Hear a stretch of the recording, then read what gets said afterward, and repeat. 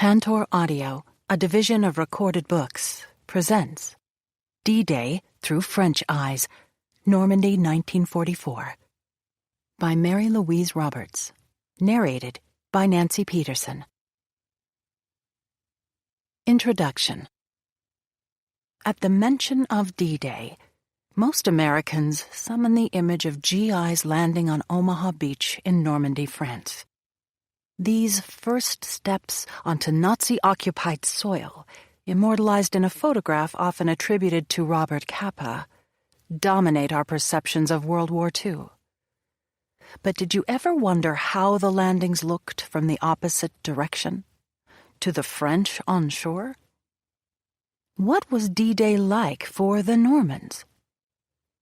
U.S. historians have told and retold the story of the Normandy invasion, but in most accounts, the focus remains on the day-to-day fighting of the Allied forces, particularly the American GIs.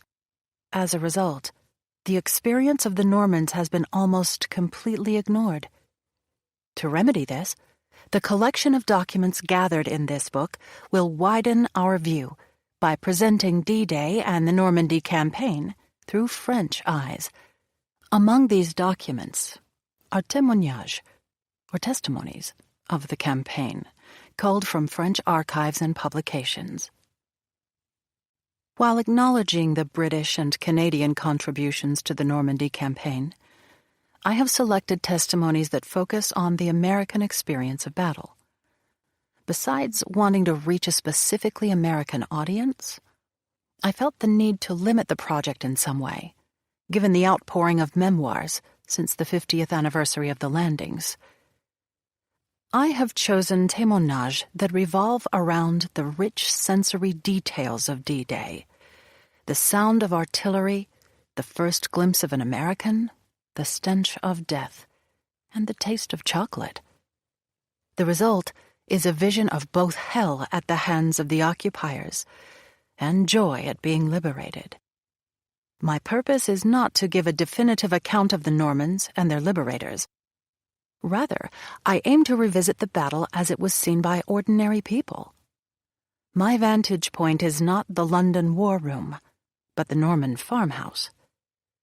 That perspective, I believe, affords not only a graphic view of the battle, but also a very intimate portrait of the American GIs as they fought, suffered, and made friends during the summer of 1944. The Normandy invasion, also known as Operation Overlord, has become so famous as to hardly need an introduction. The campaign began on D-Day, June 6, 1944, in the 5th year of World War II, the most immense and costly war in history. By 1944, the U.S. military had been deployed in 2 separate theaters. In the Pacific Theater of Operations, the GIs were fighting the Japanese, who had attacked the United States in December of 1941. In the European theater, the GIs joined the British and Canadian armies to fight the Germans, whose military aggression had begun in 1939 against Poland. At the peak of Hitler's power in 1942, his forces occupied much of Europe, North Africa, and the Soviet Union. The German conquest of France in the spring of 1940 led to the creation of a French collaborationist state known as the Vichy regime. The Nazis divided the French nation into 2 zones, roughly split between North and South. In the southern Free Zone, the Vichy government maintained sovereignty under the leadership of Philippe Pétain. In the northern Occupied Zone, which included the entire western coast, Pétain's collaborationist state retained only limited authority. The German Wehrmacht maintained a strong presence there in anticipation of an Anglo-American invasion along the Atlantic coast. This dual-zone structure collapsed in November 1942, when Allied forces created a new front in northern Africa. At this time, the Germans occupied all of France. Pétain justified his collaborationist state on the grounds that it would save the French from the worst excesses of German rule. In fact, it did not. Under the guise of occupation costs, the Nazis drained France of every natural resource, as well as food and other basic necessities. 2 million Frenchmen were detained as prisoners of war, forced laborers, and deportees. Jews and other undesirables were persecuted, then deported east. Most did not return. Following the liberation of the country in 1944, the exiled General Charles de Gaulle emerged to claim national sovereignty for the French. Vichy officials fled, were arrested, or were summarily shot by local resistance forces. Pétain was sentenced to death for treason. For the French people, then, the liberation was joyful, but also chaotic and confusing. Besides the devastating effects of a war fought on their own soil, they had to deal with political uncertainty and the shame of collaboration, as well as the humiliation of diminished national prestige. For the Allies, by contrast, Normandy was a moment of triumph. The Americans first joined forces with the British and the Canadians against the Germans in North Africa in late 1942. After a terrible struggle in the Tunisian desert, these Allied forces established a foothold there. In July 1943, they moved northward to conquer Sicily, and in September of that year began a long, very difficult campaign for continental Italy. Their efforts in France would succeed rapidly by comparison. Although the Allies met fierce German resistance in Normandy, they were in Paris by the end of August, 10 weeks after the invasion began. By contrast, Rome eluded liberation for a full 9 months after they first stepped onto southern Italian soil. Although the road from Paris to Berlin was no easy journey, they triumphed over the Germans within a year of the landings.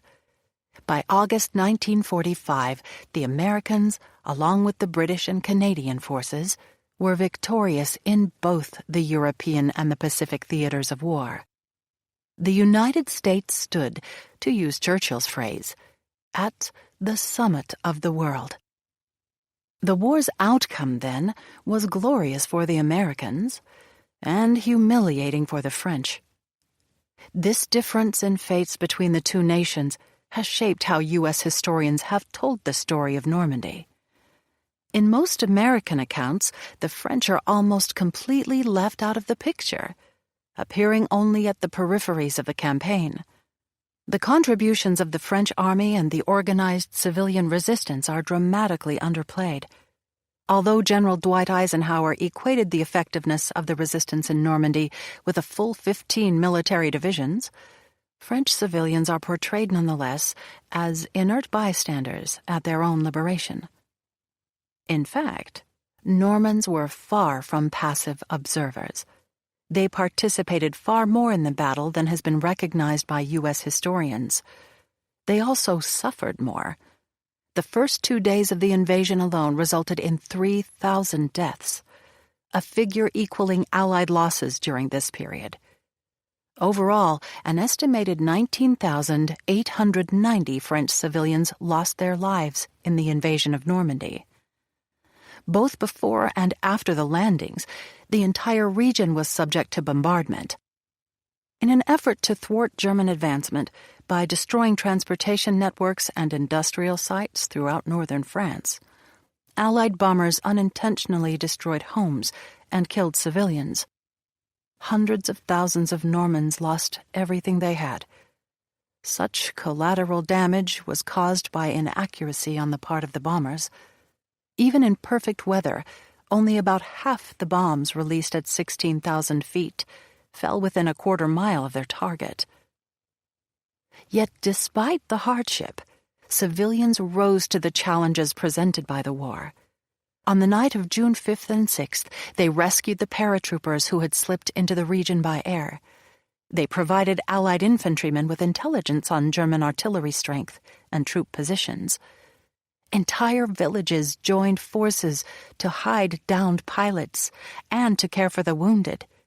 In Brittany, the French resistance played a major role in fighting the Germans. So much so that General George Patton's Third Army could advance quickly through the region. In countless ways, the Normans were agents in their own liberation. Looking at D-Day through French eyes, then, reveals the passionate involvement of civilians in the battle. In addition, it affords a close-up view of American GIs during the summer of 1944. The troops spent most of that period on the Cotentin Peninsula in the northwest corner of France. They landed on its eastern shores, then fought west and north to conquer Cherbourg on June 26th and transform its harbor into a supply port. Then the GIs moved southward. Their advance slowed at the base of the Cotentin as they struggled with the challenges of combat in hedgerow country. In late July, Operation Cobra, a combined force of massive bombing and focused attack, enabled the Americans to break out of that landscape. Under the direction of General Patton, the newly formed Third Army moved southwest through Brittany. The remaining U.S. forces fought to the south and east, meeting up with the British north of Falaise. After trapping the Germans between Falaise and Argenton, the Americans advanced to the east. By the end of August, they were in Paris. With clear eyes and honest hearts, Normans witnessed this American journey. Their testimonies tell their story. Wherever possible, these accounts have been checked against the historical record, but their precision and detail attest to their reliability. Boastful or overly heroic accounts have been excluded on the premise that they are untruthful. Nevertheless, a quiet heroism does emerge in these testimonies. In the summer of 1944, ordinary Normans committed themselves to small but substantial acts of courage. They sought to act like French patriots, and, more important, good fathers and mothers, husbands and wives, sisters and brothers, neighbors and friends. In the process, they helped to win their freedom. Chapter 1. The Night of All Nights.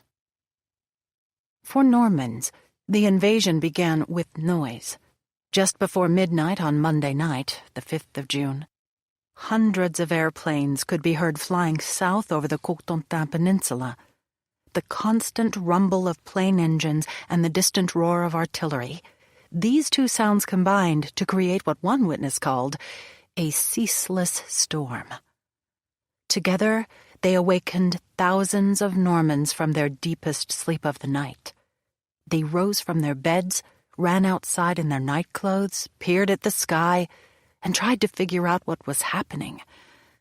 Is this it? They wondered, overcome with fear and excitement. The sound of airplanes was by no means a novel phenomenon. In the past months, civilians had grown accustomed to planes flying overhead, hundreds of them, almost every night. Allied bombing of strategic sites throughout northern France had become a common event. But this night was different. Something new was happening. The aircraft were flying close to the ground and reaching targets. In response, German machine guns and artillery were firing furiously, contributing to the din. Soon, the Norman night was filled with strange sights as well as sounds. The landing of parachutes and gliders, the dancing lights of artillery, the red glow of villages in flames. These sights were terrible, frightening, but also oddly beautiful. They land as if in a dream. In her memoir, Madame Amelato, a schoolteacher in Nouvelle-au-Plain, near Sainte-Mère-Église, captures the dreamlike magic of the night of June 5th and 6th. Amelato lived close to the village school and spoke some English. The paratrooper she meets is a pathfinder, sent to illuminate the landing areas for thousands of paratroopers who would soon land in Normandy to begin the invasion. He is one of the very first American servicemen to arrive in France. In the month of June, the days no longer have an end. and the night is really just a long twilight because the darkness is never complete. Around 10 p.m. this Monday, the 5th of June, I have just gone to bed next to my mother. We are both sleeping on a daybed that we open up every night in the common room. Since the evacuation of Cherbourg, we have given our bedroom to my grandparents. The daybed faces the window, itself wide open on the night. In this way, from my bed, I am taking a moment to reflect on the end of this beautiful day. With sadness, I think of a similar June night in 1940 when my boyfriend, Jean, had left to join the Free French. I had received news that he had landed in North Africa, so perhaps he was now in Italy? Perhaps it will be soon, I thought, but then refused to let my mind wander further. It was time to go to sleep. Abruptly, the noise of airplanes breaks the night's silence. We have gotten used to that sound. Since there are no military targets here and the railway is more than 5 miles away, we normally do not pay much attention. But the noise gets louder, and the sky begins to light up and get red. I rise out of bed, and soon the whole family is up as well. We go out into the courtyard. There everything seems calm. The only thing you can hear is the distant murmur of a bombardment in the direction of Quineville. Yet there seems to be an endless number of planes mysteriously roaming about. Their engines create an incessant hum. Then the noise decreases and becomes vague and distant. "It's just like the last time," says my mother, "when they had to bomb the blockhouse on the coast." And we all go back to bed. Mama goes to sleep right away, but I sit on my bed and continue to study the rectangle of cloudless night carved out by the window. The need to sleep slowly overwhelms me, but my eyes remain wide open. It is in this sort of half-sleep that I begin to see fantastic shadows, somber shapes against the clear blackness of the sky. Like big black umbrellas, they rain down on the fields across the way, and then disappear behind the black line of the hedges. No, I am not dreaming. Grandma was also not sleeping and saw them from the window of the bedroom. I wake up Mama and my aunt. We hurriedly get dressed and go out into the courtyard. Once again, the sky is filled with a continuous, ever-intensifying hum. The hedgerows are alive with a strange crackling sound. Monsieur Dumont, the neighbor across the street, a widower who lives with his 3 children, has also come out of his house. He comes toward us and shows me, hanging on the edge of the roof courtyard, a parachute. The Dumont kids follow their father and join us in the school courtyard, but the night has not yet revealed its secret. An impatient curiosity is stronger than the fear that grips me. I leave the courtyard and make my way onto the road. At the fence of a neighboring field, a man is sitting on the edge of the embankment. He is harnessed with big bags and armed from head to foot, rifle, pistol, and some sort of knife. He makes a sign for me to approach him. In English, I ask him if his plane was shot down. He negates that and in a low voice shoots back the incredible news. It's the big invasion.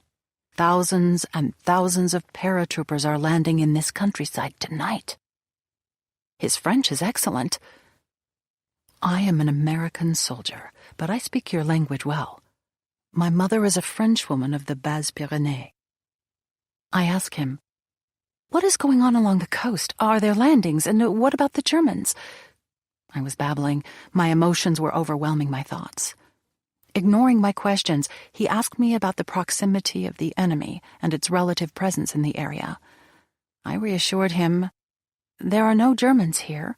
The closest troops are stationed in Sainte-Mère-Église, almost 2 kilometers from here."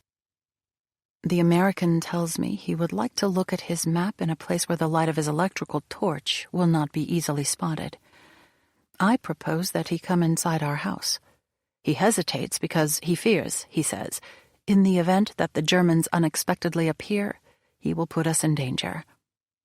I insist and reassure him, Monsieur Dumont and my old aunt are going to watch the area around the school, one in front and the other in back. Then the soldier follows us, limping. He explains to me that he sprained his ankle on landing. But he would not let me care for him. There are many things more important. In the classroom, to which Grandmama, Mama, and the Dumont children follow us, he takes off one of his 3 or 4 satchels, tears off the sticky little bands that sealed it, and takes out the maps. He spreads one on a desk. It is a map of the region. He asks me to show him his precise location. He is astonished to discover how far he is from his targets. The railway tracks, and the little river called the Meurthe bordering the Neuville swamp toward the west. I show him the road to follow in order to arrive there, where he is supposed to meet his comrades. He looks at his watch. Without thinking, I do as well. It's 11:20 p.m. He folds up his map, removes any trace of his presence, and after taking some chocolate out of his pocket, which he gives to the children, so flabbergasted they forget to eat, he leaves us. He is perfectly calm and self-controlled, but the hand I shake is a little sweaty and stiff. I wish him luck in a voice that tries to be cheerful, and he adds in English so that only I can understand. The days to come are going to be terrible. Good luck, mademoiselle. Thank you. I will not forget you for the rest of my life. And he disappears like a vision in a dream. Once again, the mystery of the night deepens. We stay outside, waiting for who knows what, keeping our voices low. Suddenly, there is an extraordinary blaze of light. The horizon in the direction of the sea lights up as if reflecting an immense fire that has been lit over the ocean. The formidable growl of marine artillery can be heard even here, although muffled by and submerged in a multitude of other inchoate sounds. The black silhouettes of airplanes arrive in the clouds and turn around in the sky. One of them passes just above our little school. It puts on its lights and releases... what? For an instant we think it's a stick of bombs.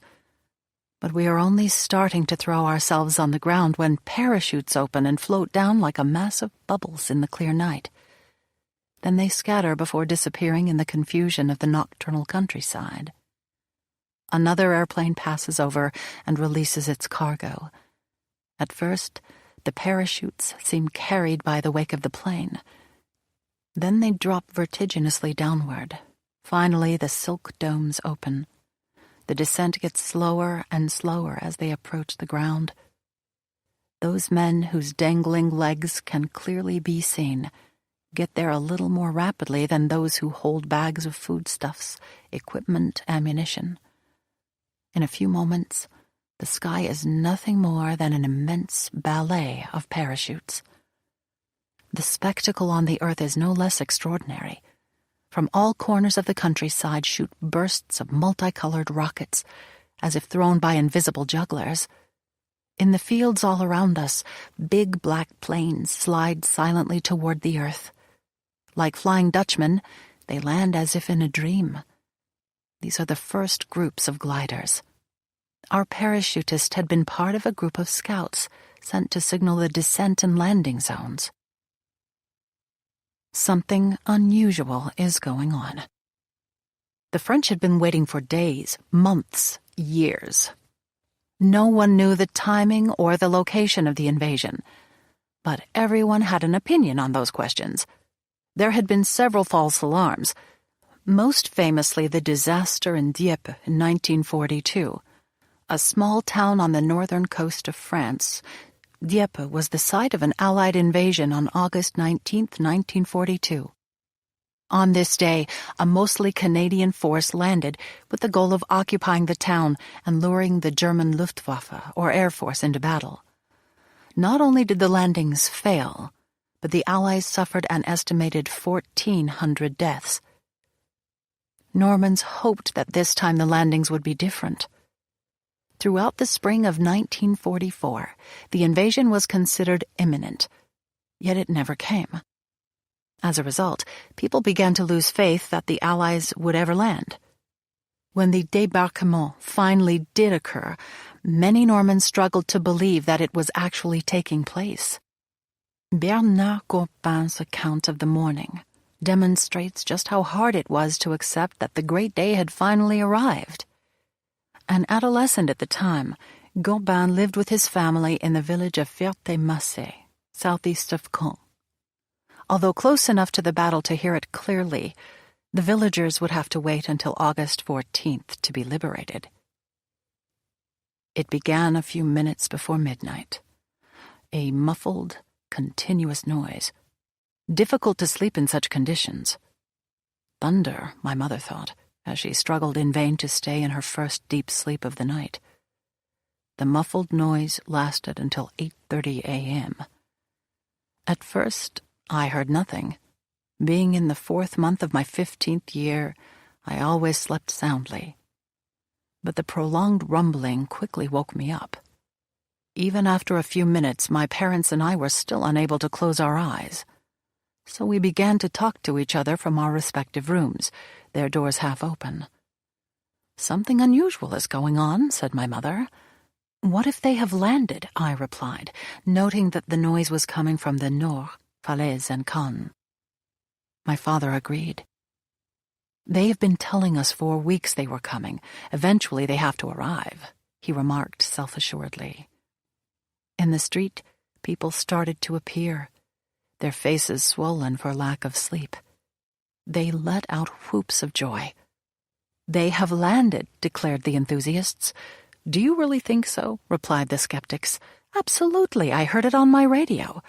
"Perhaps you misunderstood," responded the disbelievers. "If they had really landed, that would have made still another uproar." In fact, my mother had been right. Something unusual and yet very real had happened. At 12:30 p.m., the BBC confirmed it. At 6 p.m., de Gaulle declared that the Battle of France is engaged. After 4 years of occupation, it was hard for us to believe. And it was happening in our own backyard. Yes, right here in Normandy. The thunder was, in fact, bombs and artillery which had been pounding the coast, our coast, all night. Cécile Armagnac also found herself incredulous on the morning of the 6th. At the time, she was driving an ambulance with the Red Cross in Cherbourg. Like everyone else in this town at the northern tip of the Cotentin Peninsula, she had been unable to sleep because of the noise of the bombing. When the next morning she tried to phone her superiors in Paris, she was unable to get through. Telephone lines were down all over northern France because both the Germans and the resistance had been disabling the telephone network. But Armagnac was in for an even bigger surprise. 1:20 a.m. Alert. Ended 1:30 a.m. 2:45 a.m. Another alert. Ended at 7:30 a.m. Throughout the period, unusual noises. Repeated and significant groups of airplanes passing over toward the east. Machine gunning and anti-aircraft fire close by. Uninterrupted droning and humming toward the distant south. Muffled rumbling, perhaps bombs. A halo of light, not unlike at dawn, in the direction of the Baie du Convay. Distant flashes and streams of light from the same direction. Several times we three found ourselves on the terrace trying to figure out what was going on. Apparently nothing in the immediate proximity of Cherbourg, and no call for an ambulance. 7:30 a.m. As soon as the alert ends, I call the post office to put through a call to the Rue Octave Fouillet in Paris. The operator responds. "An indefinite wait, mademoiselle. It's impossible to reach Paris at the moment. Will you hold the call?" "But it's important, even urgent. If you can't get through via Caen, could you try Rennes?" "I have already tried for the sous-préfecture," It didn't work. Okay, please hold on to the number and you call me as soon as you get it. I believe you will have to wait a long time. Don't you know the news? It appears that the Americans and English landed last night. Oh, sure. How long have we been waiting for that? I agree. But this time it happens to be true. The invasion is taking place between Caen and Sainte-Mère-Église. They're saying that the entire southern part of the region has been cut off. Not possible. Are you sure? That's what I was just told. In any case, for the moment, I can't even get through to Saint-Lô. Well, that really is a piece of news. The Cotentin is isolated from the rest of the world? I will call you again in an hour to see if that is still the situation. It was in fact true. The débarquement, this myth so greatly hoped for and awaited during 4 long years, had in fact taken place that night. The Presqu'île de la Manche was indeed cut off from the continent, occupied and defended by the Germans, our enemies, bombed and invaded by the Americans, our allies. As fantastic and paradoxical as that situation might seem to be, as for we 3 ambulance drivers in Cherbourg, we found ourselves penniless and cut off from our administration and all the other drivers, and for how much time? Like so many other people, Suzanne Bijon, a nurse at a hospital in Cherbourg, confirmed the news of the landings by listening to the radio. Even if someone didn't own a radio, someone else in the neighborhood did. Bijon's account suggests not only that many people did not believe in the landings, but also that not everyone was thrilled when they came. People no longer really believed the landings would happen. The day before June 6th, my block chief said to me in a discouraged tone, "Do you really believe in the landings?" Despite my own doubts, I put up a good show. Absolutely, they will come. And he treated me like a crazy person. The evening of the 5th of June at sunset, and by the way, I don't agree with those who say the Germans did not know what was going on, the sky in the Val d'Isère lit up with orange rockets. The number of alerts that night was impressive. I went to the window, since no one could sleep, and I saw armed German soldiers marching single file alongside the houses, crouching so as not to be seen. Simple coincidence? The morning of June 6th, we heard the distant bombing, which never seemed to end. The radio, camouflaged in the armoire in our living room, informed us of the landings, but also of the destruction of Valognes and Saint-Lô. This caused a great deal of consternation, because many parents and friends were refuged there for the very purpose of avoiding the bombings. When I went to do errands, those who remained in the city, after having called out to the Americans for help for many years, were now almost hostile. They are killing civilians. There is no more work and no more money. They should either hurry it up or go away altogether. Bijon and her family were surprised to hear that Valognes and Saint-Lô were bombed, because Normandy generally had been spared bombing in the weeks just before the invasion. In response, many refugees from Paris and other cities had moved to the area for safety. Doubt about the débarquement was even more common in areas farther away from the coast. Here the radio was the only reliable source of information. 20-year-old Michel Béchet's diary reveals what the day of the landings was like for people farther south, in Guérin, near Rennes. Tuesday, June 6, 1944. The Allies have landed. The news began to circulate as early as this morning, but at first I could not believe it. For 4 years we have been promised this day. For 4 years, every good Frenchman from Normandy to Alsace has impatiently awaited it, while London, New York, and those who represent Free France all proclaim that the famous D-Day has finally arrived. I, and many others, remain incredulous. No. It's unbelievable that the landings happened today, simply because it is too beautiful to be true. However, the news has been spread by persons who were able to hear it on the radio early this morning. I say early this morning because for several days our electricity has been cut off. Only for a very short period in the morning, at noon, and in the evening do we have a little power. Throughout the morning, then, everyone waited impatiently for noon to listen to London. Noon came and went, but the electricity did not come back. So instead there was idle chatter. It appears that the Allies have landed in the Nord and Normandy. Everyone is holding their breath. There are still many who are incredulous, but in general the people of Guérin believe that the landings have indeed taken place. Something extraordinary hangs in the air, and there is a sense that today is not like any other. No doubt that this is the result of all the gossip in the town, the chit-chat taking place on every corner. Who knows? But I do feel my heart fill suddenly with joy. Yes, this day could be one that will decide the destiny of France. 5:30 p.m. Counter to custom, the electricity and lights finally go on, and we have a chance to turn on our radios. Those who don't have one go to a friend or neighbor's house, where they listen, their hearts in their throats, as the rumors circulating since this morning are finally confirmed. The landings took place last night, declares the speaker. There is fighting in the streets of Caen, and, good news, according to the dispatches coming from London, the Allies are not meeting the resistance they expected. Hundreds and hundreds of airplanes pass over Guérin.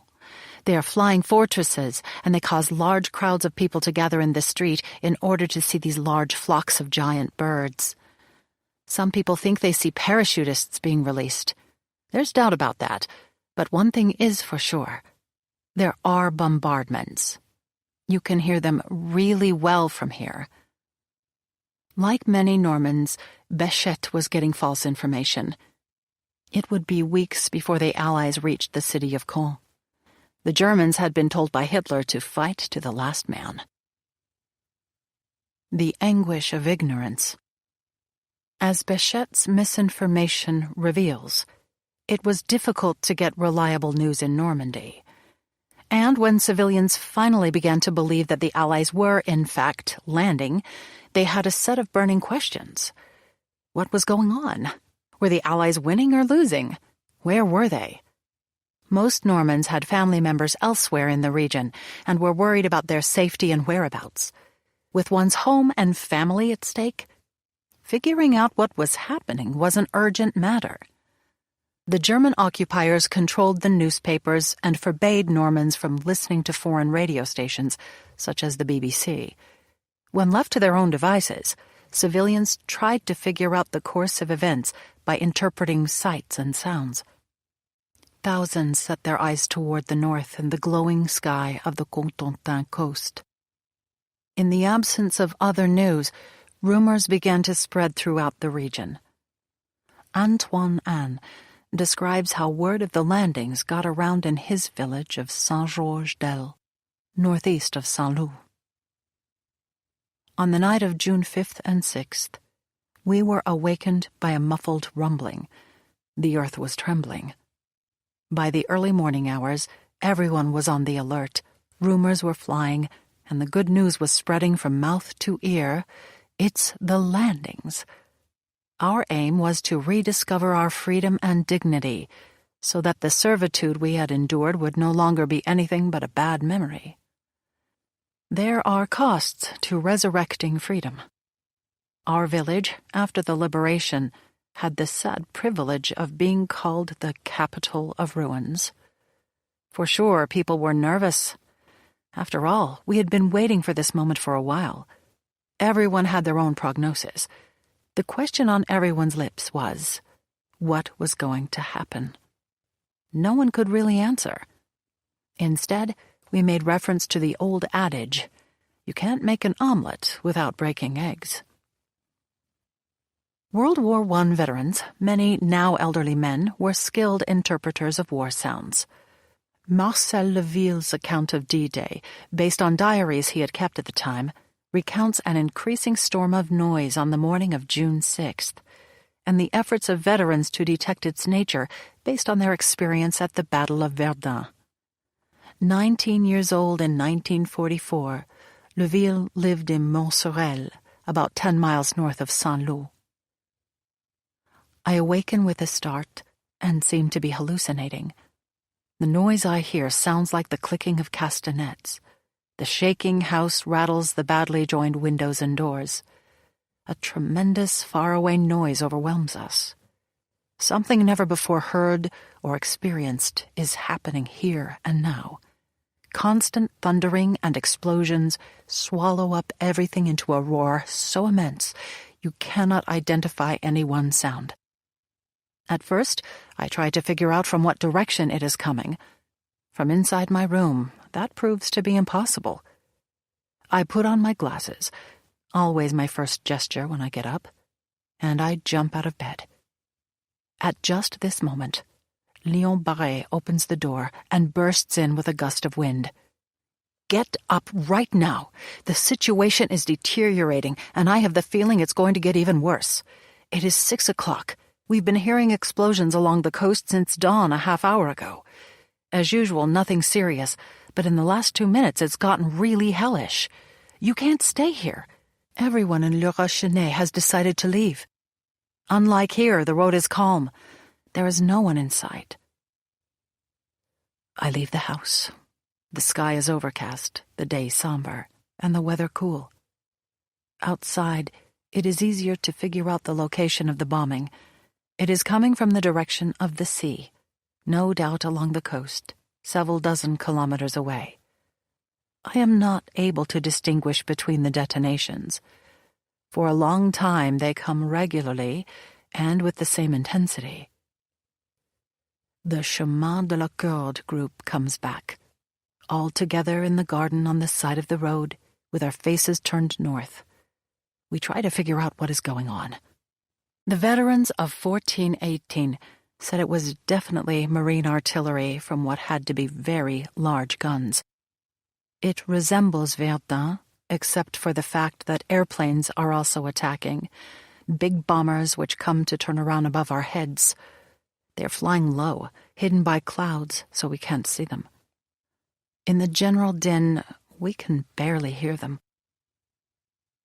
A mix of meanings. While everyone in Normandy awaited the invasion, what it meant for an individual depended on who he or she was. An optimist or a pessimist, a resistor or a collaborator, a child or an adult. Yvette Moreau was a little girl of 8 years at the time of the landing, living with her family in Caen. She remembers the day and the whole business of the débarquement as an adult mystery. Nevertheless, she keenly observed how various types of people responded differently to the news. Tuesday, June 6, 1944. It was announced like the birth of a child, with that same mix of happiness and worry that accompanies the miracle of life. We awaited the liberation just as a young woman awaits her first child, torn between impatience for a course of action she does not yet understand, and fear that it will actually take place. Like her again, we knew very well that neither haste nor apprehension could change the hour of our meeting. They were going to land. On that everyone agreed. But where? When? How? Opinions strongly differed on those uncertainties. Some thought, "What happiness! The hour of victory approaches." The most difficult task will be to get a strong foothold on the coast. Then the towns will fall, one after the other. The way has been well prepared. The Germans seem weary. Let's have at them. But those less optimistic, and no doubt more clear-eyed, insisted, "It's going to be hard going. You will see. We've never been able to beat them, and now they are very well settled here, as well as on their guard. Have you had a look at their artillery? They're not going to allow that to happen." While there were opposing views, Depending on individual temperament, everyone shared the hope that the landings would take place elsewhere. Farther north, in the Nord, of course. As far away as possible. In the meanwhile, they consolidated the shelters and hoarded their meager provisions. You never know. Only those who sympathized with the occupying powers neglected such risky preparations. They allowed their present well-being to convince them of a similar utopia in the future. Nothing reassured them more than German sarcasm concerning our futile waiting. Will they land? Will they not land? As for the resistance, already harshly tested by the losses they had suffered in increasing numbers, they began to find the wait unbearable. Each morning came news of novel anxieties and sufferings. In their exhaustion, they cried out, "What exactly are we waiting for?" Impatient to throw themselves into the final battle, they didn't care how it started. One word alone seemed to answer all our questions: débarquement. It was a new word for us, one that permeated all our conversations. Without really knowing its meaning, we found in it a response. A confused response, but a response nevertheless. If only it were associated with other words more at our level. We heard nothing but German defeat and English victory, ordeal and deliverance, engagement and debacle. Expressions very difficult for children of our age. There were other, more familiar words: shelter, bombardment, supply, which also figured there, as well as some virtues: patience, courage. From all this we learned only grief and confusion. This débarquement remained a vague and threatening phenomenon. Without a doubt, its shadow hovered everywhere. Even in church on this first Sunday in June, it stole in to create an atmosphere of passionate fervor and supplication. The sermon had the grave tone of a solemn occasion, a little like the inflamed speeches that sent troops into battle. But with us it left the same question. What exactly is a débarquement? And then, on the morning of June 6th, 1944, we quickly caught on to the meaning of what we ourselves were living. As Moreau remarks, those who had collaborated with the Germans denied the very reality of the liberation, which would mean reprisals against them. Still other collaborators made a show of excitement on the 6th of June, as Charles de la Morandière notices in the town of Granville along the western coast of the Cotentin. On Tuesday, the 6th of June, around 10 o'clock in the morning, one of my friends came to let me know that the English radio had announced the landings of Allied troops in the north of France. All night, airplanes had flown over the town in quite large squadrons. They seemed to be headed toward the south. Definitely English or American planes, because the German anti-artillery, DCA, had begun to fire, and toward the morning the warning siren had gone off. On all the walls outside, you could read large posters bordered in red, giving instructions in both German and French. From now on, no more going out after sunset, no groups of more than 3 persons, no more motorcycles, cars, no more restaurants or cafes. The inhabitants were almost open in showing their happiness. Joy shone on their faces. They shook hands with a funny little wink of the eye. Finally, the great day is here. The pro-Germans appear to be as delighted as the others. It's as if a wind of enthusiasm had swept away all hesitation and doubt. The announcement of the landings, which so many people have refused to believe out of ignorance, interest, or calculation, has purified the atmosphere.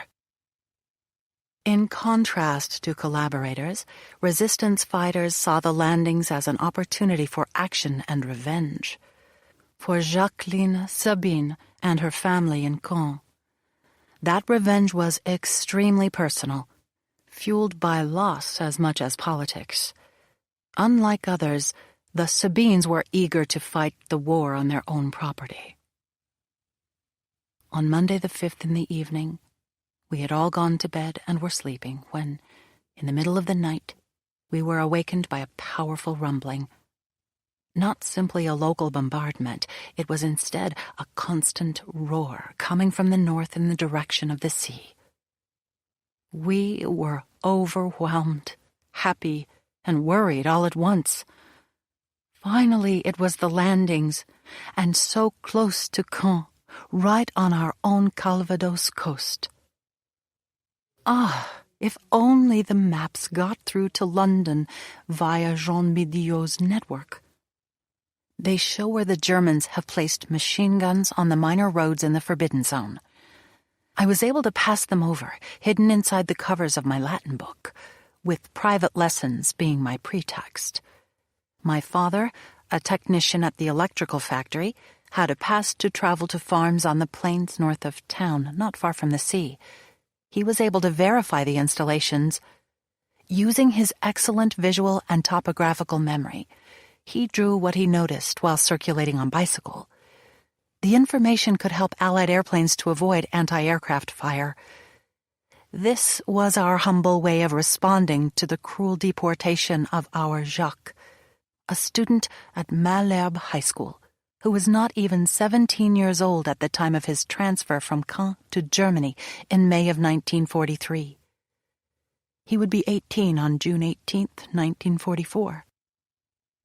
Some members of the resistance saw the landings as the difference between life and death.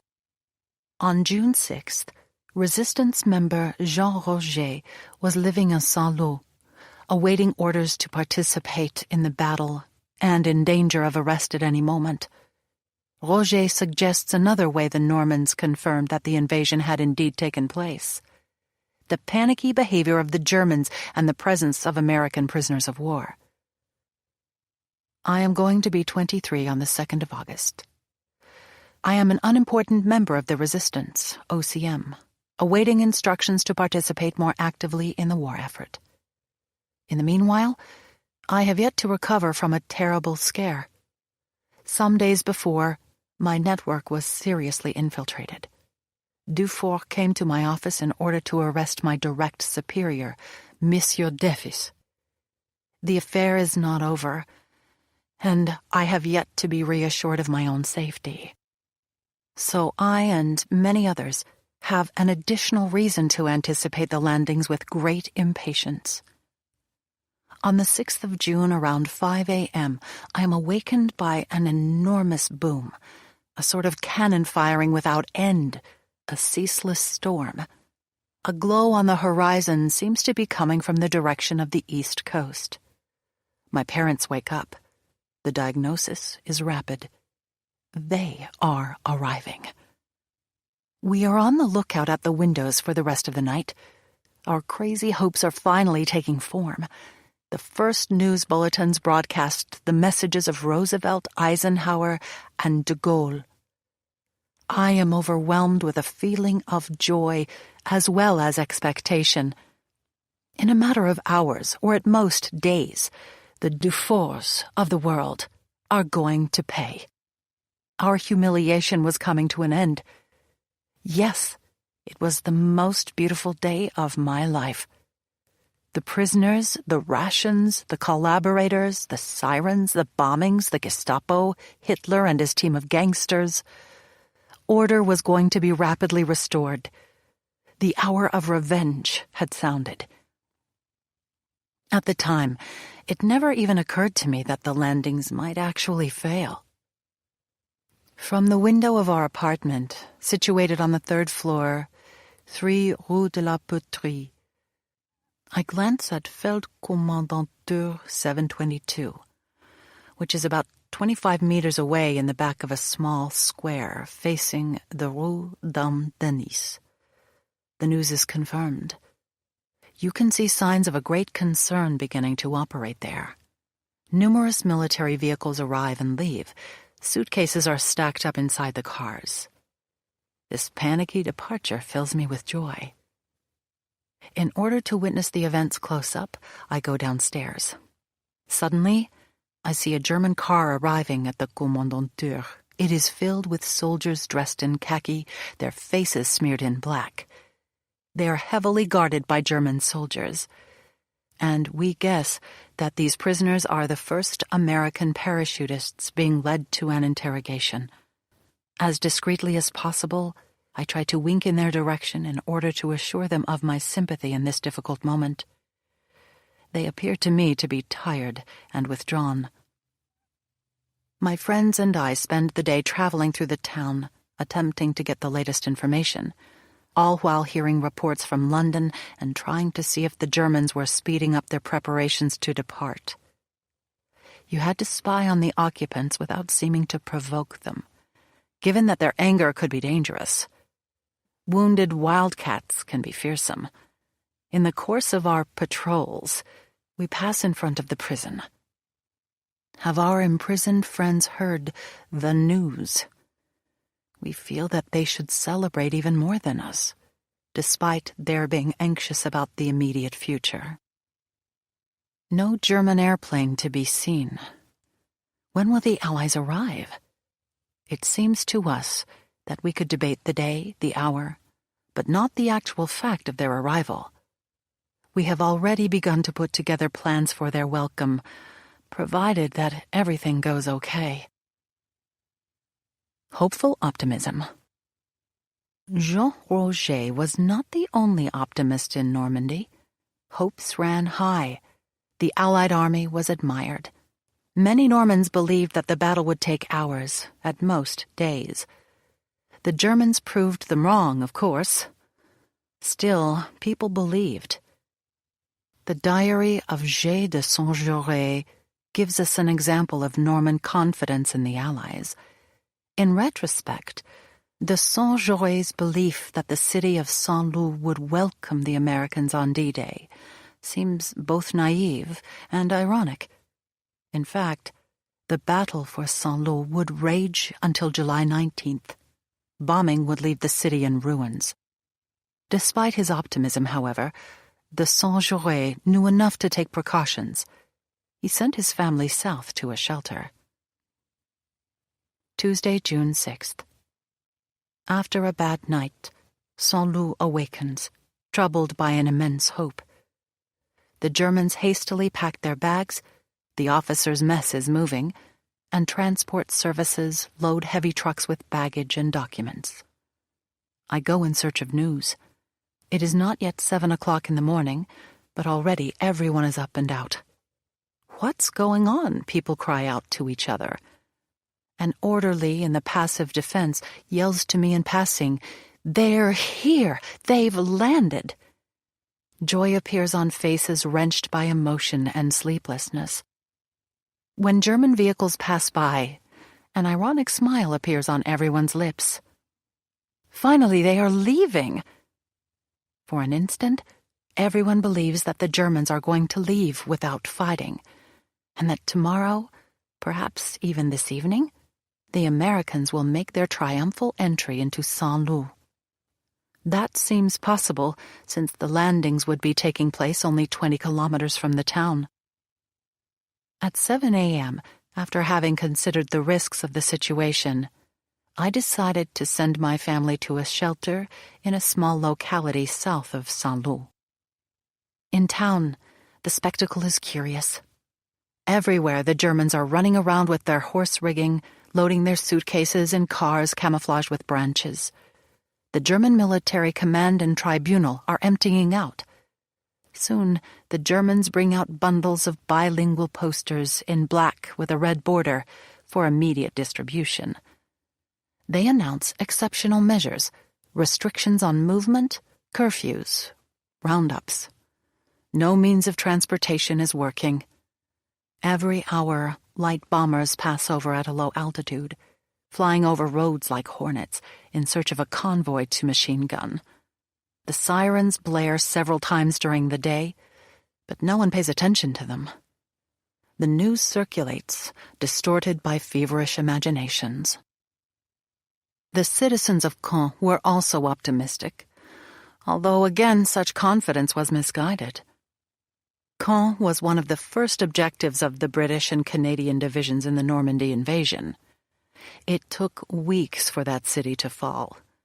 And like Saint-Lô, it was almost completely destroyed by bombing. Madame Ardouin relates the high hopes raised by the landings east of the Cotentin Peninsula. She was only 11 years old in 1944, and so gives us a unique child's view of the morning of June 6th. Her mother shrewdly used all her ration tickets that morning to buy bread. Soon, the Ardouins would be forced to leave their home, which was completely destroyed in the battle. A constant, distant rumbling insults my ears and permeates my brain.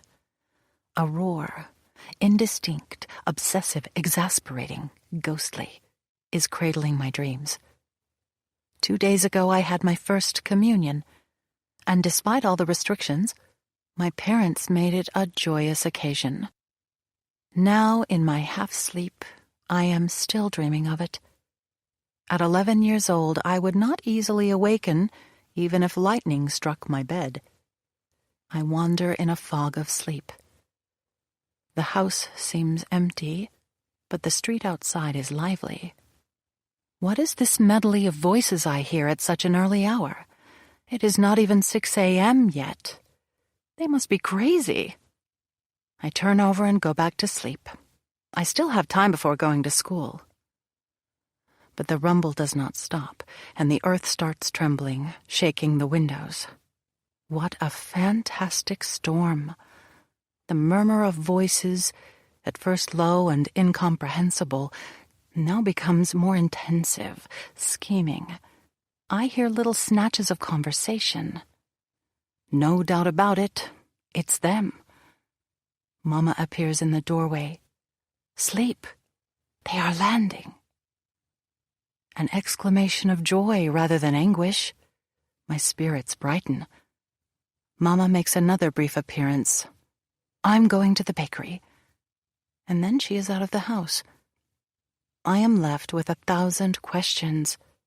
It is 6:30 a.m. She has never done errands this early. Something is definitely wrong. Shivering, I get dressed and go out into the street, now humming with people from our neighborhood. I find Papa talking to a friend and listen in. This time, it's really them. We've been waiting such a long time. No doubt about it, they've come to liberate us. I've understood, but who is they? Surely it's the English. I am always hearing talk of the English radio, which Papa secretly goes out to hear at his friend Legac's house. My father sees me. Let's go inside again. Rumor has it that the Krauts are rounding up able-bodied men. Mama doesn't come back from the bakery. Evidently there's a long line. And what if her wait inside is even longer? Outside, it is still rumbling. They're going to pass through here. Apparently, they are in the Les Bissets woods. This evening they will liberate us. There are only a few Germans in Caen, said Papa in an optimistic tone.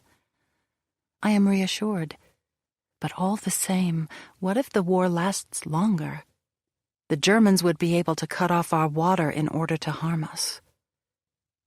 I am going to fill my empty barrel with 300 liters of water, enough for the whole neighborhood, announces the master of the house. Luckily, he is home. Yesterday he was supposed to conduct a train to Paris, but a friend discouraged him from leaving. Stay here, Louise. Tomorrow is going to be a big day. No other explanation. He hadn't really understood, but made his own suppositions, and followed this man's advice. Mama finally comes back, her arms full of gray bread. Oh my God, she used all her rationing tickets at once. Mama, it's time to go to school. I am going to be late. Stay here. But I am going to get in trouble. It is more sensible for you to stay here and wait to see what happens. Seeing the invasion.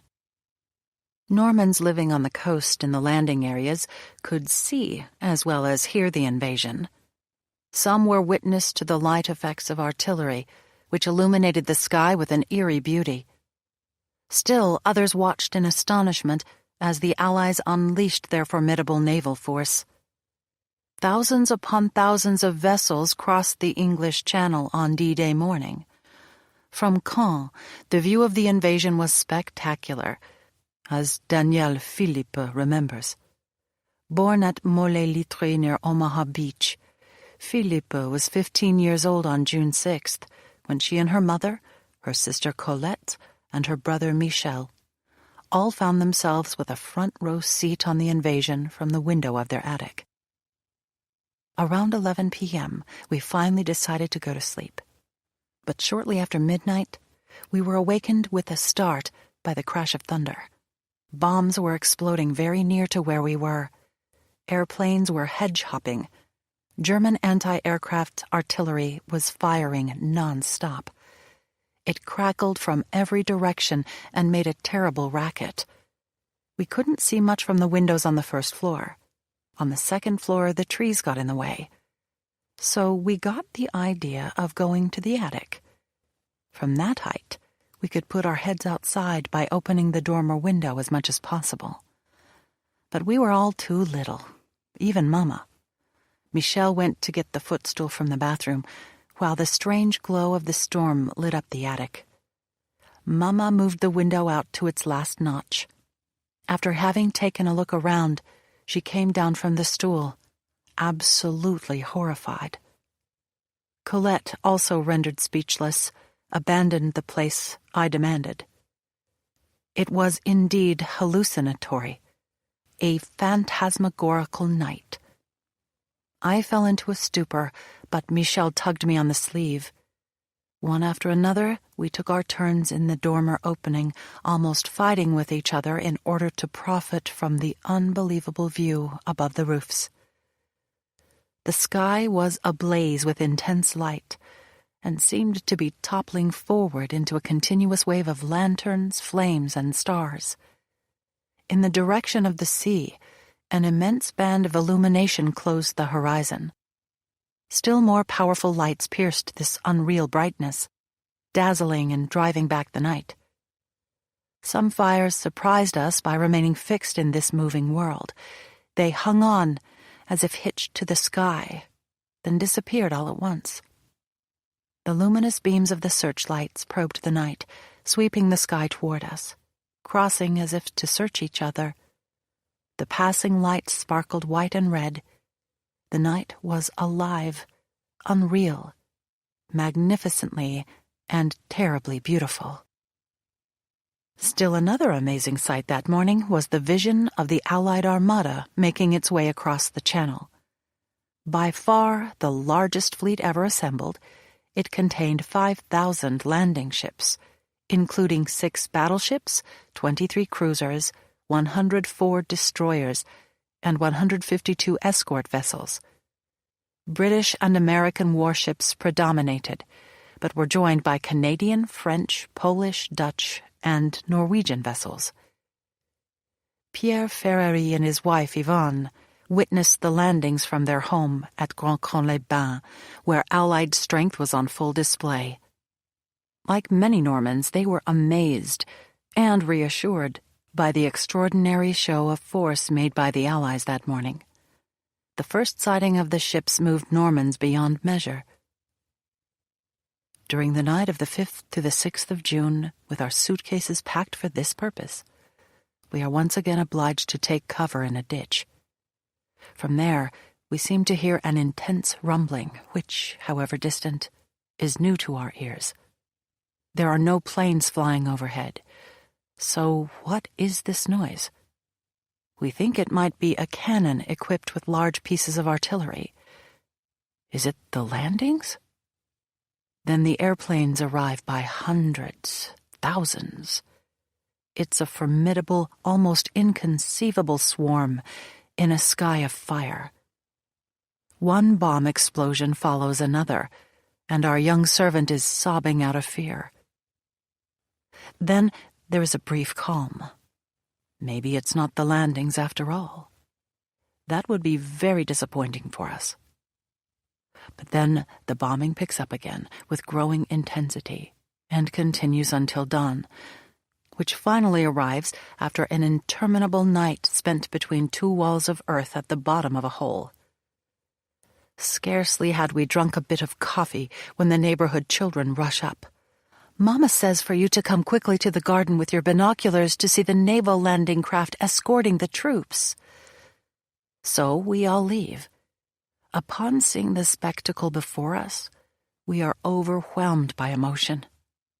As far as the eye can see from the shores of the Cotentin in the west to the first promontory of cliff running east to Vierville, the sea is covered with hundreds and hundreds of vessels, cargo ships, barges, landing craft of all kinds and tonnage. Rumors are already circulating that there are 8,000 ships in the bay. We have no idea. It is impossible to count them. We throw ourselves in each other's arms. We embrace each other. Tears gather on our eyelashes. They run down my wife's cheeks. With all our senses, we take in this extraordinary scene. We have waited for it day and night for 4 years, all while listening to our radio. Often disappointed, never desperate, and always confident. It is D-Day and H hour. All our hopes are finally being realized. Chapter 2. The Paras. In the very first hours of the 6th of June, sleepy Normans rose from their beds to watch the war approaching from the English Channel. In planes above their heads sat men who could not be more wide awake. Not only were they getting thrown about the fuselage by the impact of German anti-aircraft fire, but they were about to jump out into a barrage of artillery and the danger of enemy territory. Luckily, the German Luftwaffe, Air Force, was nowhere to be seen. 3 Allied divisions dropped into the darkness of France that night: the British 6th Airborne Division and the American 82nd and 101st Airborne Divisions. Before dawn, 8,000 British and 16,000 American servicemen would parachute into Normandy. The first to come were the British, who dropped shortly after midnight. The Americans followed about an hour later. Their mission? To seize key towns, bridges, and waterways so as to cut off the Cotentin Peninsula from the rest of France. Dropped to the east, the British 6th was to secure the Orne River and the Caen Canal. Farther north and west, the American 82nd was to take the tiny town of Sainte-Mère-Église, where roads from every direction converged. The 82nd was also instructed to capture bridges on the Meurthe River so that the Americans could advance rapidly across toward the southwest. Farther south, the American 101st was to seize bridges on the Douve River and also gain control of the locks and causeways leading from the sea to Carentan. Once the Germans were cut off from supplies and reinforcements, the GIs would march north to Cherbourg. That was the plan, anyway. The drops were a different matter. The terrible fog made it impossible for pilots to navigate. No sooner were they over the channel than their planes were hit by German flak, causing them to panic and release their men either too early or too late. As a result, almost no one landed where they were supposed to have. Worse still, many planes were flying as low as 400 or 500 feet when they released their men. The paratroopers had very little time to open their chutes. Their impact with the ground broke their ankles and legs.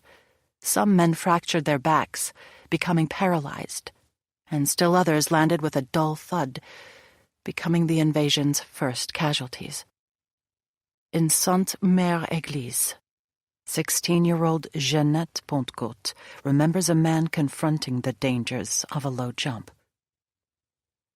When I raised my head, I saw a transport plane skimming the roofs of the village and passing over my house. The plane was flying so low that I could very clearly distinguish its wide-open door on the side. In its frame stood a paratrooper who was ready to jump into the void, but who seemed surprised by the meager height from which he had to jump. To this day, I remember this paratrooper's face as he prepared to jump, and was stunned to find himself so low. Suspicion and fear. By 3 o'clock in the morning on the 6th of June, little bands of soldiers were wandering everywhere on the peninsula, separated from one another and miles from where they were supposed to be. Hundreds were not only lost, but also unable to walk. Meanwhile, civilians in Sainte-Mère-Église were waking up and realizing that a quiet nocturnal invasion had taken place. Here is how Odette Eudes, 13 years old at the time, remembers D-Day in this small town. Like other Normans, she calls the paratroopers paras. Despite her fear, she was struck by the beauty of the 82nd Airborne falling through the night sky. About 12 days before the landings, we were up several times during the night because planes were passing over, and we could see the lights over Cherbourg. We went to bed fully dressed just in case. Then, after a period of calm, the same thing happened again on the night of June 5th and 6th. Our group consisted of my parents and we 4 children, the Levesque family, 4 persons, and Madame Rioux and her 2 children. Monsieur Rioux did not want to get up for what he thought was a false alarm. We went to the house of Monsieur and Madame Flamand and their daughter Cécile, a family living on the other side of the courtyard. We were all in the kitchen, forbidden to speak and respond if someone knocked on the door, which did happen later. At the moment when the planes released their cargo of paratroopers, Papa and I looked out a small window, about 40 millimeters square. It was truly magical to see all the paratroopers descend from the sky. The Americans touched down and as quickly as possible released themselves from their harnesses. Bent over with their guns at the ready, they ran alongside the wall bordering the house. Monsieur Rioux decided to join us after all. It was he who had knocked on the door. But no one responded. With the paras coming down everywhere, he dove into a ditch near the house. The soldiers held him at bay with their rifles. When they realized he was French, they gave him a rod with a helmet at its end and marched him some steps to Galini's café. When he finally joined us at noon, he was very pale because he had been so afraid. In the meanwhile, around 9 a.m., Papa and Monsieur Flamand left the house and went to see the soldiers. Among them was a wounded soldier who could not walk. Papa offered to put him on his back and walk with him up to the street, but the soldier refused, making Papa understand that if a German took a shot, both of them would be killed. As Eudes' account suggests, the first encounters between Americans and Normans were dances of suspicion and fear. Also in Sainte-Mère-Église that night, Maurice Mauger and his sister Alice awoke to see isolated soldiers not only miles from their destination, but also injured from their landing. At dawn, when we opened the door of our home, we saw that the canopy of a parachute was covering most of the garage roof. In a corner of the property, a para with a hostile expression was hidden in a bush, holding a machine gun in his hand. The man was groggy and seemed to be in shock from his rough landing. He was moving with difficulty. He pointed to the roof of the farm and made us understand that he had hit it, creating a hole in the slate before falling again heavily to the ground. A few moments later, another para returned to the farm. He went to see our mother and asked her the location of the hamlet, Loutre. He told her that this place was an assembly point for the Americans. Our mother, who was originally from Turqueville, had no trouble explaining precisely where the hamlet was located. The grateful para gave her a package of cigarettes before disappearing. The Americans were suspicious of the French. Normans still remaining near the landing areas, they were told, were collaborators protected by the Germans. Property was to be thoroughly inspected for enemy troops who may be hiding there. As for the French, the sight of these American soldiers with their arsenal of weapons and their blackened faces proved terrifying. 16-year-old Jean Flamand and his family, neighbors of Odette Ud, were frozen with fear when the para landed in their garden. Flamand could not help noticing how much weaponry the man was carrying, including guns, knives, and ammunition. The day of the 5th passed by without event. It was hot and sunny. At night, everyone slept in their own homes in order to resume their usual routine the next day. The moon shone brilliantly. The night sky was magnificent, studded with stars. We were sleeping soundly when around 11 p.m., we were awakened by the bell ringing in the old church. Anguish gripped us all. My parents got up, my father went out, looked out over the town, came back, and declared, "There is a fire in Sainte-Mère." I got up, as did my sister. Behind the church, we could see an enormous red and orange glow shooting up into the sky. It was the house of Mademoiselle Pommier, which was on fire. Everyone in the hamlet was outside. We had been standing on the steps to the door for several minutes when we turned our eyes toward the coast. A rumbling sound grew nearer to us. My parents thought that a bombardment was imminent. We went back inside. From the window of the house suddenly appeared a multitude of Dakota planes flying at low altitude and headed straight for Sainte-Mère-Église. They came by the hundreds, covering the sky with their big wings. Some pulled another plane behind them, and you could see the cord connecting them. These trailing planes were the gliders. I could make out the fuselage of various machines, and was struck dumb when suddenly I saw packages falling into the void. Abruptly, 10, 100, 1,000 parachutes opened, swinging in the air.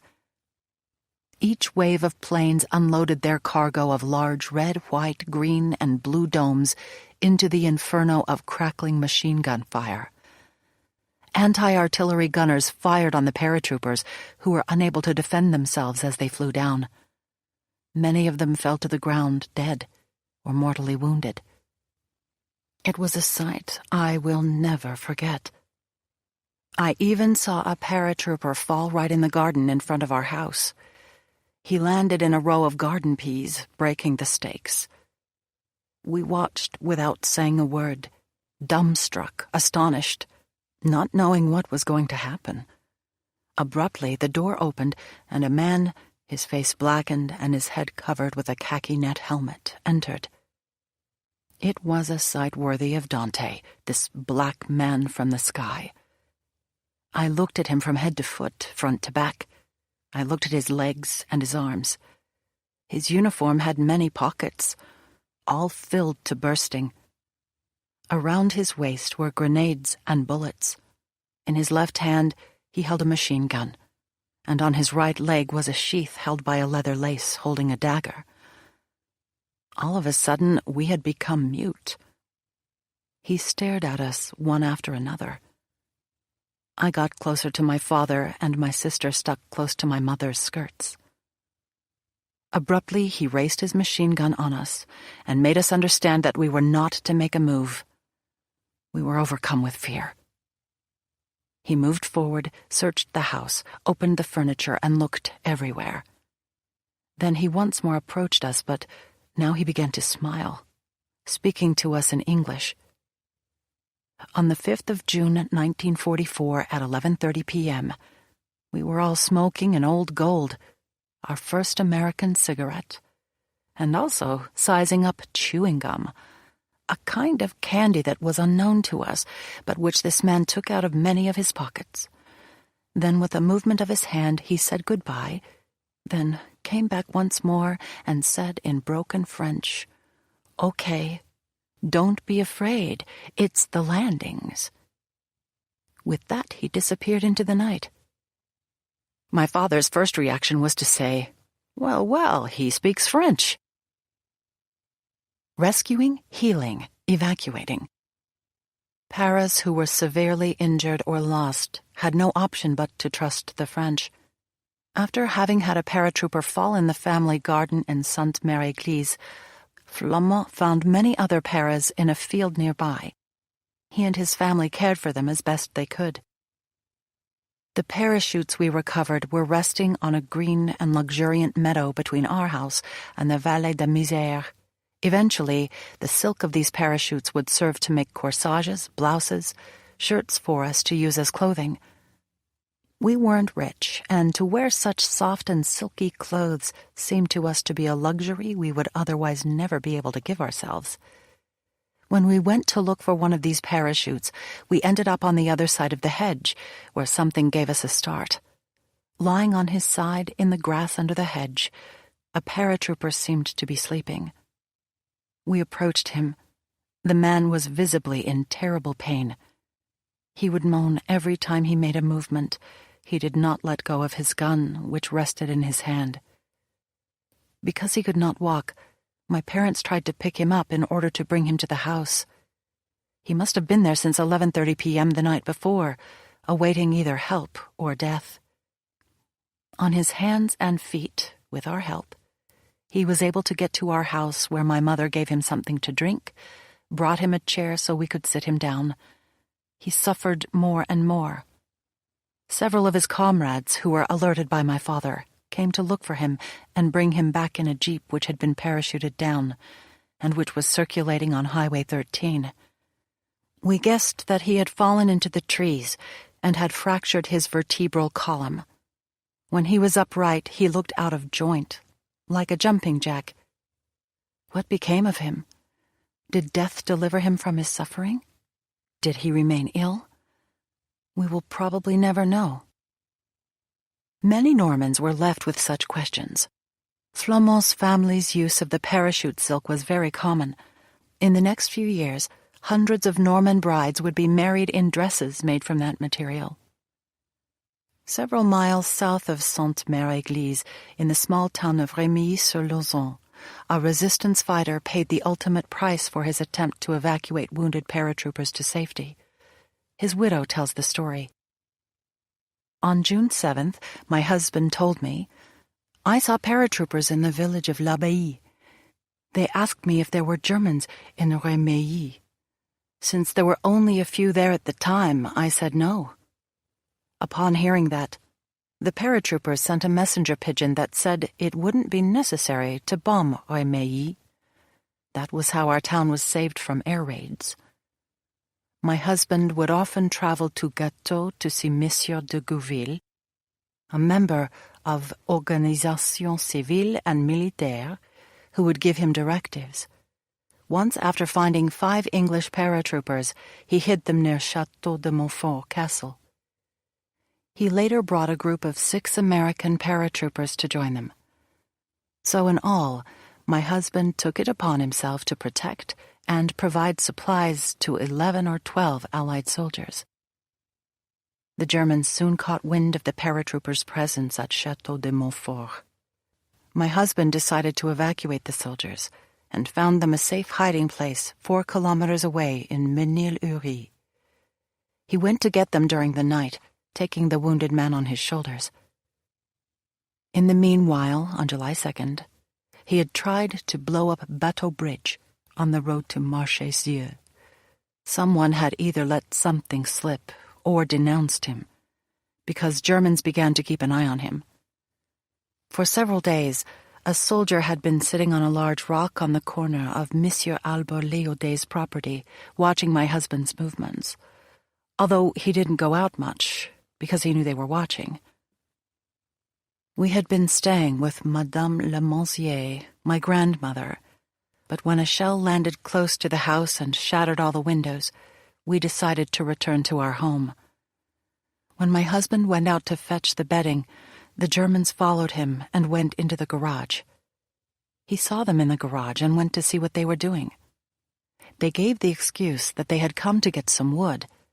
After a brief conversation, one of the soldiers, who had planned all along to start a fight, began shouting threats. Then he took out his revolver and shot my husband straight in the heart, before the horrified eyes of Gabrielle and Yves.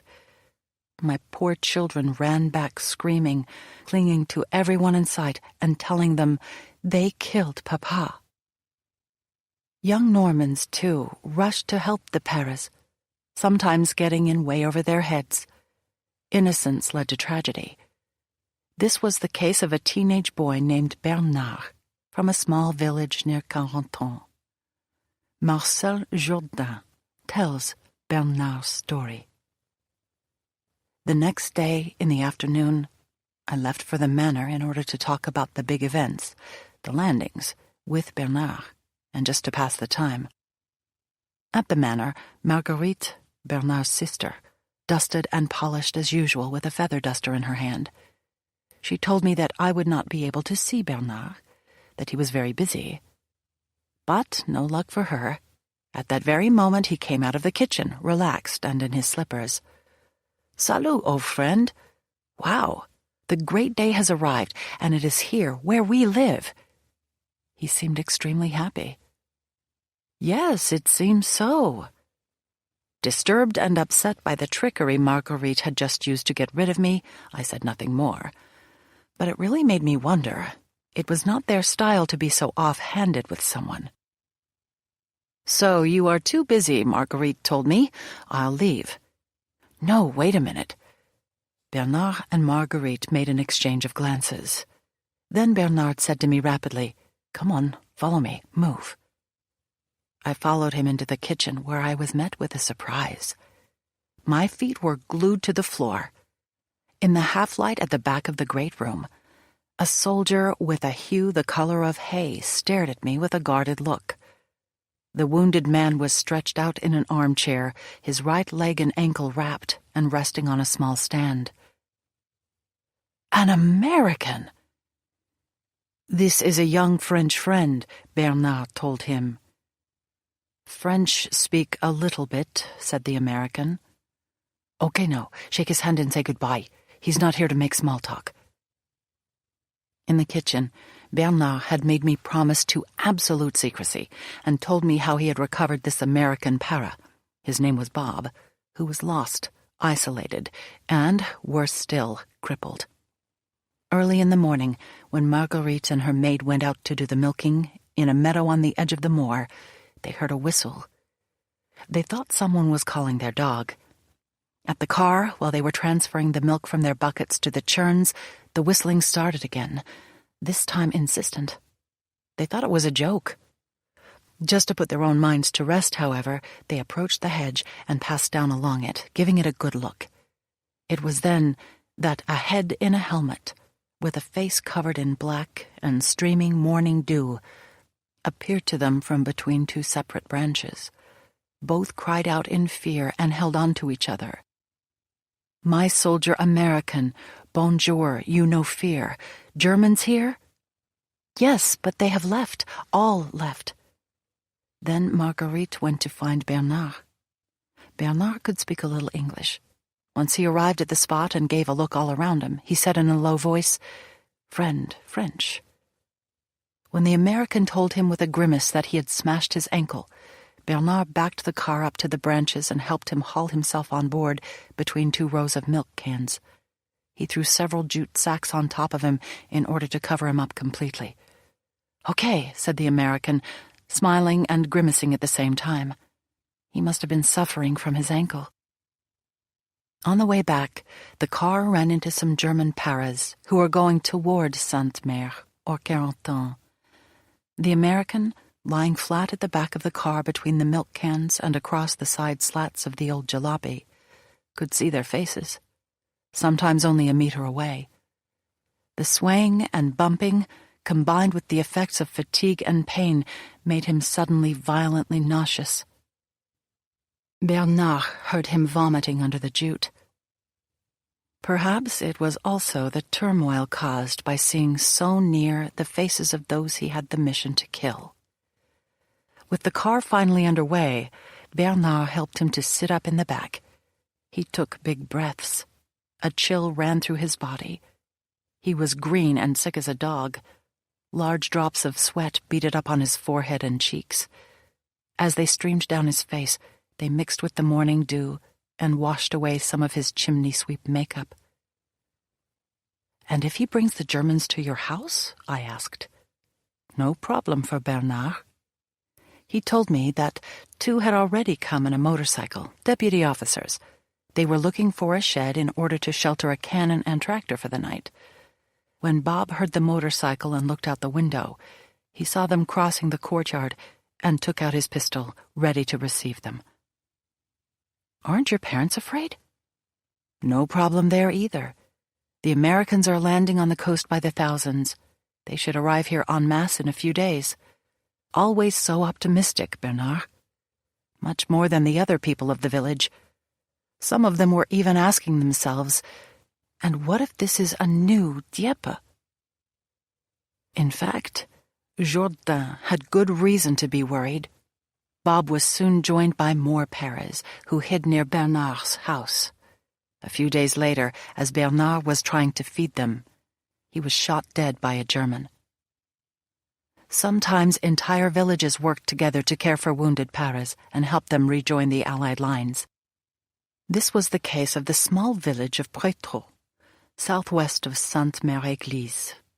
Michel Birette tells us the story of what happened. 21 years old at the time, Birette was in hiding because he had refused the occupiers' demand that he go to Germany to do forced labor. Sheltered by a neighbor on that man's farm, he would soon be joined by several Americans. The next day, the 7th of June, I discovered 3 wounded American Paras hiding in a field close to the farm. The boys had fractures, mostly in their ribs and hips.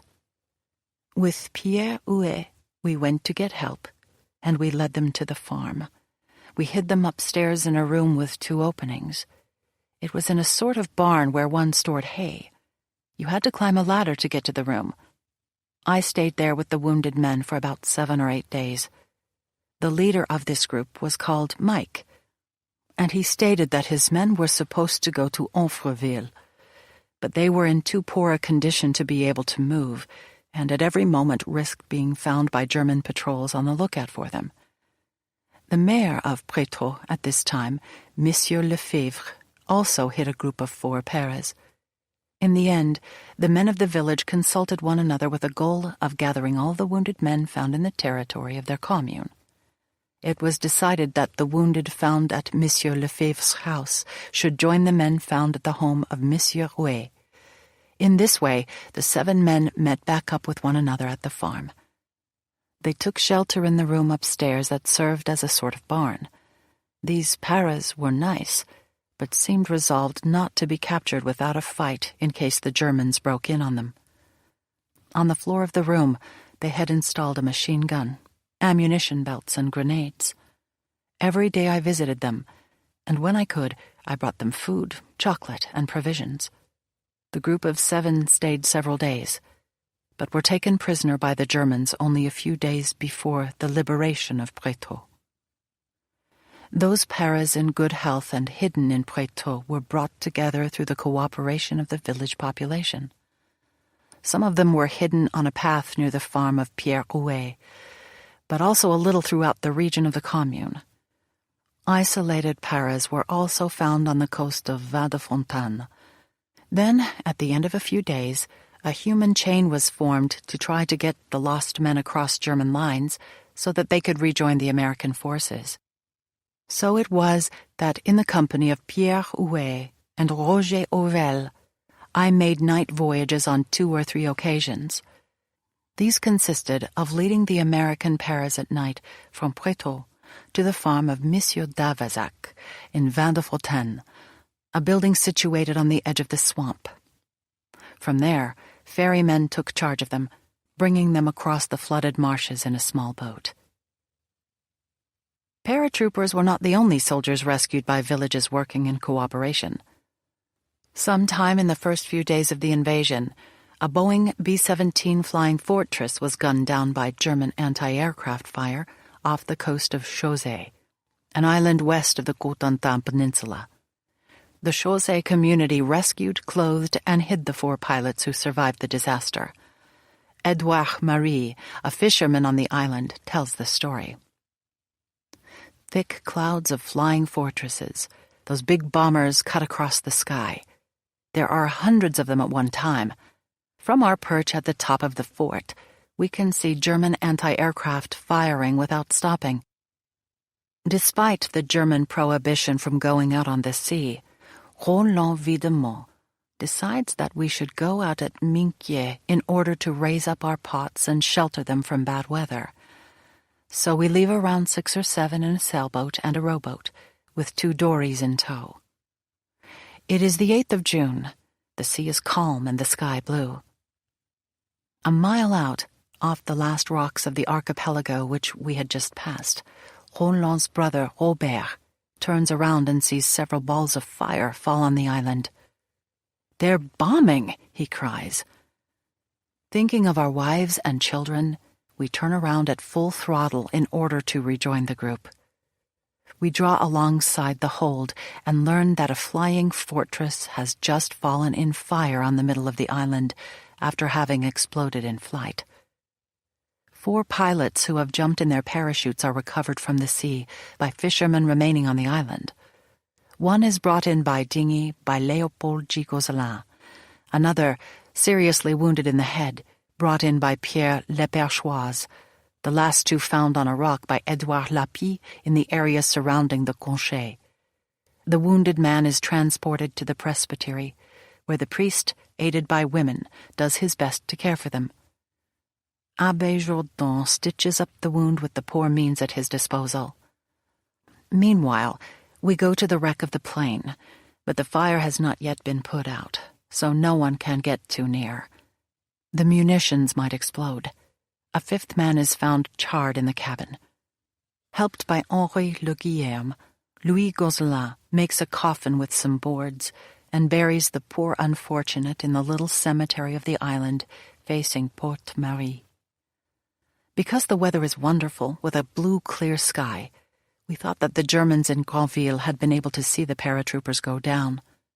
What are they going to do? While waiting, we need to deal with more pressing matters, such as finding dry clothing for these men. This is a problem, because the soldiers are big, strapping fellows. Marie Leperchois had the clothes of her brother-in-law, Jean Batany, a Breton sailor who fished in Minquier before the war. As a result of circumstances, he went back to his native province. In this way, the wounded pilot who took his clothes came to be named Batany. While awaiting events, the 4 Americans were sheltered at the hotel-restaurant of Mother Madame Leperchois, who worked to feed them the best she could, with everyone helping her by bringing a bit of fish. There we are condemned to inaction on the island, without food, that is, without bread, without potatoes, without sugar, without coffee, or rather, without grilled barley, since there hadn't been any real coffee for a long time. Luckily, fish are plentiful. We have lobster on the daily menu, so it would be wrong to complain. Those on the continent have so much less than us, and have to deal with the bombs on top of that. The war continues to rage on the mainland, as well as on the sea. One morning I go out with Albert and Jacques to do everything we can to recover the wrecks, which have just washed up on the islands. Albert sees a body floating a few meters from the shore. It is a German naval officer. We decided to take him back to the big island by towing him in my uncle's little dinghy, La Chaussée. We leave him in the hold. Our American friends come down to meet us, and we witness a surprising scene. Before anyone has time to do anything, one of them, a big man named Jack, noticing the Germans' gold dental work, takes out his pocket knife, loosens 2 or 3 teeth from the corpse, and puts them into his nostrils, all while laughing. It is a macabre and strange scene. Prisoners. The Germans captured paratroopers and treated them ruthlessly. Normans witnessed these brutalities, which after 4 years of German rule did not really surprise them.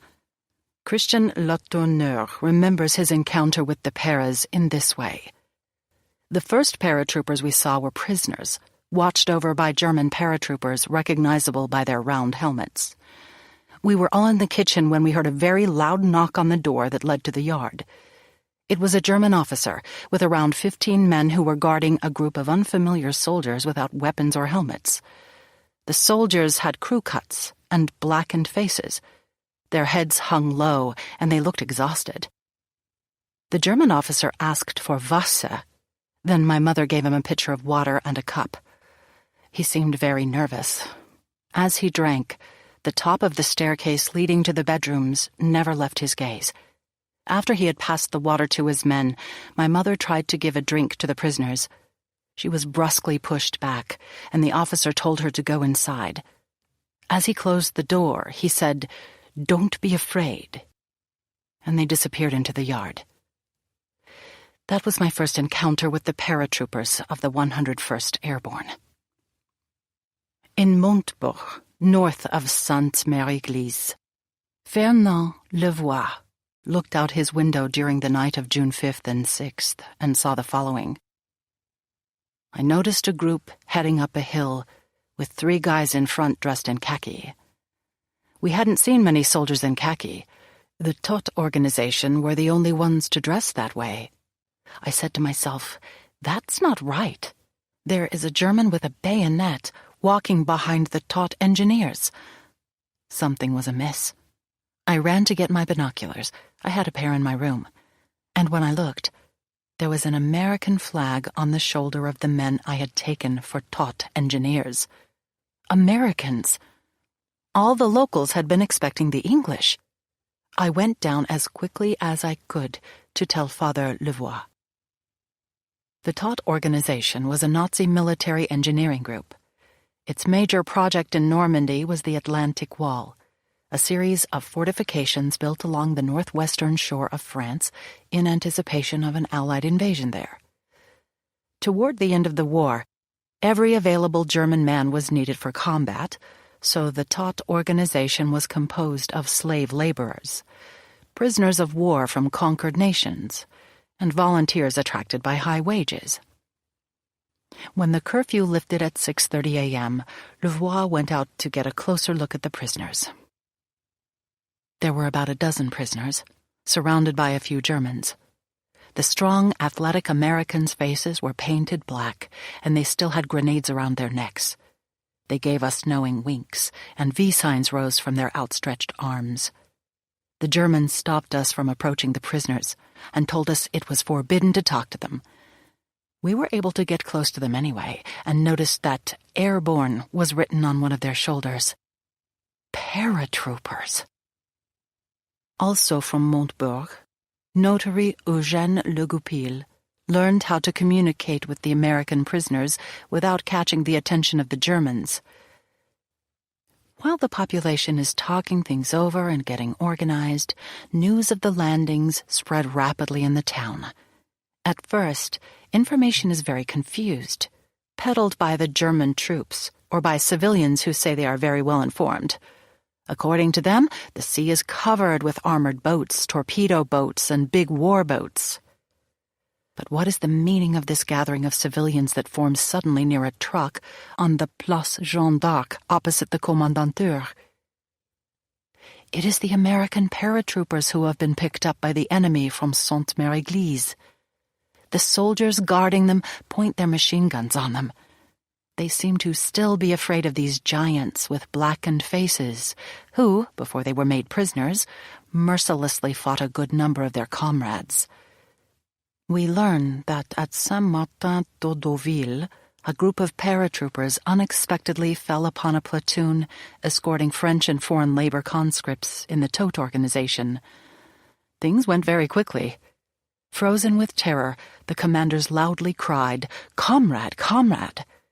But it made no difference to the Americans.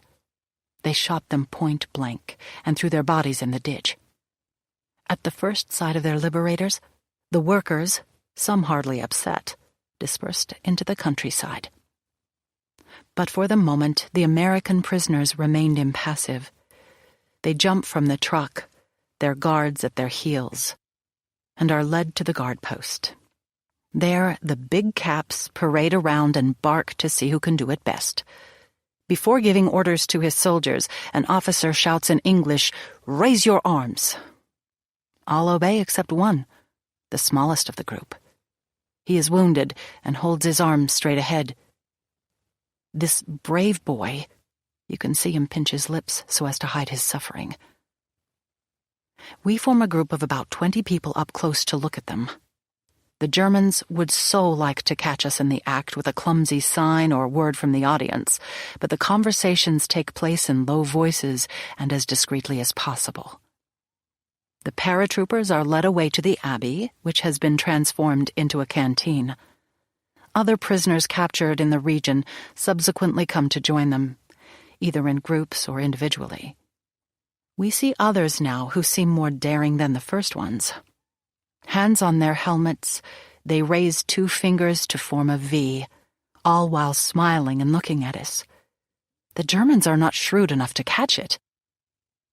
As Le Goupil's story suggests, the Americans could also be brutal. Historians agree that the Normandy campaign elicited viciousness from both sides.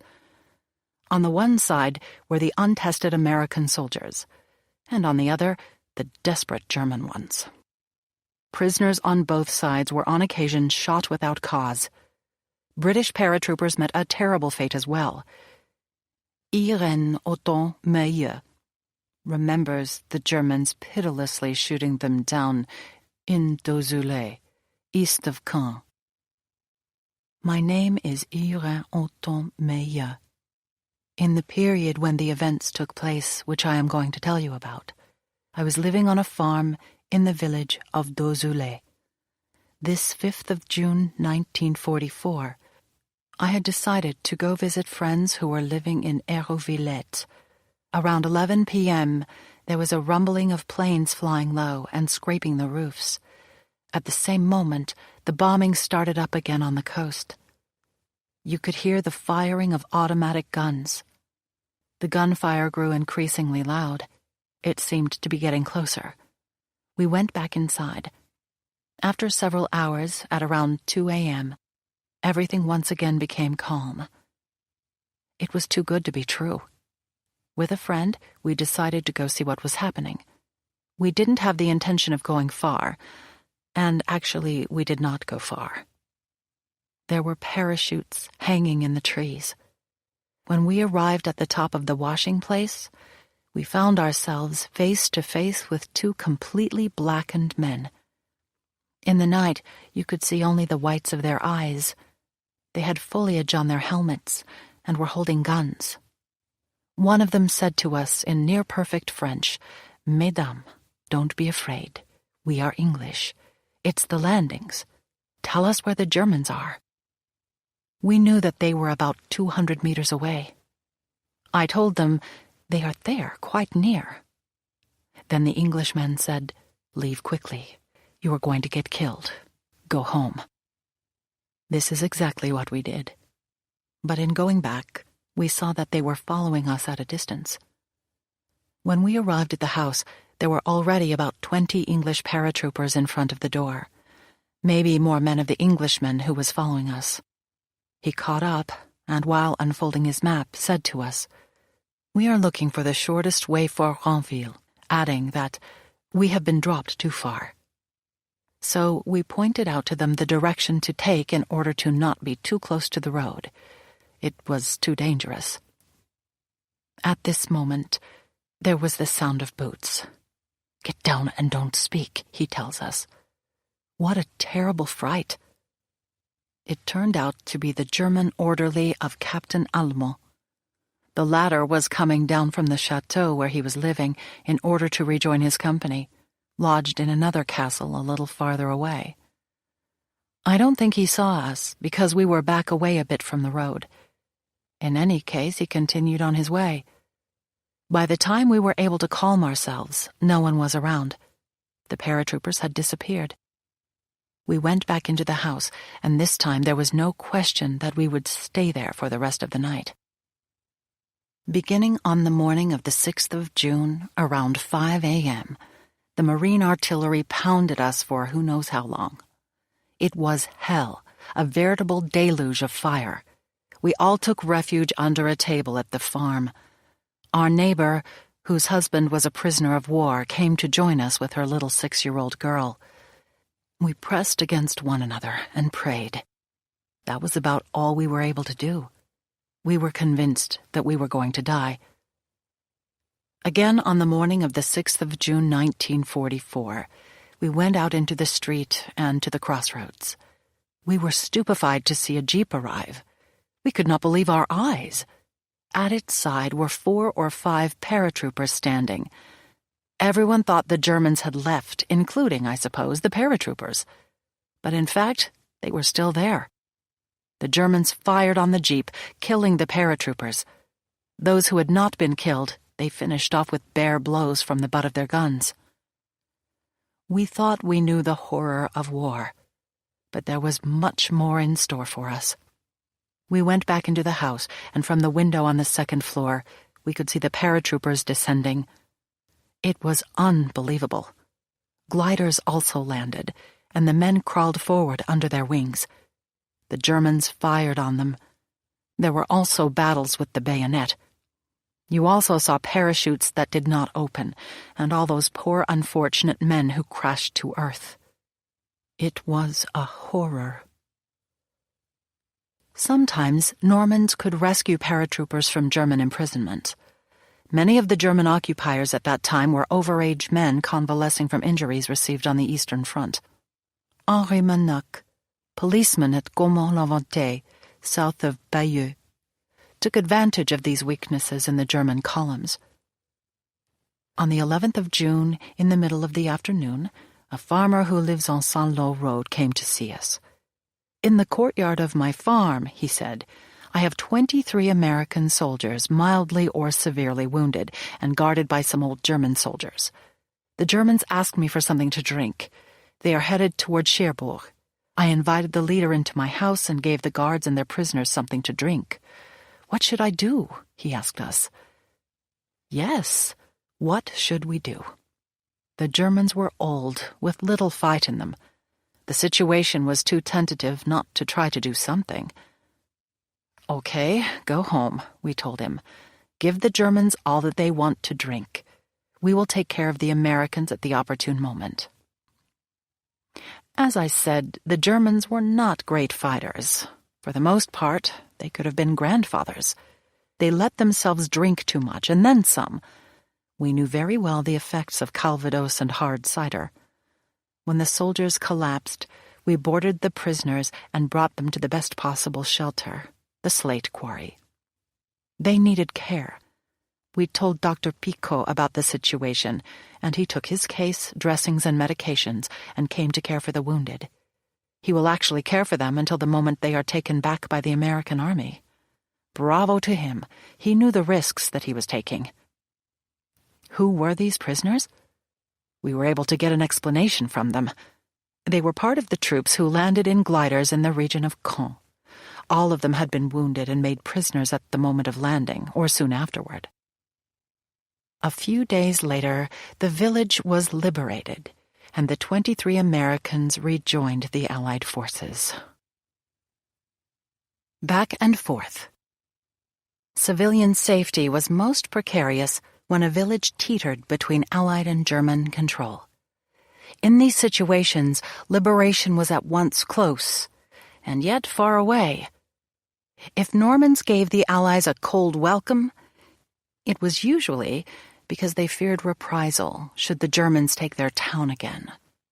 Schoolteacher Marcel Hamel-Otto in Neuville-au-Plain, near Sainte-Mère-Église, experienced precisely this kind of switching back and forth between German and Allied control. Her story of June 6th, begun in the previous chapter, continues this way. The dawn of the 6th of June begins to make the night grow pale. I shiver under the fresh breath of the morning hour. The Dumonts go away to their home, and we also go back to heat ourselves up a little in the warm, comforting ambiance of the house. Suddenly, 4 or 5 soldiers with round helmets and guns in hand enter the courtyard. One of them, presumably the commander, knocks hard on the door while shouting with a strong Yankee accent, "We are American soldiers. Are there any Germans here?" His manner is so imperious and sure you would think he had already won the war. We greet them with open arms. Their confidence is so contagious that we consider the liberation to be already accomplished, as if the entire German army were obliterated in only one night. Moment of euphoria. I can no longer stand still. I go out, come back in, go, and come back through the entryway to the courtyard. I see paratroopers pass who, scraping the hedges, head toward their reassembly points. Most of them have a face that is smeared with black. They look at me, smiling drolly under their strange makeup.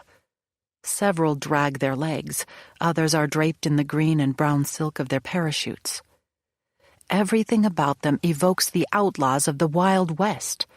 Their massive size and big round helmets, the large knife stuck inside the shaft of their beautiful, tall, yellow leather boots, their bearing and their gait. Another group of soldiers halts in front of the school and tries to orient itself. The officer makes a sign for me to approach. He is happy to notice that I understand English. He shows me on his map La Chasse des Trois Hommes, on the edge of which is his rallying point. It's a small road just below, near the entrance to the Sainte Mère Église. Because the Americans want to avoid the main roads, the directions I provide are fairly complicated. You need to know the breaks in the hedges that allow you to cross them and pass from field to field. I propose that I serve as their guide. Aware of the risks, the officer hesitates to accept my offer. But as he doesn't have any choice, he says, "Okay," all while chewing his gum and giving me a friendly tap on the shoulder. So we leave. As we are approaching Sainte Mère, gunfire suddenly breaks out. The soldiers stop. As for me, my heart was in my throat. If I were alone, I would have gotten myself out of there by running toward the house. But the Americans are there. There are still 2 fields to pass by running along the hedge. I can see the road of Trois Hommes. Mission accomplished. Now I have to go the same route in the opposite direction, and this time alone. It seems as if it will never end. I have the sense that, as in a dream, I am marching in place without ever moving forward. When Madame Amel Atto returns to her village, she is in for a huge disappointment. Everyone in the village has now left their houses to greet the paratroopers, and the landings are already being celebrated. The Americans are invited to drink a shared bottle. Laughter, oohs and ahs, in response to all the new and astonishing things. For example, a bizarre little car, one of the first jeeps which came down from the sky in a glider. But our happiness does not last long. The Americans set up a small cannon at Le Croix. It seems to me I hear the crackling of bullets. On the road I hazard down. A soldier is crouching behind the hedge. He remains still and bent over, as if on guard. As soon as he sees me, he mysteriously puts a finger to his lips, then points out something to me on the left. As soon as I turn my gaze in that direction, the words I am about to speak are strangled in my throat. At the bend in the road, German soldiers advance in single file with guns in hand, bending down, scraping the hedge. I realize the imminence of the danger and flee toward the house. No sooner do I get in than several rounds from machine guns make the windows shake. The Germans are still here. It's scarcely believable. In sum, by evening on the 6th of June, the situation, as we see it in Neuville, is not brilliant and is, in fact, very confused. We have not lost confidence, but the joy we felt in the morning has been replaced by a heavy anxiety. Grenoble. The most famous town alternating between American and German control was Grenoble. About 200 paratroopers, members of the 507th Regiment and the 82nd Airborne Division, landed there when they missed Amfreville, their drop point farther north. The Germans had flooded the river Merdure nearby. The area around the town had turned into swampland. Loaded down with equipment, Many paratroopers perished as they landed in the swamps. Still others managed to cut themselves away from their chutes or were rescued by Normans in boats. At first, the Germans were unaware that there were soldiers in Grenoble, a village of 900 people. The Americans, led by Major Arthur Johnson, decided to stay there rather than fight their way north back to their lines. Grenoble was strategically located just south of Carentan. It was through this town that the Germans were retreating from the front while sending fresh units back up north. By keeping his soldiers in Grenoble, Johnson sought both to harass the Germans from the rear and to cut off communication lines to southern regions. Meanwhile, the mayor of Grenoble coordinated relief efforts. The villagers provided food and first aid, as well as intelligence concerning local terrain and German positions. Germaine Boursier, who ran the café, became the mess sergeant for the men, cooking food she had gathered by traveling throughout the region. Among those who rescued the men in the swamp was Denise Boursier-Lerecully. We had seen them the same day, at 3 o'clock in the morning, but we could not yet really believe that they were our defenders. We were stuck on the idea that they were Germans disguised as Americans, and only afterward did we understand that the language was not the same. When they saw us, they cried out to us, "Bonjour, we are your friends, we have come to save you." As soon as possible, I went to warn my mother and my sister and invited the men to follow us and gave them something to eat and good wine to drink. Then we made them a good fire, because the poor men were chilled to the bone and shivering. Most of them had fallen into the water in their parachutes. But despite all this, they were afraid to enter, thinking that we were setting a trap. The same day, Major Johnson came to find us in order to ask us to please secure some supplies and food for these men. We accepted immediately. I then left the same night, the 6th, to warn the mayor to requisition the animals. Then I went in search of breakfast. The first 2 days we had 170 men to feed, and the third day it was 180 with the Russian, Mongolian, and Spanish prisoners, plus a Yugoslavian translator from Cherbourg. In addition, the mayor sent us 2 soldiers so we would not wear ourselves out. All of them were charming and impeccably correct in their dealings with the population.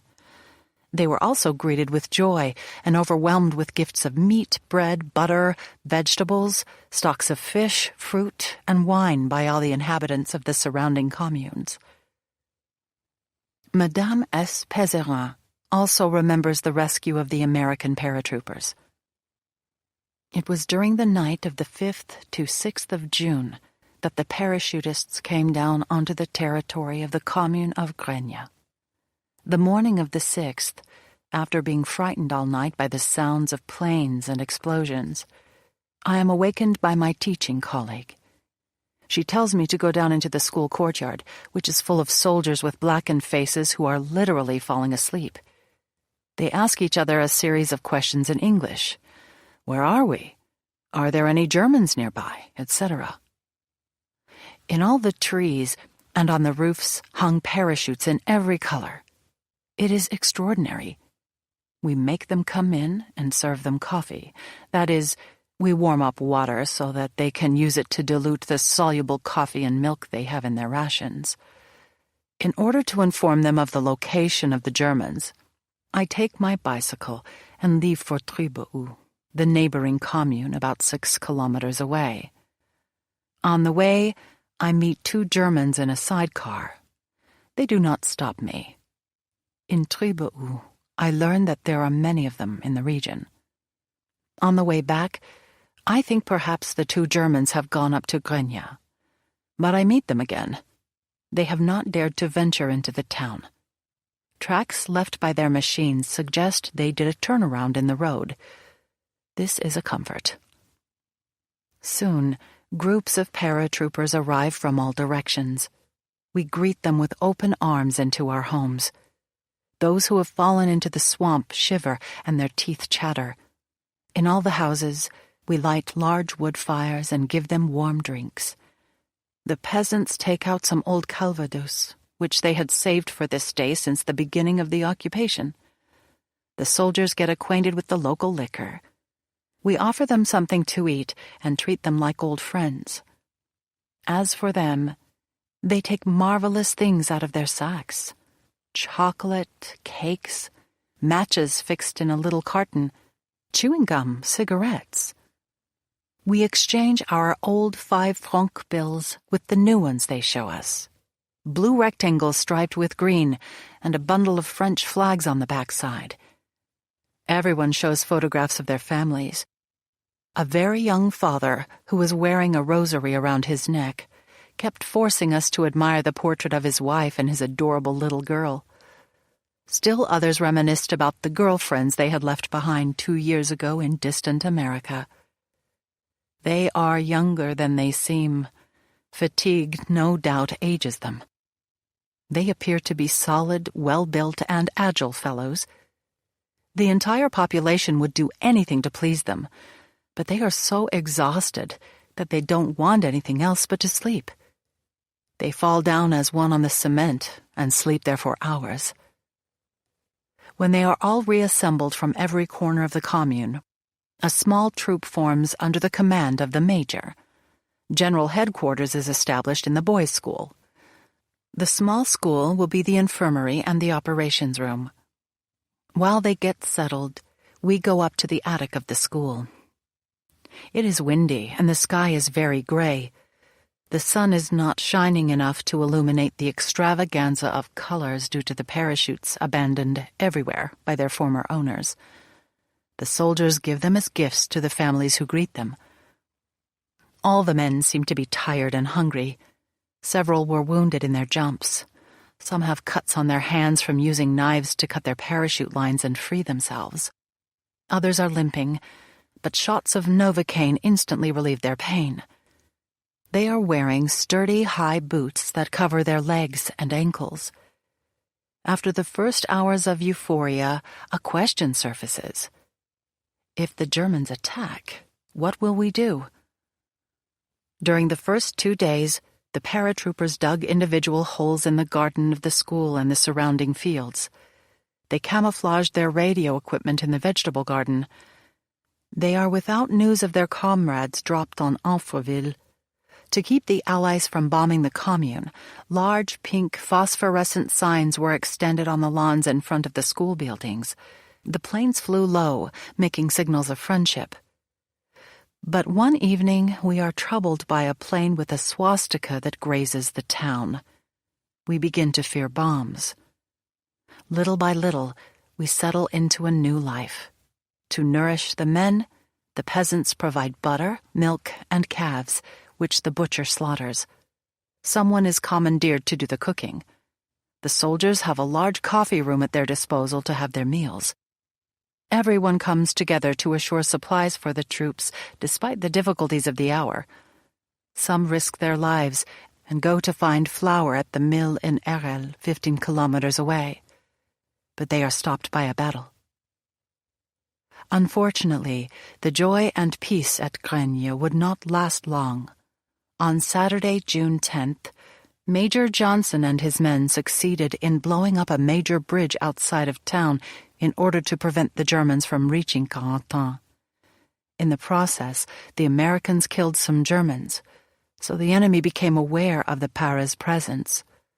The next day, Sunday, patrols initially concluded that the military situation remained quiet. The major allowed his men to attend Mass performed by the 64-year-old priest Father Le Blastier and his younger colleague, Father Le Bonbonchon. In the middle of the service, a woman from the town burst into the church to alert the Americans that a sizable German infantry force was on its way. It turned out to be the 17th SS Panzer Grenadier Division, Gotz von Berlichingen. The Americans rushed outside to defend the town, but did not allow the civilians to leave the church. Father Le Blastier continued the service by reading The Appearance of Fatima, a book condemning World War I as God's punishment for sin. The battle lasted most of the day until the Germans retreated to get more ammunition. At this point, the Americans allowed members of the congregation to leave the church. The priests, as well as several nurses, stayed behind to tend to the wounded. Madame Perezin remembers the events of June 11th in this way. Every day and night, patrols explore the distant countryside. The Germans are not yet looking for a confrontation. Finally, on Thursday, the 8th of June, we begin to have alerts. There are no sirens to warn us, only very soft whistles that can be heard in the immediate area. That is, by us teachers continuing to live at the school, as well as nearby shopkeepers. The Germans retreat to Carentan and pass on the road from the Port des Planquets to Semnart, 300 meters from us. The Mongolians conscripted by the Germans give themselves up. For civilians in the surrounding region, Grenya has become a kind of tourist site.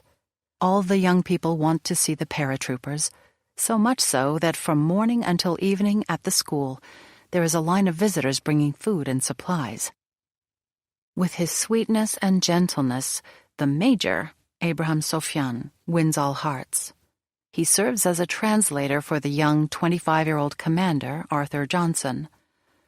The young Canadian Sergeant Bussard, who will be killed in the subsequent battles, surprises us with his French, which is so similar to the way the peasants speak. He remained legendary among us. All of them were eager to enter into action, so they began to tease the German armies that were scattered and falling back.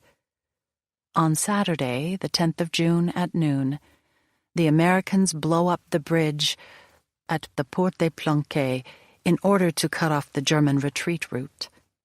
That evening, you can sense a great deal of nervousness among both the officers and the men. Sunday, the 11th of June, dawns a radiant, glorious day. It is the feast of the Saint Sacrament, and the church bells are ringing out, muffling the distant noise of the cannon. We do not want to make ourselves conspicuous, but the threat is still there. The nest of paratroopers that we have sheltered with so much enthusiasm for 5 days now is going to cause our first wound. Around 10:30 a.m., the alert is given. The faithful are already in the church when the battle begins. On the order of the captain, no one should leave before everything is over. During these seemingly interminable hours, one hears the whistling of bullets and the bursting of mortars, which are responding to the clamor caused by the German bombs. Infernal and unforgettable sounds. While 4 of us were hiding under the table in the kitchen on the first floor, the school is hit in several places. The parts of the school at the rear of the building remain intact. Around 10 p.m., a rocket lights up the town. The cannon is silent. The battle is over. Here is how civilian Michel Folliot remembers that Sunday in Grenya. Father Leblastier was celebrating Mass. The church was full. All the regular parishioners were there, as well as numerous civilians who never usually go to Mass. This was the case for the brother of my wife. Considering the danger, it is difficult to say if he was there out of devotion or curiosity.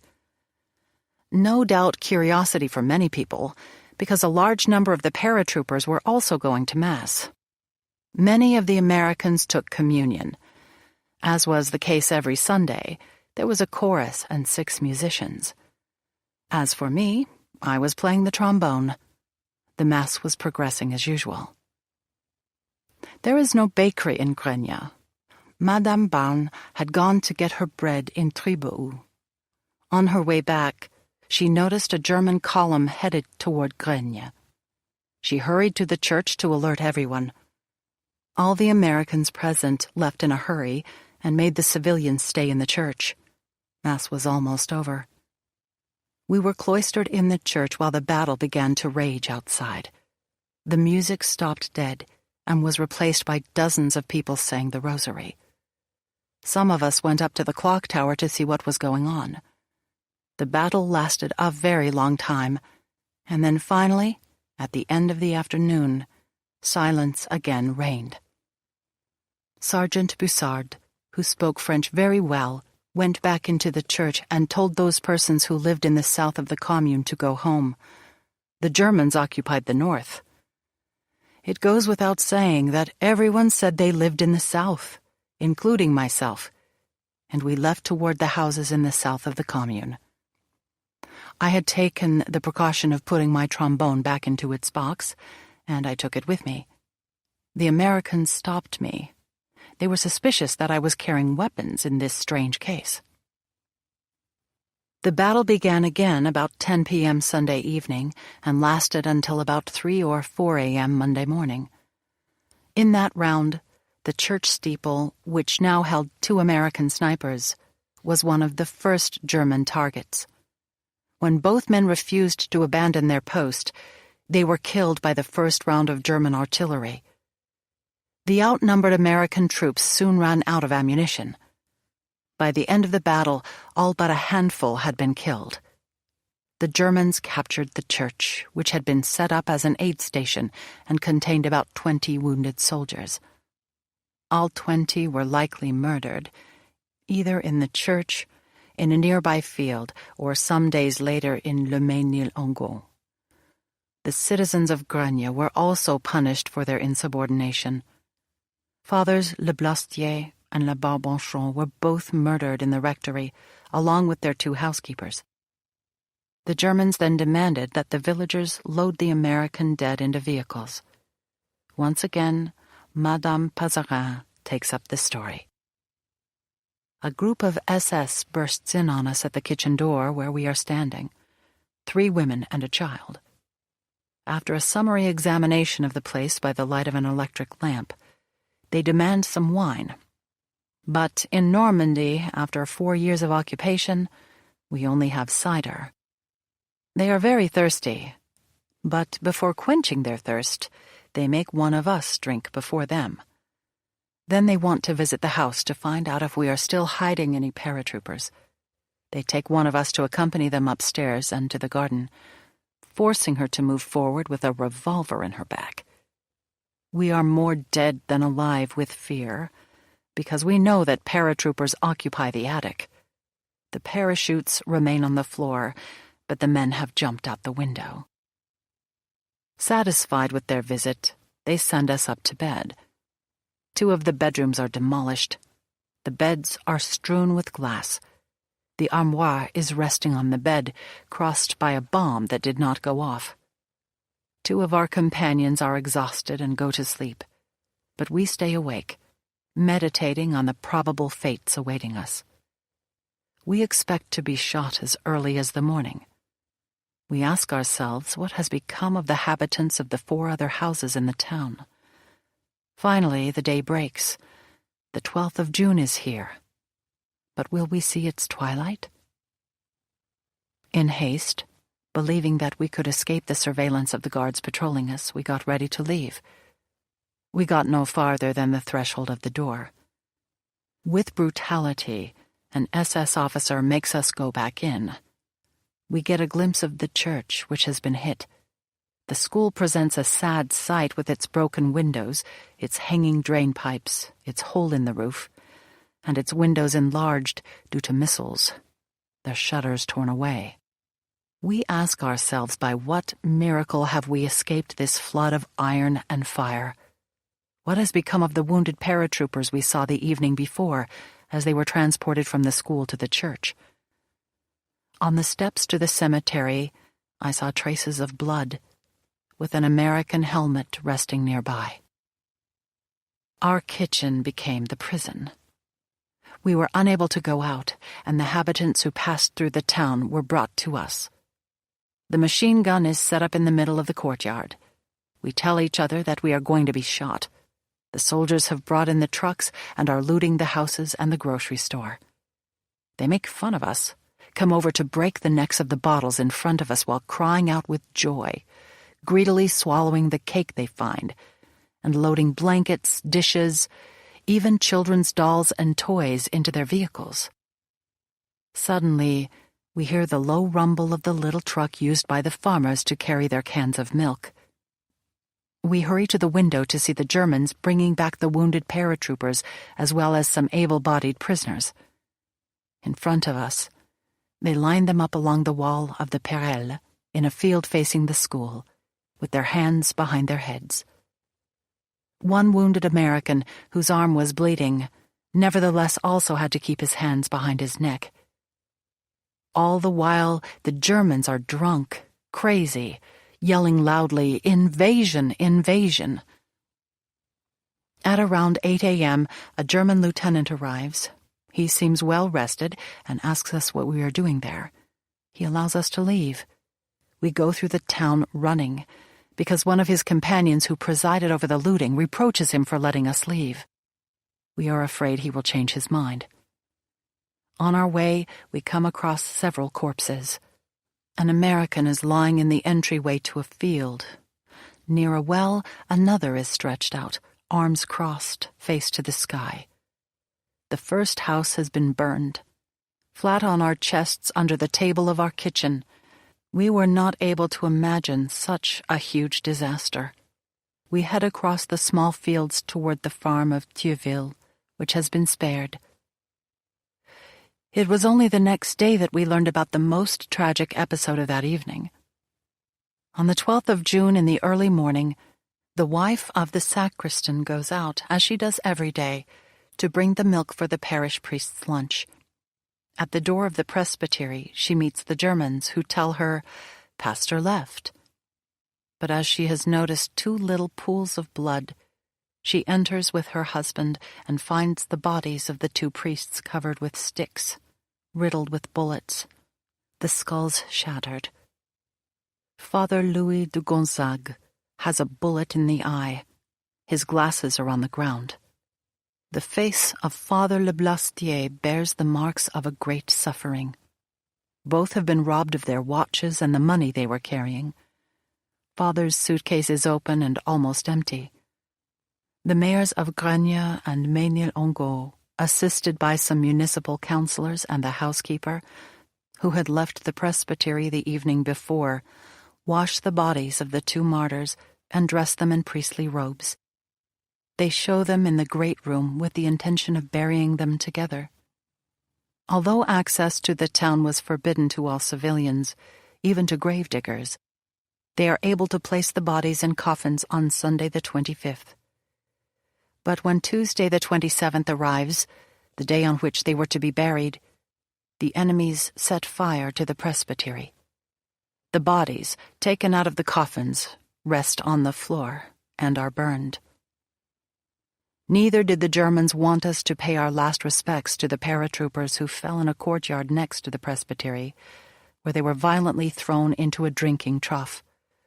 One of them had a bayonet still thrust in his back. But what became of the other paratroopers? Only a few corpses are found. We saw a dozen prisoners the day after the battle. We hope that they have been able to flee. They were living in the commune for a week and became familiar with all the little paths. Some have taken boats belonging to the fishermen of the Saint-Pierre port. In this way, 63 passed under the noses of the Germans to go find the American troops in Carentan. For 24 hours, the inhabitants fed them and hid them in attics under the hay. A worrisome detail: one had been forced to take a bath and had a terrible cough. How then to keep him quiet when the German patrols crisscrossed the villages? The Germans commanded the inhabitants of Gragny to leave. Those who argued were shot on the spot. American soldiers continued to hide in the area for several days, and some were able to fight or sneak their way back to the American lines with the help of civilians. One of these was Madame Odile de la Côte.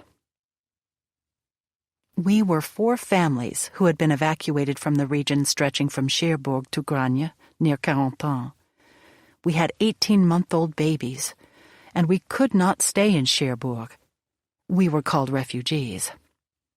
We were living in a large house in Gragny. At dawn on the 6th of June, we heard the sound of feet in boots, voices in the courtyard, and violent knocks on the door. We opened it and saw a dozen American soldiers. With guns in hand, they came into the room. They were wet, having fallen into the swamp. They made a sign for us to line up against the wall, with 2 18-month-old babies in our arms, while they cleaned their wet guns on the big table. Then they took out a map of the Manche and showed us a point. Sainte Mère Église. We showed them Graigne on the map, and they appeared to be worried. The young girl, Yvette, spoke a little English, and they explained to her that they were supposed to have landed in Sainte Mère Église, but because of an error, they landed in Graigne. Another version was that German anti-aircraft fire had hit the plane, forcing them to be released in Graigne above the swamp. There were about 50 soldiers in the village, and when they saw that there were no Germans in town, they became reassured and friendly. For 8 days, we became American, and everyone in the village brought them butter, meat, and fruit, and we were all happy. But alas, it did not last. The following Sunday, we were at Mass in the church along with a group of American soldiers, some of whom kept guard around the church. Suddenly, a soldier entered and cried, "The Germans are coming!" The American soldiers left and prepared for battle. And as for us, we knew to get home and close ourselves in.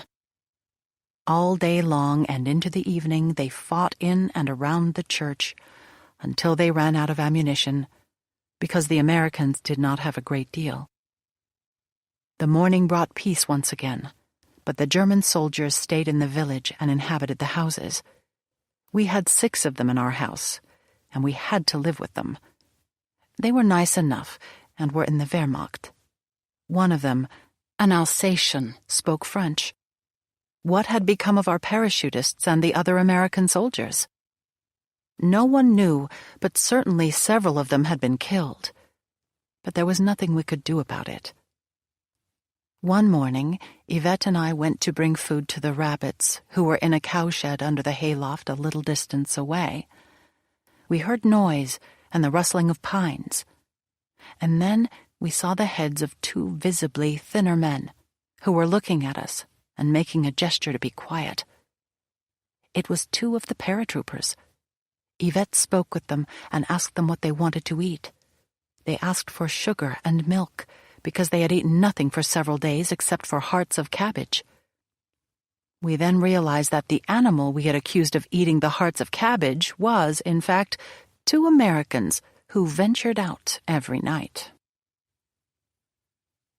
Chapter 3. Devastation. For the Normans, liberation was at best bittersweet. Some 19,000 were killed. Hundreds of thousands more lost their homes and possessions. Such towns as Le Havre, Caen, and Saint-Lô became martyred towns, almost completely wiped off the map.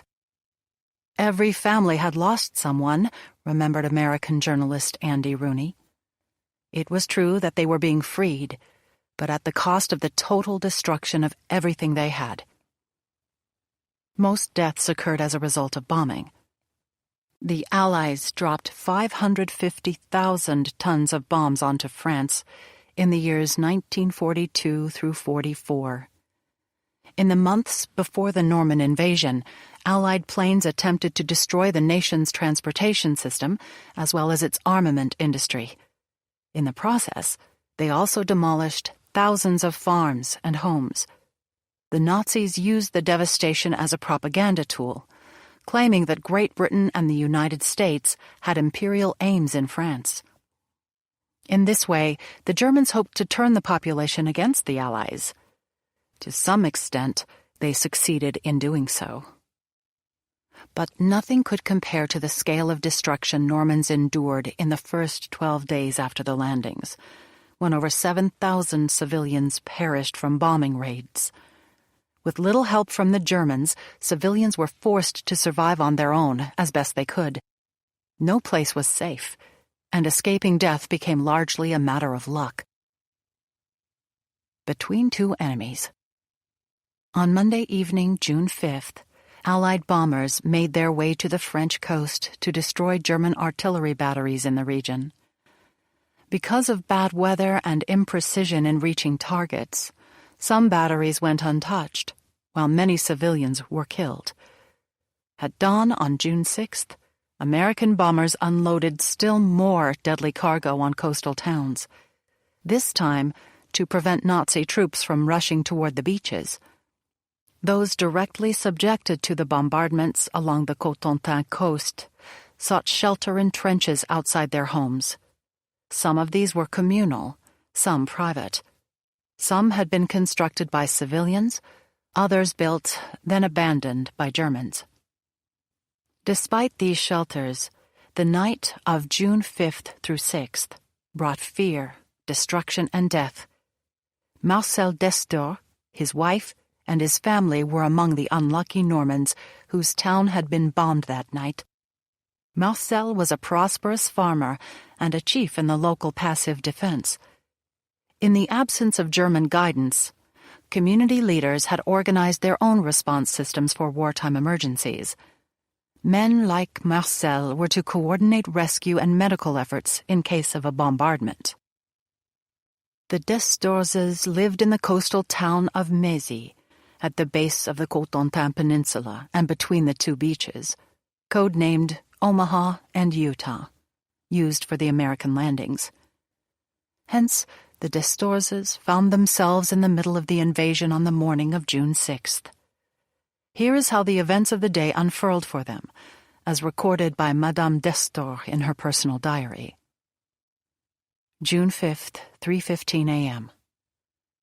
I am awakened by the sound of airplanes turning and scraping the roofs. Then there is a strong explosion. To see, I go to the window in the boys' room, which is open. A large red column of smoke rises up from Les Perruques. It looks like Les Perruques has been hit again, Marcel says as he comes to join me. In their pajamas, the boys also come to see. Yves, who is 18 months, begins to cry. I go to him and hold him in my arms, kneeling by the cradle. He calms down as I talk to him and embrace him. The bombs fall in bursts with a frightful noise. It's a rain of fire. We thought it was coming from behind the house, but in fact, it's coming from the other side, very near to us. The windows explode, the floor trembles like a tree shaken by a storm. The dust falls everywhere, and an odor of gunpowder tugs at our throats. Kneeling near the cradle, I pray with all my soul. Be so good, my Lord, to bless our house with your presence tonight. At this moment, Marcel, who had gone up to look for the little ones upstairs, comes down with them. They are in their pajamas with their feet bare, paying no mind to the fact that they are walking on broken glass. Quick, to the trench, says Marcel. I am seized with fear at the prospect of going out in this dreadful, deadly storm. But I put on a flannel bathrobe and wrap the baby in it. I find my slippers by the light of the bombs. Brigitte carries Dominique, who is still sleeping. The prodigious sleep of childhood. The boys follow in silence. Downstairs in the dining room, broken glass covers the floor. The little ones pass me my fur-lined coat and put on their own coats over their shoulders. Then we are outside, running with our precious burden until we reach the back of the garden. We can see it clearly despite the dark. The air stinks of gunpowder. Finally, we slip into our trench. The trip across the garden seemed to last forever. It is raining softly. The earth is so dry that it immediately absorbs the rain. A new burst of fire crashes down on us, tearing the air apart and making the earth shake. We hold on to one another tighter and tighter in order to make ourselves smaller. I'm going to see what's become of the servants, says Marcel. A few minutes later, he arrives with Elizabeth and Auguste. He brings the big umbrella to shelter us from the rain. The planes still fly overhead, but no more bombs fall. The air clears a bit. Marcel soon leaves again, this time for the town. I'm going to see what's become of them down there. Don't wait for me. Go back in when the airplanes become far away. The bombardment lasted a half hour, Toward 4 a.m., we go back inside, look for matches, candles, and shoes, because, apart from me, everyone has bare feet. The dining room is no longer anything more than a pile of tiles on the courtyard. In the corridor, one window is opened. A second has a torn lower bar, a third has survived. Huge pieces of glass litter the floor. In my bedroom, panes have fallen behind the shutters and protrude into the courtyard. We go to bed again after a fervent prayer of thanks. I am not able to go to sleep, and I worry about the town and the prolonged absence of Marcel. Finally, he returns at 6 a.m. It's a disaster, he tells me. The entire center of the town is wiped out. The Seuillet family is under the rubble, as are Moret's wife and their son, as well as the entire Clomont family. Give me some sheets so I can bury their bodies. I just brought 2 to the city hall. Moret's wife is in pieces, disemboweled. It's horrible. Thanks to God for having protected us. We embraced each other, overwhelmed with emotion. Marcel goes off again to his difficult task, as always courageous, thinking of others, demonstrating his qualities of leadership. The young German soldiers camped near us come to wash at the pump, as they do each morning. A stick of bombs hit them at 10 meters distance, so they are distraught. The children wake up, one after the other. I let them sleep. Their appetite is minimal. Like the Destorzes, Fernand Brooks woke up to find himself in the thick of things in Colleville-sur-Mer, directly south of Omaha Beach. He could hear the bombing of Mézy several miles west. Then the bombs reached him.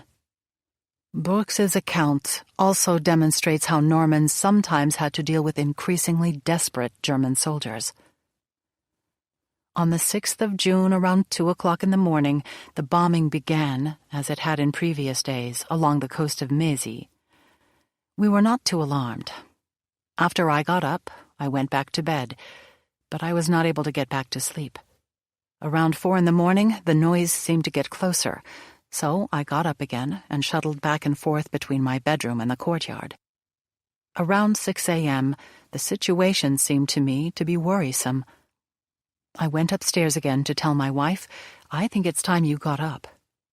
At this time, I will honestly confess that I was afraid. I had the feeling that the house was going to collapse on us. The walls were damaged and the floorboards lifting up. You could hear the tiles falling, one after the other, as well as the crash of breaking glass. The volleys of naval cannon and the bombs released by planes made a deafening racket. The coast was nothing more than a gush of flames. Soon a cloud of black smoke rose up more than 2,000 meters high. Hard to believe it was the middle of the night. A strong odor of powder caught at our throats. We went downstairs, and I said to my wife, "Let's place ourselves at the entryway on the side opposite the sea. That's the best way to shelter ourselves from the bombs coming from the sea." I went upstairs to my room once more to look for some things I had forgotten.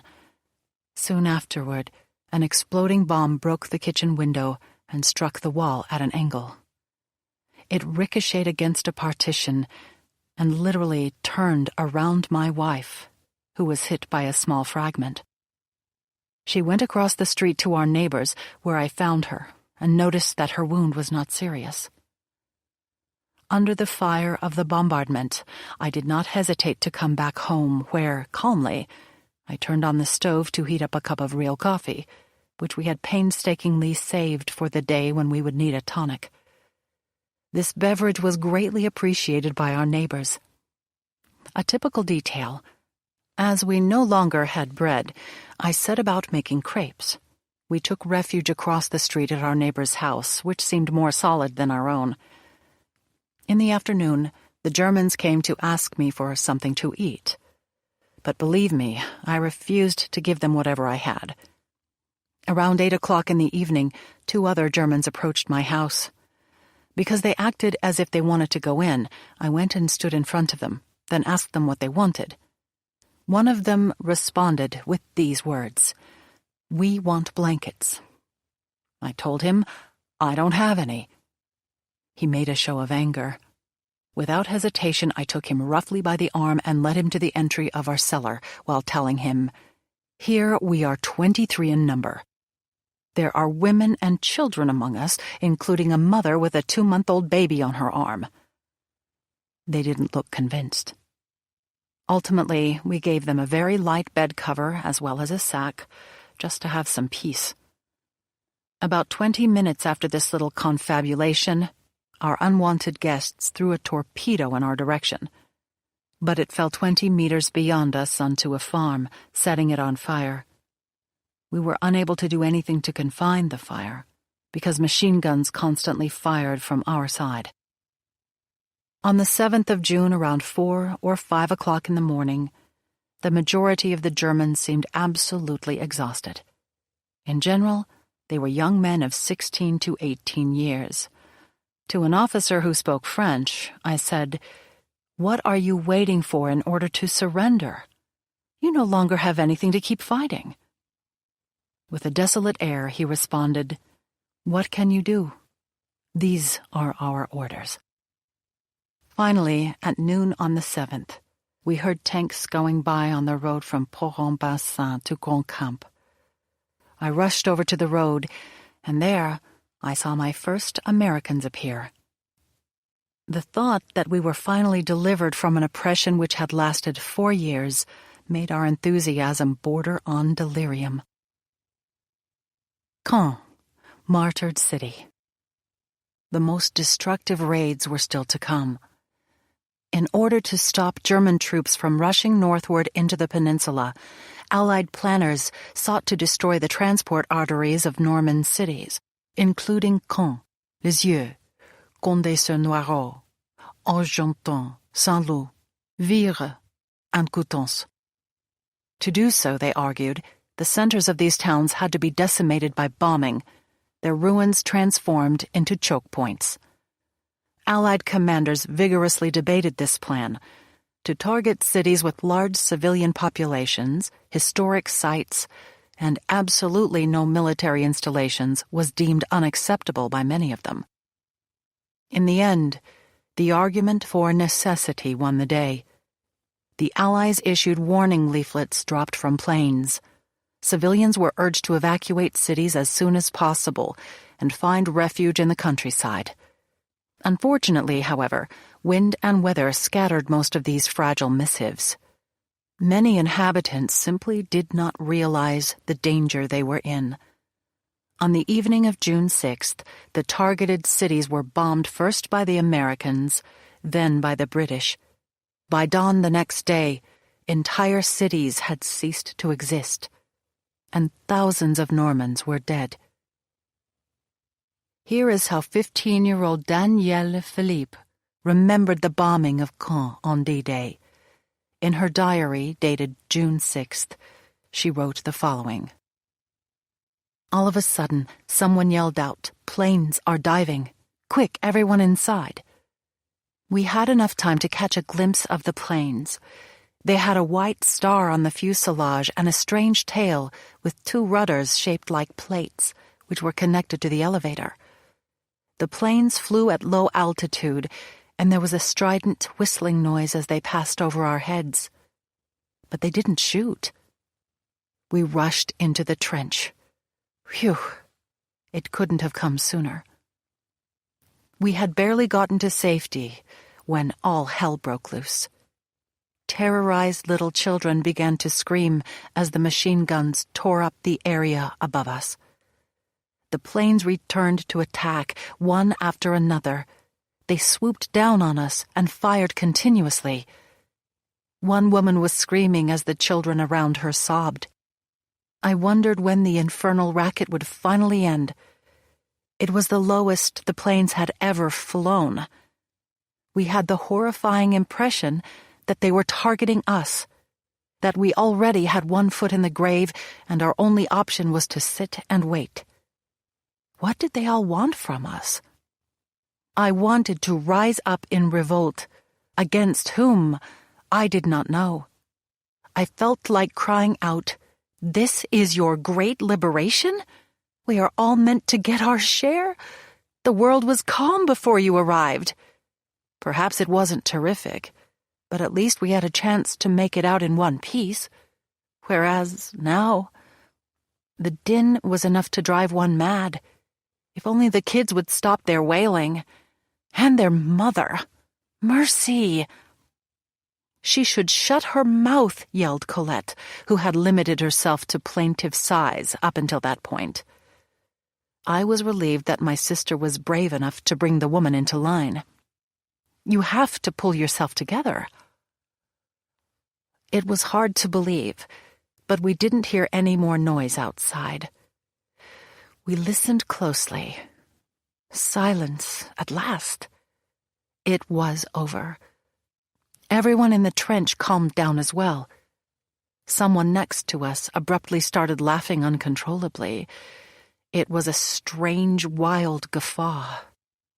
We were all on edge, but alive. We survived. Caen exemplified the martyred towns of D-Day. The city was a key transportation center, as well as a hub for armor and plane production. Bombing on the night of June 5th had failed to destroy the bridges across the Aune, the city's main river. These missed targets led to further raids the next day. As the first of these attacks began at 1:30 p.m., the Caennais were sitting down to lunch. For hundreds of them, it would be their last meal. Young Jacqueline Sabine remembers that déjeuner in Caen vividly. After a rather austere breakfast, Mother hesitated as she decided whether or not to do the washing. The laundry had been soaking in the sink since the night before. She took off her watch and began to rub the washboard with the old brown soap, and also found the time to prepare the midday meal with rutabagas, our ever-present companion. Once the house was tidy at 12:30 to 1 p.m., we sat down for lunch. After we finished eating and cleared the table, we suddenly heard the roar of bombers. My father went to the window and yelled, "Twin Tails are dropping leaflets on the town." Leaflets had, in fact, been dropped hours earlier. We saw them later, but when the second wave of planes arrived, a violent impact shook the house, and all three of us hunkered down in the corner of the room. My father turned over the large wooden table for use as a shield. The noise of everything rattling was terrifying. When it was all over, we found ourselves in the dark. There was an opaque cloud of dust outside, shattered glass all over, and the hallway transom had been displaced. We heard screaming and wailing. "Everything behind us toward Rue Saint-Jean has been flattened, and there is a fire," Papa said. "Your mother and I are going to go down and see if we can help attend to the wounded with the emergency teams." A few months prior, I had my kidney removed due to tuberculosis, and I was still convalescent and fragile. The surgeon said to my parents, "It will be 5 years before she gets her full energy back." I was sad not to be able to help the victims, and well aware of how dangerous it was to stay on the 4th floor of an old house with a shaky foundation. So I packed a small suitcase with clean underwear, a pair of pants, 2 skirts, and some sweaters, and grabbed the little cash left in the house, as well as some jewelry. But I forgot the watch next to the sink. I added a small packet of photos and closed up the bag. When my parents got back, they were devastated from what they had seen, the wounded and the damage done. I persuaded them to leave town by bike. "They'll surely come back, because they're trying to hit the commandant." After a look back at our family home of 20 years, filled with the warmth created by love and my parents' hard work, I said a final goodbye. For I knew deep inside that I would never again see my books, college notes, my freshly typed diploma, the beautiful print of the Louvre pinned to the wall in my little study corner, the pretty crystal vase that Raymond gave to me on Labor Day, all my letters of love and friendship, the treasures of my youth. When she returned to her home some weeks later, Jacqueline Sabine found it obliterated. On the night of June 6th, bombs had again fallen from the sky in Caen, this time in order to block the advance of the German 12th and 21st Panzer Divisions. Fires had consumed what bombs did not destroy. Also an adolescent in 1944, Jacques Perret describes the terror of that night. Like thousands of others, he wondered why the city was being bombed. We were used to being awakened in the middle of the night by the air raid sirens, and would listen carefully to hear whether the sound of the flying fortresses or the sharp metallic sound of anti-aircraft fire was drawing closer or becoming more distant. The recent bombing of Caen was, alas, fresh in our young minds. We knew that the rising whir of the engines meant that the planes had just dropped their deadly load. It was a terrifying thought. Who was the target? On that night, the fracas in the skies was akin to a powerful storm that refused to leave the coast. We children were all huddled in the same bedroom to give one another strength, while our parents came in and out, trying to calm us down. Our eldest sister, Marie-Madeleine, Mamad for short, was 18 at the time. She was suffering from a pulmonary illness and was very distressed by what was happening. Her injury in 1943 had put her through a tremendous ordeal. The sirens and planes would make her completely lose control of her senses. She would become completely motionless. After that night, my father decided to dig a trench far away from the house at the edge of the yard. He clearly did so just to put his mind at ease, because we barely used it. The sirens increasingly went off during the night, and would be followed by a light show. This terrified us so much inside the house that no one particularly wanted to see what was going on outside. Once the bombs detonated, the lives of injured civilians depended on local hospitals. With little medical and ambulance support available, many who could have been saved instead perished. First aid stations were subject to the destructive effects of bombing, so they were set up in sheltered areas, such as basements and caves. Sometimes police stations, town halls, schools, or private homes had to do. Yvonne Manevy, a 38-year-old nurse living in L'Aigle, southeast of Caen, provides vivid testimony concerning the city's medical difficulties when it was once again bombed on the afternoon of June 7th. All of a sudden, there was a horrendous bang, and we were struck by window glass.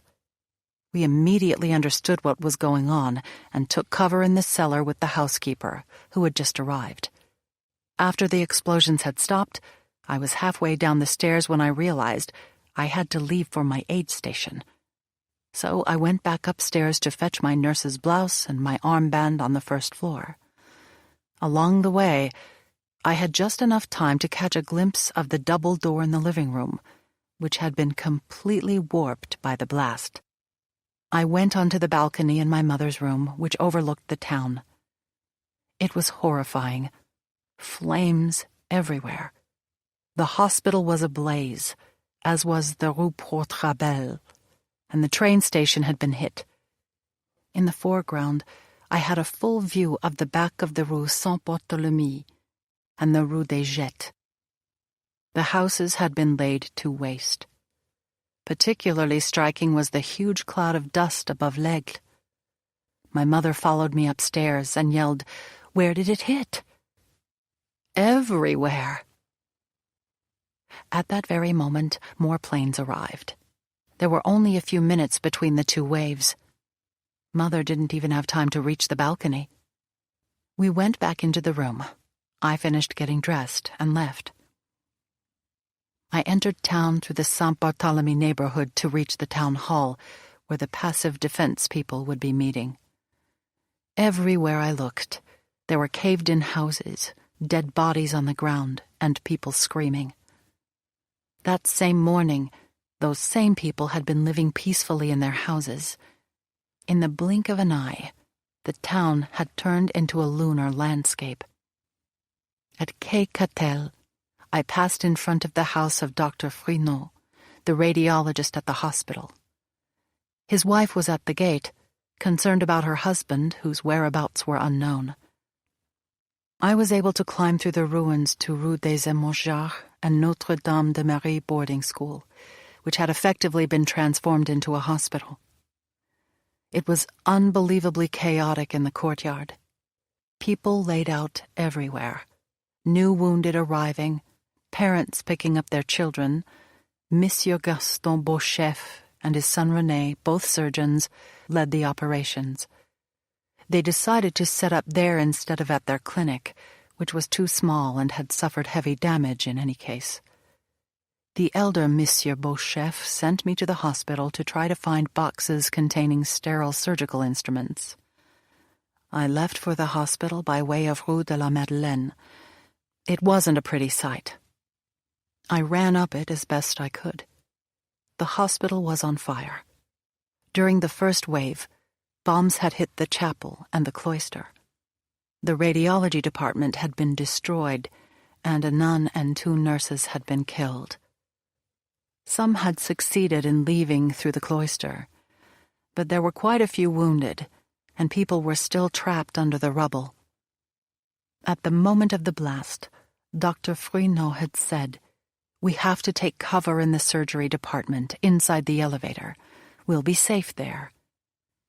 For his part, Dr. Foissy had been in favor of staying in the glassed-in hallway that connected radiology to surgery, an area that wouldn't collapse under the rubble. There was a second barrage of bombs, and this time surgery took a direct hit. The metal elevator car fell, and Dr. Fruinot was literally cut in 2. Meanwhile, Foissy and the others were covered in shards of glass and rendered deaf by the explosions, but they still had their lives. The surviving patients were out in the street, on the sidewalk, lying on mattresses or stretchers. At the foot of a spiral staircase, I came across the ass that we would see every day pulling the cart to the baker's to get bread. It was dreadful. The poor beast had been disemboweled, its entrails had spilled out, and its eyes were bulging out of their sockets. It doesn't make sense. I had just seen heaps of dead human bodies, but this was the image that would remain etched in my memory. I ended up finding a nun who said she had been able to salvage several boxes of instruments. She had set them down in the corner of a nearby pasture. I took a wheelbarrow, they were heavy, and began the task of returning to town, which was quite difficult due to the condition of the roads and the debris that was obscuring them. In the end, it turned out that the instruments I had worked so hard to bring back were not the ones they needed. Then night fell. I remember a comical scene. In the dorm for the youngest boarders, there was a man lying in a crib. It was far too small for him, to say the least. More than half of his legs were hanging off the end. He asked me to wipe his face. His arms were completely wrapped in bandages, and he was sweating profusely. It was Monsieur Martin, the notary on Rue des Émorgeards. He wasn't seriously injured, if you don't count the many cuts on his hands and forearms, but very easily could have been. He had gone up to the attic and opened the skylight to see what was going on. His house was blown away by the second wave. He found himself where he had been, at the window of his attic room, but on the sidewalk. If it weren't for his curiosity, he would have been crushed under the rubble. Madame Fruinot came to join us as well. She had learned that her husband had died, but she was a vivacious woman and came to do her part to keep her mind off the tragedy. She spent the night comforting people and calming the distressed. It was a beautiful thing. When Caen was finally liberated, only 25% of the town remained. Of the original 60,000 inhabitants, a mere 8,000 still had homes to call their own. Using your ears. Unlike England or Germany, bomb shelters were rare in France. For the most part, the French were left to look out for themselves. They developed expert ears, learning how to estimate the altitude of bombers and to determine whether a bomb was whistling overhead or silently headed straight for them. 23-year-old seamstress Paulette Ossouf lived with her family in Coutances, another city bombed several times on D-Day, most horribly that night. Even on June 6th, Ossouf had already cultivated a masterly sense of hearing and could warn her family of the danger coming from above. Unfortunately, no one would listen to her. The first fright came at 1 p.m. when 3 bombs landed in a field behind the train station. It was over so quickly that we didn't realize what had happened. There was no anti-aircraft fire. At our house, a little piece of shrapnel broke the attic window and lodged itself in the beaten earth floor. Our joy soon gave way to fear and anxiety. At around 6 p.m., more bombs landed behind the train station. It was more violent than before. We were very scared and on edge. At 7:40 p.m., we set the table for a dinner of vegetable soup and sand eel, which would never be eaten. I was nervous and couldn't keep still, so I went out into the courtyard to listen. When I came back inside, I said, "I hear planes. They're high up, very high. But there are a lot of them, a whole lot. They're coming our way. We have to go." No one would listen. Mother got angry and said, "Please just eat and leave us be." I pleaded from my seat near the window. If the window broke, it would fall on my head. I closed the window catch. "I hear planes coming in our direction," I insisted. "We have to go." They called me mad, crazy, and unhinged. My older sister said, "She thinks she's Joan of Arc. Joan of Arc heard voices, and she hears planes. It's sad, really." But at 8 p.m., everyone heard the planes. My older sister rushed to the bedroom to get a statuette of the Immaculate Conception that she kept on the table. Everyone left their seat and began saying the rosary. The first bombs fell immediately thereafter. We yelled out in fear, "They're bombing!" Papa tried to calm us by saying, "Don't worry, it's only machine gun fire." We knew otherwise. Then the second string of bombs fell. My younger sister grabbed a hold of Papa's arm and yelled, "I'm scared, I'm scared." Papa had just enough time to reply, "There's nothing to be afraid of. As long as we don't hear whistling, they're not coming our way." And then we didn't hear a thing. It was finished. The third had our name on it. 350 flying fortresses bombed for 25 minutes. And we didn't hear anything. It's impossible to accurately depict the state we were in. We hadn't fainted, and we weren't sleeping, but we were unconscious. The feeling is indescribable. It's almost as if we were under anesthesia, in a deep sleep. After a moment, I regained consciousness.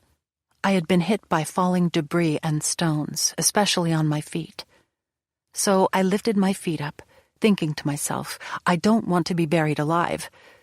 My eyes were open, but it was very dark, darker than the darkest of nights. That only lasted for 2 or 3 seconds, and then I lost consciousness again. After quite a long time, I regained my senses. My sister writhed in my arms. I took her by the hair and told myself, I'm not going to let go. Dead or alive, I'm going to get her out of here. And then I was again out of sorts, incapable of speaking. But I wasn't afraid. It was dreamlike, unreal. I felt like I was the only one with a survival instinct. We all snapped out of it at the same time, as if we had been awakened from a dream. It was still dark, but I saw a glimmer of daylight. I was the first to speak. "There's daylight." "There's daylight," echoed Papa, then a second, a third, and a fourth voice. I exited through what I thought was a small hole, but was actually the door frame. I couldn't see anything because of the thick plume of dust. Papa was next to go out, followed by the rest of the family. Papa counted us, and everyone was there. "Everyone okay?" "Yes." It was a miracle. We all had our 2 arms, our 2 legs, and our 2 eyes. Papa did have a large cut under one eye, and on his head. The surprising thing was how incredibly calm we were. My younger sister had lost her shoes. She calmly searched for them in the rubble. Another who had lost one shoe didn't even think to look for it, and came out with one shoe on. I still had mine because they were tied on at the ankles. We were trapped in the little courtyard. Papa thought to use a ladder to climb over the neighbor's wall. But how could we find one amid all this clutter? I turned around and saw a bit of daylight coming through the neighbor's house. "Maybe we can go through there." The opening, about 50 centimeters wide, was at the top of the window. We slipped outside, where we found ourselves on top of 2 meters of debris. We were stunned. We had thought that our house was the only one that had been hit. But there was absolutely nothing left around it. The whole neighborhood was in ruins. Panic and terror set in when we saw the train station and realized the magnitude of the disaster. As a result of the bombings in Coutances, 312 civilians lost their lives. The town was 65% destroyed. Normans created their own shelters. Medieval castles offered thick walls and were big enough to shelter entire villages. No one wanted to die alone. Claude Perry describes how his family in Saint-Loup survived the bombardments of the night of June 6th and 7th. Planes were continuously flying overhead, and we heard the boom of mortar fire in the distance. The Germans who had fled the fighting at Omaha had come to regroup their lines of defense. Instinctively, the families tried to gather together by village. Solitude breeds fear. Many chose the cellar of the castle, which had 1.6-meter thick walls, a place where at least you were sure to be safe. Sometimes, survival meant having indifferent rather than acute ears. When the cows had to be milked, according to Paris, a woman who was hard of hearing stepped forward to do it. One day she was leaving. Everyone tried to stop her because the bombs were falling at a steady rate. Her response was, "No bother, I don't hear a thing." Prayers and miracles. Excellent ears could help you know when and where the bombs were coming, but they could not stop them from falling. Normans often turned to prayer as their only recourse for survival. Marcel Amelato describes a bombing raid near Sainte-Mère-Église. Whir, kaboom, windows shatter. A shell had just hit very close to us. Not a German shell. It was the Americans striking back. Their little planes were flying back and forth, and every time we heard the whir, kaboom, it was because they had located a German artillery position and dropped a bomb. Heaven help us. I clung to my mother under the mattress and took her hand. My little dog, which was normally full of pep, huddled up with us and remained silent and motionless. The whir of the shells picked up pace and grew nearer. The interval between the whistling noise and the explosion became shorter and shorter. Each time, we tucked in our shoulders and our muscles tightened, as if to protect ourselves from the blow. Kaboom! A deafening explosion hit. I couldn't hear a thing. The shell landed so close that I didn't even hear it whistle. Once I'd snapped out of my initial shock, I ventured to the window to take a peek outside. Monsieur Dumont's house had disappeared behind a cloud of dust and smoke. There was a moment of silence. Then I saw Monsieur Dumont and his 3 children run across the yard. They were pallid and trembling when they came inside. We crawled out from under our mattresses to welcome them in. A shell had just blown through their house. Our little group was in a state of panic. Mother said prayers as a way of deflecting her fears. Grandmother had the kids pray, "God protect us, Lord have pity on us." As soon as she took a pause from the litany, I urged her to go on, because even though I'm hardly a believer, it was the best way to redirect the fear of the children and adults alike. Sainte Marguerite, patron of Neuville, protect us, O Mary conceived without sin. The Germans seemed panicked themselves. I could hear them talking, walking, and running. Some came into our house, walked through the hallway, and went up to the attic to take shots through the skylight. They didn't really see us, apart from a quick, slightly deranged glance as they passed by. They finally moved their gun once they knew they had been spotted. It was too late for us, unfortunately. The window flew open with such a bang that the noise of shattered glass was a soft note amid the horrid clamor. The house cracked eerily, seemingly blown apart by the hellish cyclone of dust. The stench of gunpowder irritated our throats. I was beyond fear, in a trance. No feeling whatsoever, completely out of sorts. I ceased to exist. I imagined that this is how someone who is killed instantly passes into the afterlife. My return to consciousness was lukewarm and wet in the form of a lick on the nose from my little dog. It was impossible for us to immediately gauge the full scale of the damage. We stayed under our mattresses. The gun battle had resumed with even greater intensity.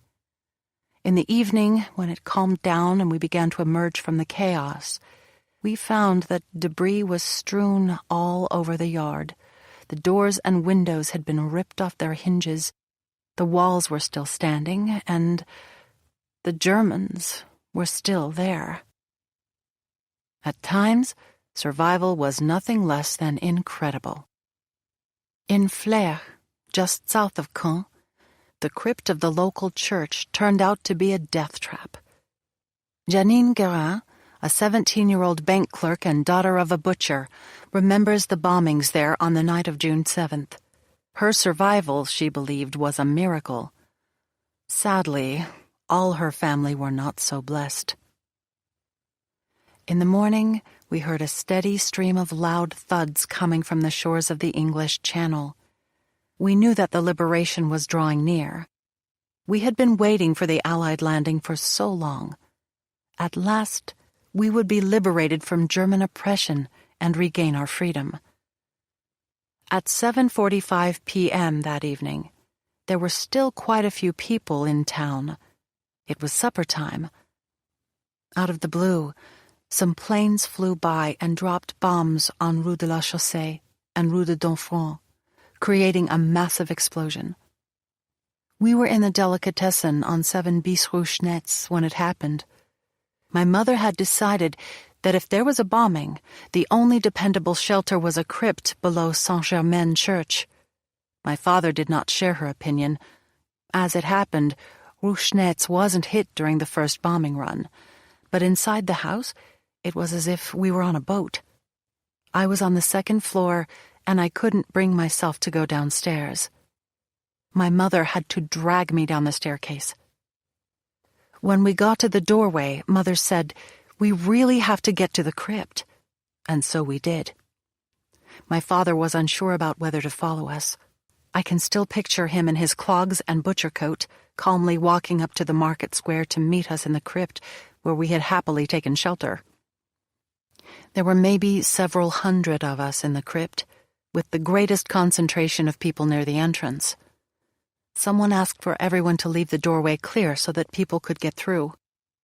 My father wanted to do something for the wounded who had begun to arrive.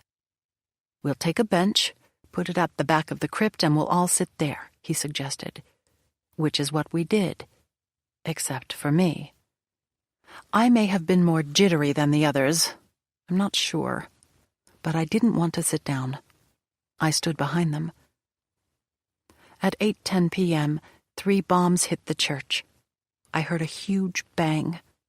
I didn't see much, only a fiery red flash, before I was buried beneath the rubble. I heard cries and screams. There was widespread panic, but I couldn't see anything. My father was killed instantly, and the other members of my family were seriously wounded. My brother André, who was 16, had a compound fracture of the thigh. With treatment, he would have survived. My mother had a bruised left arm, and her face was badly hurt. My 10-year-old brother Bernard had his head split open, his skull fractured, and his right thigh broken in 2 places. My 14-year-old sister Madeleine had a piece of shrapnel lodged in her leg and was in severe shock. Despite cracking a bone in one of her arms, the domestic took Bernard in her arms and carried him to safety. My sister pulled my mother to safety as best she could. In the crush of people, others were going over the top of them. From there, they made it to the police station on Cinq-Bec Square. As for me, when everyone left, I couldn't hear a thing. I knew I wasn't getting enough air, and thought I'd died from asphyxiation. I didn't think they'd forgotten me, only that I was buried and they couldn't see me. At any rate, they looked back before leaving and didn't find me. What transpired after was a miracle, I must say. Monsieur Garnier, the director of the Magasin Réunis department store in Flers, was looking for his wife. Coincidentally, she was named Alice, like my mother, not a common name. I heard him calling for Alice and thought it was my father. I couldn't breathe. Somehow, to urge him on, I summoned the inner strength to say yes. Yes. I had the strength to say yes. Monsieur Garnier thought that it was his wife. He rushed forward and quickly unburied me from the waist up. I was in a daze. I looked around but couldn't see anything. Then my eyes turned to Papa and my brother André, who were lying next to each other. My brother smiled heroically.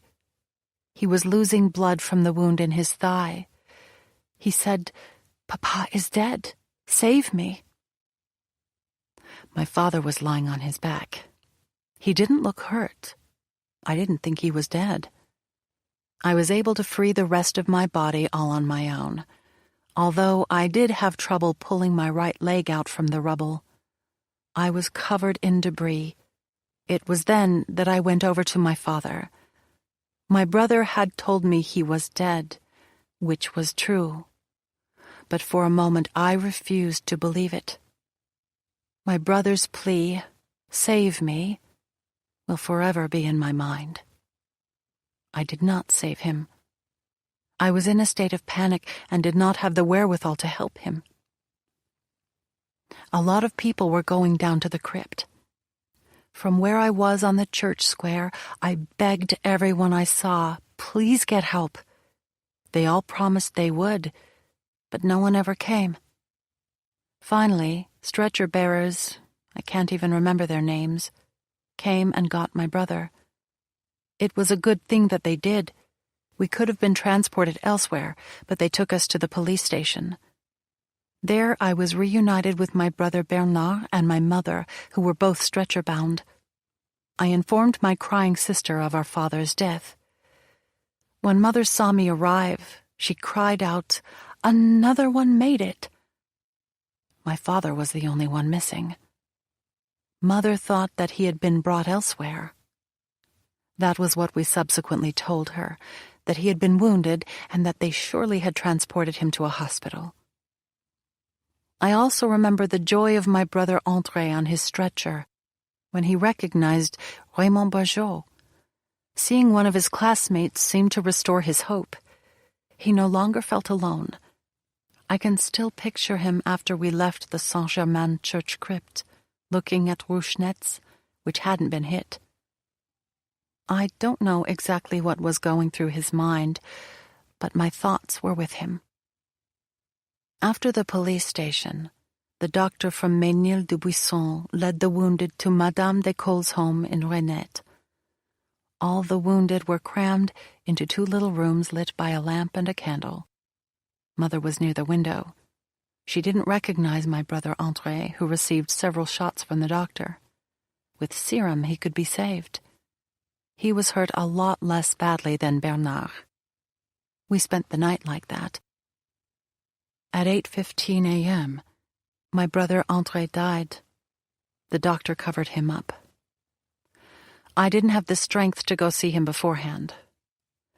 I remember that Mother recognized him from his breathing and moaning.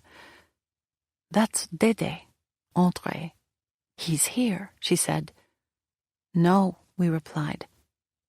We didn't have the heart to tell her. In Cherbourg, some days later, Suzanne Arnaud's mother placed her faith in miraculous medals to protect the family. The Americans had set their sights on this northern port city after establishing a successful beachhead. Between June 22nd and 24th, Cherbourg was also subject to fierce bombing. Like many other families, the Arnauds had built a small shelter in their backyard. It did not protect them. The weather was very nice on Saturday, June 24th. After a bit of cooking, we went back to our shelter and the sirens rang out. I climbed onto the roof of the shelter to watch the planes go by, and I saw bombs drop. "They're not very far away," I remarked.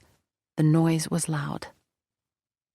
Dr. Deslandes, who had gone home to shave, was thrown all the way to the next street over. An entire block of houses was destroyed, and their street was completely blocked in by all the debris. My mother was distressed by the death of the doctor, whom she had been very fond of despite his rough exterior. She thought she was protecting herself from death by placing miraculous medals all over the place, both on her person and on the front door lock, which was ripped off. You could tell she was very worried. At noon, there was a short break in the mortar fire. We took the opportunity to lie down in the grass near the shelter and play a game of dada. At around 1:30 p.m., my mother told us to come back inside the shelter because shrapnel was falling all over. She sat down with Madame Lesnie in the back of the shelter. Mother knitted white cotton gloves while Madame Lesnie leaned her head on Mother's shoulder and took a nap. Dimitri drew, and as for me, I read in the entrance to the shelter where there was light. A green ball appeared out of the blue. I felt a sharp pain in my eyes and couldn't hear anything around me. "Mom, I'm blind," I screamed. But she didn't answer me. The shell had hit her head-on, and she died along with Madame Lesnie. A shadow passed in front of me, and I realized that I wasn't blind. It was Dimitri, who had summoned the strength to flee despite his wounds. I later found him lying in the cellar. With the hand I still had use of, the other was slightly injured. I helped him to make a tourniquet to staunch the gushing flow of blood. And then I went to call for help. Some people heard me, and naval firefighters arrived soon after. They realized that there was nothing they could do to save my mother and her friend, so they put Dimitri and me on stretchers. My eyes were in terrible pain, gave us a quick scrubbing at the official shelter, and then took us to the naval hospital. As I was getting down from my stretcher, a large shell hit the glass-roofed operating room. A paramedic was killed escorting other wounded. The firemen were taken by surprise and let go of my stretcher, causing me to fall onto the road. Blinded and completely overcome with fear, I began to scream. A doctor gently reasoned with me, and I quieted down. At the time, most hospital operations were carried out underground, with a row of mattresses and small but efficient operating rooms set up in the concrete basement. They washed my eyes and must have administered a sedative because I slept for nearly 24 hours, up until the end of Mass celebrated right next to me without my knowing. My mattress was placed right next to a Soviet prisoner who made some indecent proposals, one might say. Even where the Americans had triumphed, tragedy could occur. In liberated Corentin, the most unlucky of deaths happened during a ceremony honoring American heroes. Colette L'Ermite remembers the scene. A stage was erected at Place de la République in front of the War Memorial to present awards to the U.S. soldiers who had served with valor on the battlefield. It was decorated with a blue, a white, and a red parachute. The entire civil population was invited to attend the ceremonies, which were held during the evening. I, of course, was on hand to honor our liberators, for whom we would make bouquets of flowers. This lasted until a woeful evening in late June, when a deadly shelling rained down on the square during a ceremony. Several people were wounded or killed, among them a 4-year-old girl who died instantly when a piece of shrapnel hit her directly in the heart as she handed a bouquet of flowers to an American soldier. This was the last of these ceremonies that was held. The stage was taken down the following day. A lost sister. As difficult as was the fate of the Guerin and Arnaud families, at least they were all together. Many other Normans were not so fortunate. A terrible anguish weighed on all those missing a loved one. Were they alive or dead? Was their house still standing? Where were they now? It was almost impossible to find out. Norman newspapers were plastered with queries about brothers, sisters, daughters, and fiancés. Radio stations featuring messages from dispersed families collected as many as 2,000 requests a day. Desperate mothers wrote letters to mayors asking for information. Even when a Norman town had been liberated, its inhabitants were left to wonder what was going on for family elsewhere. The disappearance of his sister tormented Désiré Potier. He felt horribly guilty that on D-Day he had not brought her back from Saint-Loup, where she worked, to the family home in Rémilly. The aerial activity and naval artillery gradually began to die down starting at around noon.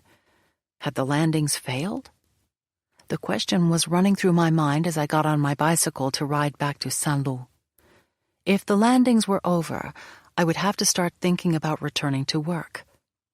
When I arrived in Saint-Loup around 3 or 4 p.m., there was nary a civilian in town, perhaps fewer than 20. There was no one in the office either. Some policemen advised me to find somewhere to take cover. The planes had come back to bomb the train station. Where I was on Rue de Neufbourg was fairly far from the station, so I didn't believe I was in danger. My earlier fear that the landings had failed now subsided. The train station and power plant were obviously bombed for a reason, which gave me hope.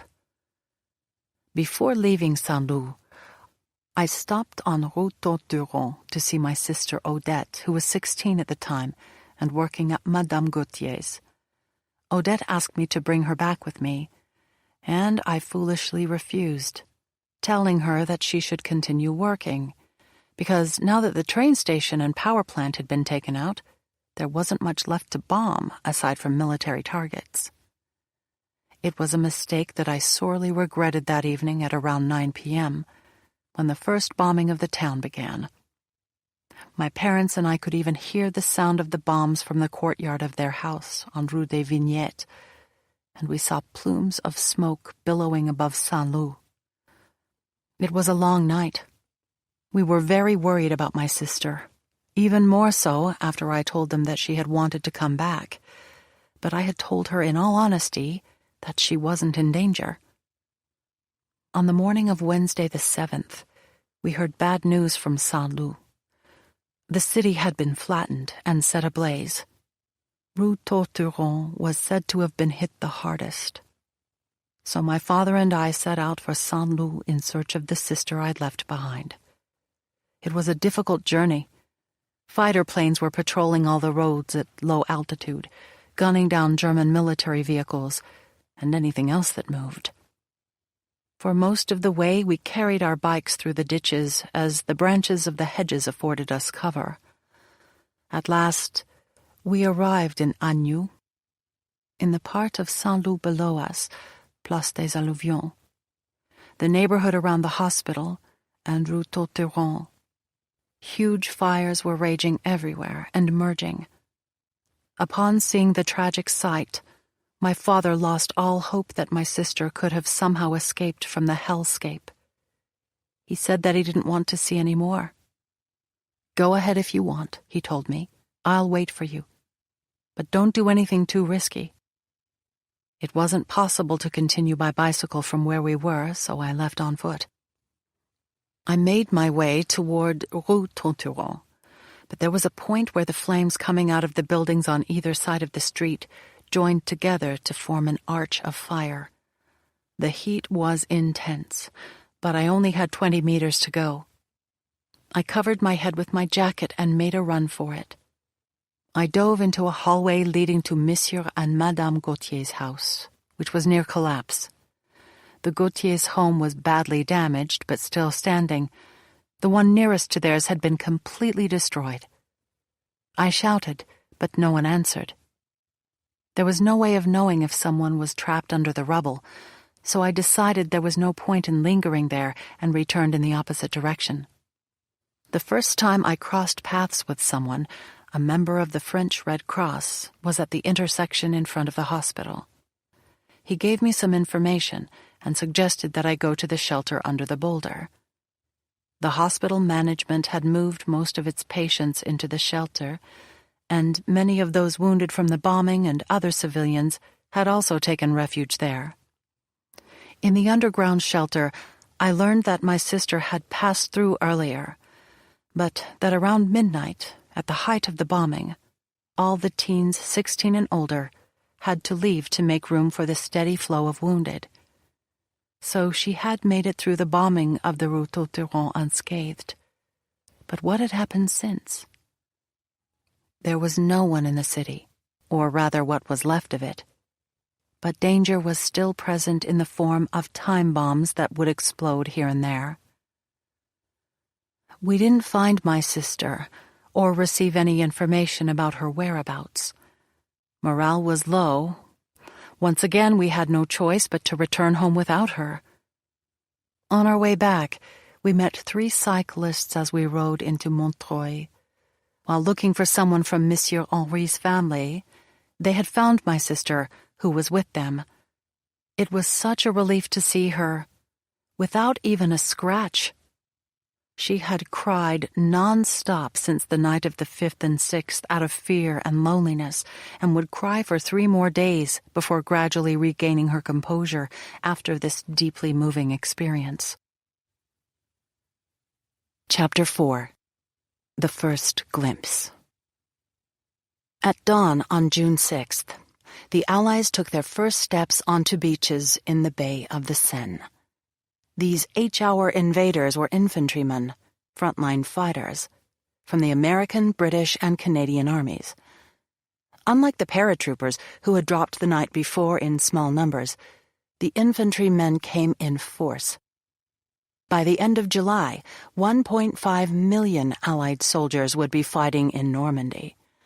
On beaches farther east, codenamed Gold, Juno, and Sword, the British and the Canadians launched their assault. Their objective was the city of Caen, south of the beachhead. On beaches farther west, codenamed Omaha and Utah, the Americans landed. Their first goal was to take the lower Cotentin and the Carentan Basin. As the day passed, Allied progress was measured in inches along some stretches of the Normandy coast. The German defenders fought doggedly from fixed positions, but by nightfall, the Americans controlled a perimeter up to a mile deep beyond Omaha Beach. This meant that French civilians in coastal towns such as Vieilleville and Grand-Camp-les-Bains met their first American that morning. Almost everyone in Normandy remembers their first glimpse of an American. During the long years of German occupation, the Normans had imagined the moment of liberation as one of profound joy. But for civilians who found themselves in the middle of a war on June 6th, that moment turned out to be quite different. First encounters happened in an atmosphere fraught with fear and danger. Language barriers fostered distrust between soldiers and civilians. Even after the Normans had been liberated, it sometimes took a while for them to realize what had happened. When the reality of their freedom began to sink in, however, they rushed to offer their liberators whatever gifts they could find. The pre-dawn of liberation. The pre-dawn of liberation could be proverbially dark. As was done with the paratroopers, American infantrymen were told to use caution as they infiltrated French homes and villages. Chances of a German ambush were high, particularly in the first days of scrappy, face-to-face combat. Victorine Ouivet, a 31-year-old schoolteacher in Vieilleville, met her first American on D-Day. Her village, steps away from Omaha Beach, was one of the first taken by the Americans that morning. Despite the virtual decimation of invaders landing on the western flank below Vieilleville, some men survived to reach the seawall in the town. One of them took Ouivet by surprise. I saw my first American soldier for the first time on June 6, 1944, at about 7 a.m. The hallway door in the house had been blown off during the bombing, and I had had a sleepless night. I was putting on a skirt when an American showed up at the door. I didn't know that the landings were happening because I hadn't seen any boats at sea. We couldn't see the water from the school. We had no idea. I was alone because my colleague was upstairs. The soldier was right in front of the door but didn't enter because he was afraid there were Germans. I was the first Frenchwoman he saw. He had just come up from the crossroads and must have taken me for a German, because he thought that all the civilians had retreated back 5 kilometers, and we had stayed. He was tall, very tall, and armed like all the other soldiers. He didn't say anything. I was so bewildered that I put my hands in the air and thought to myself, "What is this beanpole doing here?" There had been plenty of talk of the landing, but we didn't think it would be at our doorstep.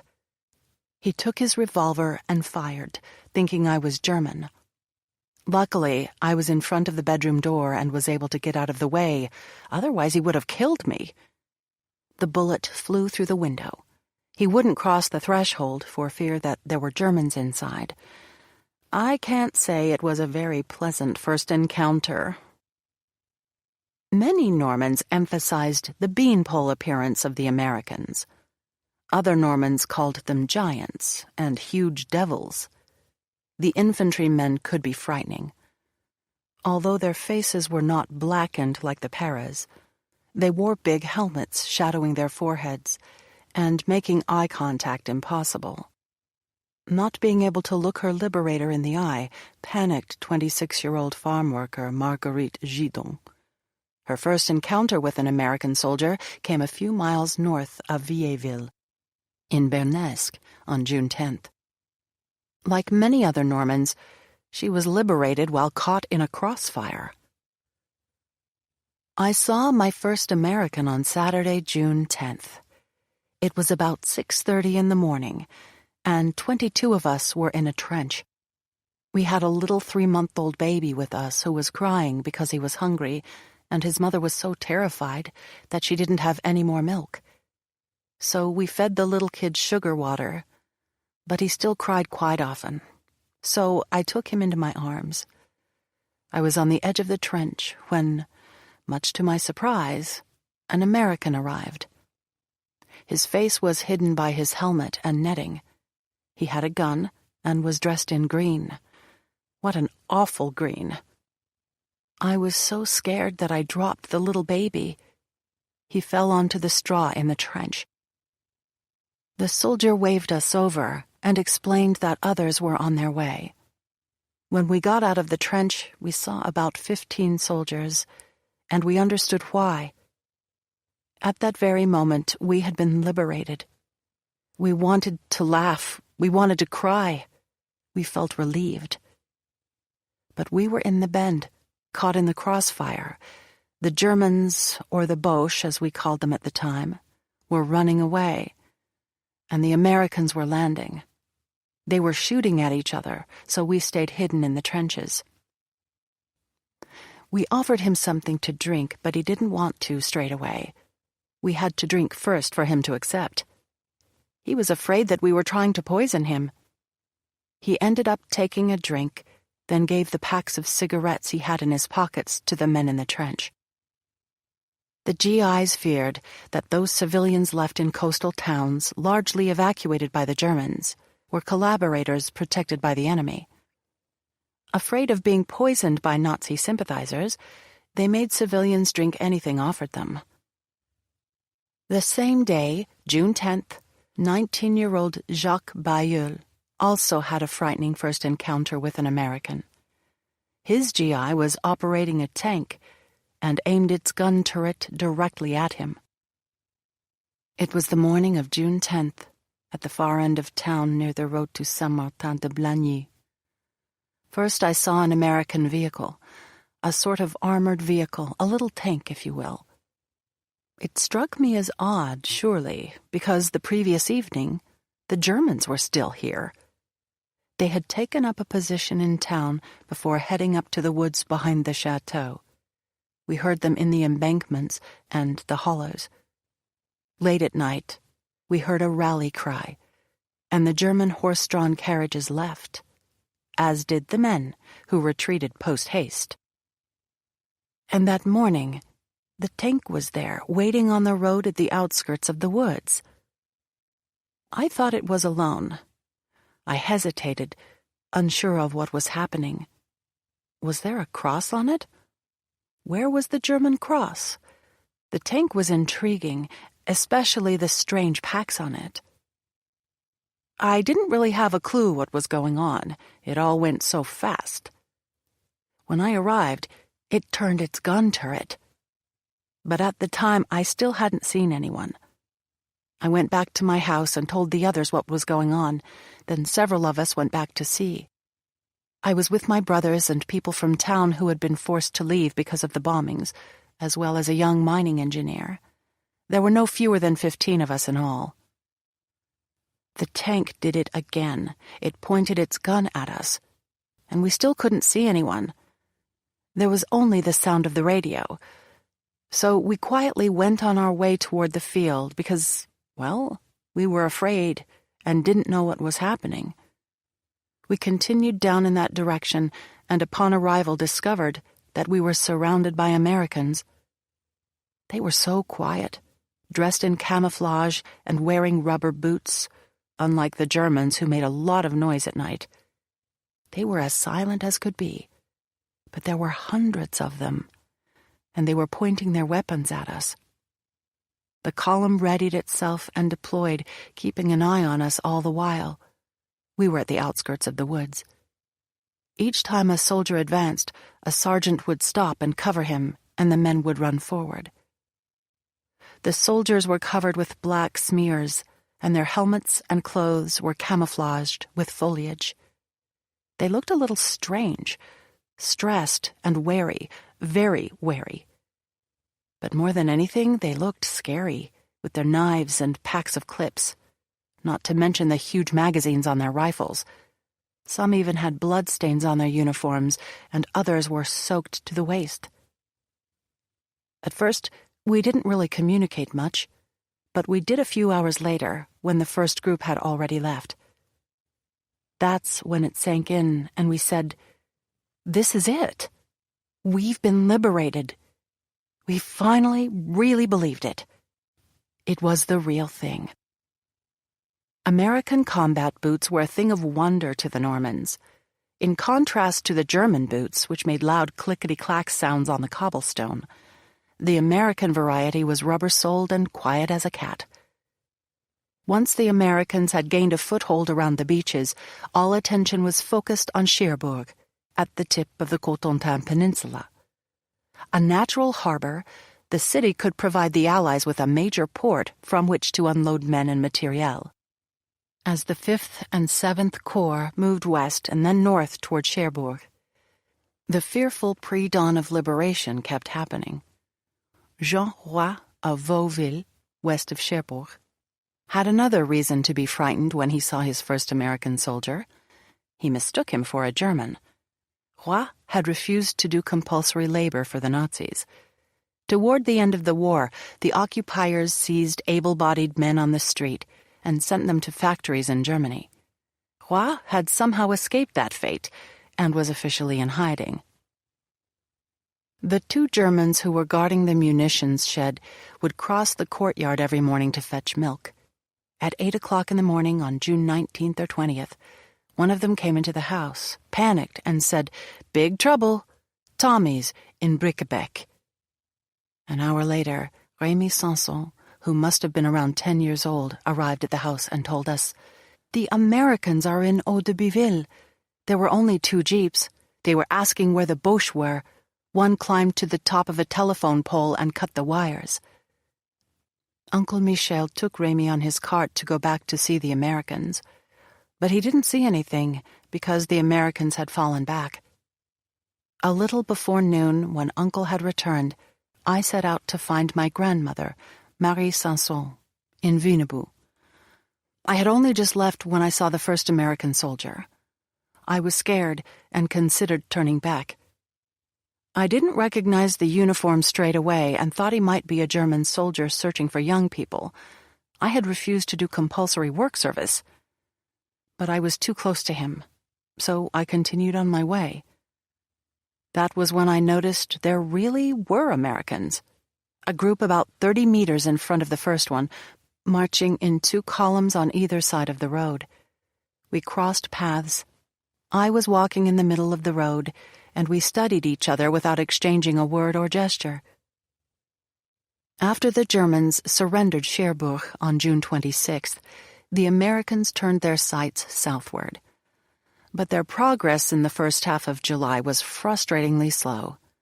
The Norman landscape, with its fields divided by tall, impenetrable hedgerows, favored the defenders and made forward movement nearly impossible for heavy artillery and tanks. German snipers were also a huge problem. They would remain behind after the German soldiers retreated, hiding in the hedgerows and picking off American soldiers one by one. When they were at last out of ammunition and food, they would emerge to surrender. Even if the Germans had left a town, sniper fire could come from anywhere, anytime.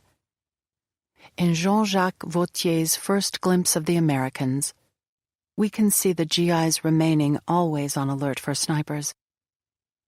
Around 11:30 a.m., a shout rang out, "They're here!" Sure enough, we could hear a steady rumble coming from the road. We stood on the roadside, our hearts thumping, and a helmet appeared at the top of the hill, followed by more helmets and a car. The convoy made its way down slowly. When the first vehicle, a scout car or something of the sort, rolled past us, we all burst out in cheers. A lady threw a bouquet. The leader of the group stood stern and alert, making the V sign with his hands. Seated beside him on the tracked truck, the soldiers kept their guns trained on the side of the road, their finger on the trigger, ready to fire. They made the V with their right hand without letting go of their rifle. Their ash and dust-covered faces showed signs of fatigue. Their eyes shone brightly. Their silence kept us quiet. We understood them. By mid-July, the Norman terrain had created a war hell for the Allies. In 12 days of battle that summer, 8th Corps suffered 10,000 casualties to take 7 miles of territory. Hedgerow fighting was also hard on the soul. That month, 1 of every 4 infantry casualties in the 21st Army Group was for combat exhaustion or shell shock. In response to this near stalemate, General Omar Bradley devised Operation Cobra, a breakthrough plan that combined massive air bombardment and concentrated attack. Launched on July 24th west of Saint-Loup, the campaign was a success and allowed the penetration of U.S. forces south and west toward Rennes and Brittany. But the transition from war to peace remained dangerous. In the town of Fleury, southwest of Saint-Loup, Christian Denny experienced his liberation, once again, as a moment of terror. The turning point for him was seeing a yellow banner flying above a plane nearby. American infantrymen used yellow panels in order to identify their position to Air Force personnel and to prevent friendly fire. I had learned from experience that the little paths weren't safe, for a sentry could mistake me for an enemy. It was 7 o'clock in the morning, local sun time. Through the gate, I caught a glimpse of a soldier with an odd look about him. Small, stocky, and sharp-eyed. He had a 5 o'clock shadow and dirty clothes. He didn't at all look like a Boche. But not for 1 second did I think he could be American. 2 others appeared at the gate. I didn't know whether to keep walking forward or to turn around. He gestured for me to come over, and as I approached, he said, "American." I must confess that I was crying tears of joy as I wrapped my arms around him. Using a small book of phrases, he was able to ask me if there were any Boche in the region. I told him I hadn't a clue, but that if he wished, I could find out and pass on the information to him. He accepted, and it was decided that I'd come back to meet him half an hour later. I first went over to Gus de Bled's place. If there were any left in the area, they were bound to be there. 2 had eaten there but had since moved on.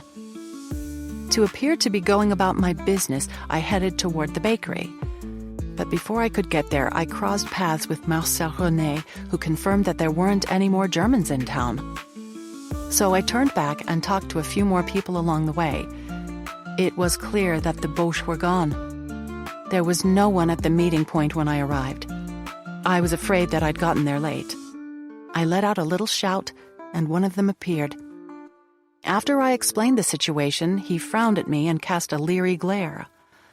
I made a gesture to reassure him I was telling the truth. Then he slung his weapon over his shoulder, took me by the arm, and signaled for me to follow him. My blood ran cold. I had the very distinct impression of having fallen into a trap. These so-called Americans are nothing but Germans, I thought to myself. I was a dead man. I gathered my senses and walked beside him. He tried to give me some chocolate, but I scornfully refused. We walked 130 meters together, him upright like a Boche, and me with a single thought on my mind. End this as quickly as possible. At a bend in the path, I caught sight of a yellow banner flying above an airplane on the road at Chennai Junction. I had a new lease on life. My friend, for I would call him that now, had me explain all that I knew to an interpreter, who then transmitted the information to an officer. I couldn't wait to share the good news, so I went back to Poulain Street. All those brave souls were still in the stable, silent. As I opened the door, I told them, "Stand up! We're American!" It's difficult to express how much those 4 words can change the life of a community after such trying times. Everyone wanted to go have a look, but I assured them that we were almost certainly saved. We weren't completely in the clear. It would have been crazy to ruin the happy moment out of carelessness. I got permission to bring a few treats to our liberators. I took them a bottle of Calvados and some other things. The range of emotions felt by Denis in this incident captures the mood of these first encounters. Bernard Goulbin beautifully describes the transition from terror to euphoria that could occur, sometimes in a matter of minutes. The first American soldier slowly approached our dining room window. Beads of sweat were running down his grim face. He took aim at us, and once he was sure there were only civilians, he continued on his way, still on his guard. The second gave us a stone-faced look.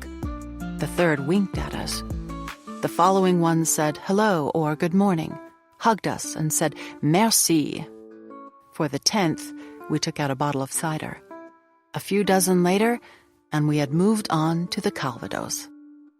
This impromptu welcome was a joyful, exuberant experience that lasted quite a long time, at least 1 hour. But in truth, probably closer to 2. You don't notice the passage of time during these sorts of moments. It's hard to describe the immense joy we felt. After all this time, I still get chills thinking about it. At first, we were in disbelief. We were liberated. Do you realize that? Liberated. Words of warmth and kindness poured out of our mouths in praise of our liberators. It's difficult to express in words even today. Language barriers.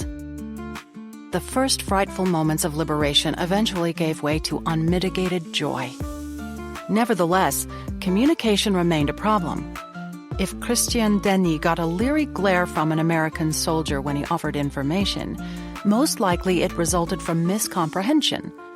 More than any other factor, the language barrier between soldier and civilian fostered mutual doubt. Very few GIs spoke French, and even those Normans with years of schooling in English could not really understand their liberators.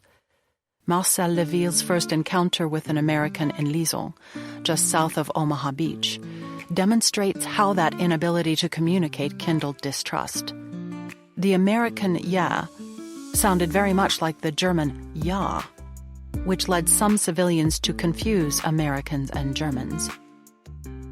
It was 8 a.m. when a figure appeared at the top of the hill near the house in ruins that belongs to Le Poitre.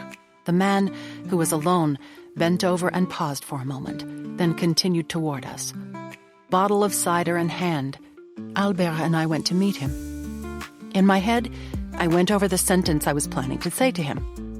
However, my English was very poor, and I didn't have my dictionary.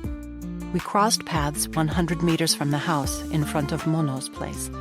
He stopped and, using pliers, appeared to cut the wire running along the side of the road. He was holding a telephone and had a big leather bag slung over his shoulder.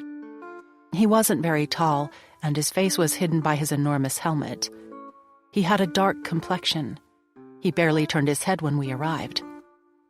"We are Frenchmen, and we are your friends." But he ignored us completely and continued working. "I have studied English at school. I speak some words only. Do you understand me?" Yeah. "Hey, he speaks German to say yes." I showed him the bottle of cider and asked, "Drink?" He shook his head no. We were a bit disconcerted. I pointed to the wire and asked, "No good?" He replied something that I didn't understand and then left, continuing downhill. Part of the family was waiting for us at our gate. He had a gun that looked like a rifle. I didn't know what more to say. I tried to find his rank or a badge, but there was nothing. "You are not Certi?" We walked close to him. I gestured with my thumb for him to take a drink. Sign language is a good language. "Ah, thirsty." "No." Communication was difficult, just like with his telephone. Everyone was waiting for him at the gate of the house. "He's no fun at all. He's like the ones that passed through last night. Testy." We had barely stepped in the door when, late in the afternoon, a patrol of 7 or 8 men headed up the hill. "Bring a bottle. No, 2.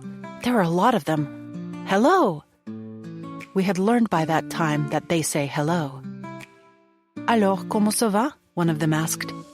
Surprisingly, he spoke French with a strange accent. "Are there any Boches around here?" His use of the term Boche surprised us. Another mentioned cognac. We gave them some cider, which was not to their liking. We were, of course, required to take a drink first. My mother suggested opening a bottle of wine, which they enjoyed. One of them gave me some cigarettes and left the pack. The tobacco tasted wonderful. The case was red and made of cardboard. According to what was written, the flavor was Egyptian. And for the first time, I heard the famous OK that I knew to be typically American. The young daughter of Norman farmers, Yvette Travers, also recalled trouble communicating on D-Day. But in this case, it did not seem to matter. "Look who's coming, smoking cigarettes. Why, we know those two brothers. Have you seen the Americans?" "Why, yes. They are 150 meters from you," they replied. There were 18 of us, and not a single one stayed put. Everyone started running, racing to see who would get there first.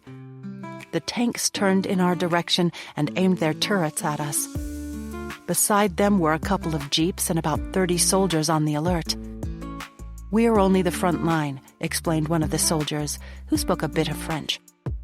Locals, out-of-towners, and refugees, everyone surrounded them, embraced them, and showered them with flowers. A few people broke down in front of these big, stoic guys with tanned faces and shaved heads who were visibly tired. The soldiers didn't speak our language and remained silent. Even the well-known collaborators gathered with the crowd. It was abhorrent. 2 regiments passed by us in single file. The scout returned to his duties as well after saying goodbye. A little jeep stopped in front of the house to ask for directions. There was the driver, a colonel, and a general. They had very few decorations. The general was as simply dressed as the driver. We talked a bit, and my sisters, who had just milked the cows, offered the men some milk, which they gratefully accepted. Some of the chattier folk asked them a bunch of questions in French and patois that they were not able to answer. One brave man tried a few words of German from his repertoire. They didn't understand that either. There was a tremendous feeling of joy, of unbridled elation. It didn't matter that we didn't understand exactly why. We were friends, allies. We were buddies. Note how Travers refers to the collaborators. Welcoming the Americans became a way for those who had done business with the Germans to cloak their sympathies. But in small villages, everyone knew who had done what. Travers also points out something about the U.S. Army that puzzled Normans. The lack of insignia on the American uniform made it difficult for them to figure out who were the officers and who were the enlisted men. A young Jacques Petit, refugee from Saint-Loup, was another who found that his school English did not help him much when he was liberated on August 2nd. Near the farm, Sherman tanks were lined up along the hedges. I attempted to strike up a conversation with their occupants. So what exactly was the language the men in khaki spoke? I was proficient in Shakespeare and had been collecting first prizes in English for the past 6 years. That evening, I was able to string together a few intelligible sentences once I had gathered some momentum, but I didn't understand a single word of their rapid-fire answers. How grateful the Normans were when a GI could speak French. The Ferrare from Grand Camp-les-Bains remember being thankful to a New Yorker whose father was French. We had quickly taken shelter behind a section of wall in a half-demolished house when we saw a group of American soldiers advancing silently in their rubber-soled boots. They were dressed in khaki jackets, pants, and gaiters, knives at their waist, and light rifle or submachine gun in hand. They moved with the phenomenal litheness of big cats in the jungle or Indians on the warpath. The soldiers were covered in dust and mud. They had the weathered faces of men who had been fighting since the landing, on the edge of minefields and roads blown away by German fire, and who were no strangers to fierce hand-to-hand combat. They moved forward step by step, in short bursts from one roadside ditch to another, under the protection of their fearsome artillery and vast air support. There was a chill as night fell. My companions shivered in the biting north wind, and the wait became protracted. We again signaled our presence. A soldier gestured to us, and we formed a group. He led us to a house near the new church, where a few people from Grand Camp had gathered before the battle because of its particularly secure cellar under the cubic construction of its pristine white walls. The American guard in front of the door was an exceedingly handsome man. He was of average height, with a very dark complexion and fine features. His father was French, but he was born in New York. Morel was his name. He showed us the Cross of Lorraine pinned to the side of his jacket. I wanted to fight in France, he explained, and joined the commandos so that I could be in one of the companies that stormed the beaches. Your wish must have been granted because you're here now. He smiled. Overcome with emotion, we took his hands and expressed our gratitude that he and the others had traveled so far to free us from our bonds. We were all Americans. Particularly after the Americans broke out of the hedgerows south and west of Saint-Lô in late July, the fate of the battle was less held in the balance. A ritual was soon established in French villages. The GIs were welcomed with flowers, cheers, and warm smiles. Here is how René Duclos, a refugee from Saint-Lô, remembers the joyful moment on July 28, 1944. Suddenly, and without fanfare, the Germans left. They turned their backs to the sea. We were certain that others would come to relieve them, but much to our surprise, none did. Were they really gone? When we ventured out to their positions in the early afternoon, we saw that they had been abandoned.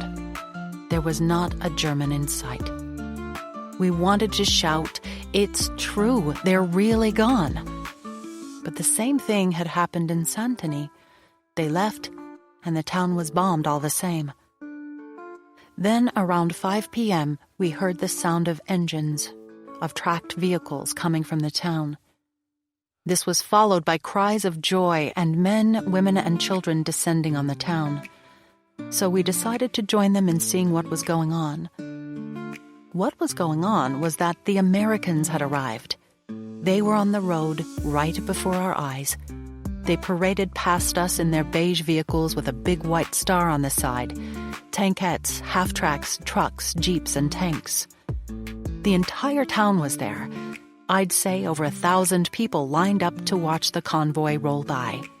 The convoy stopped, and the Americans shook hands with people and handed out cigarettes. My brother got one, and even packs of cigarettes.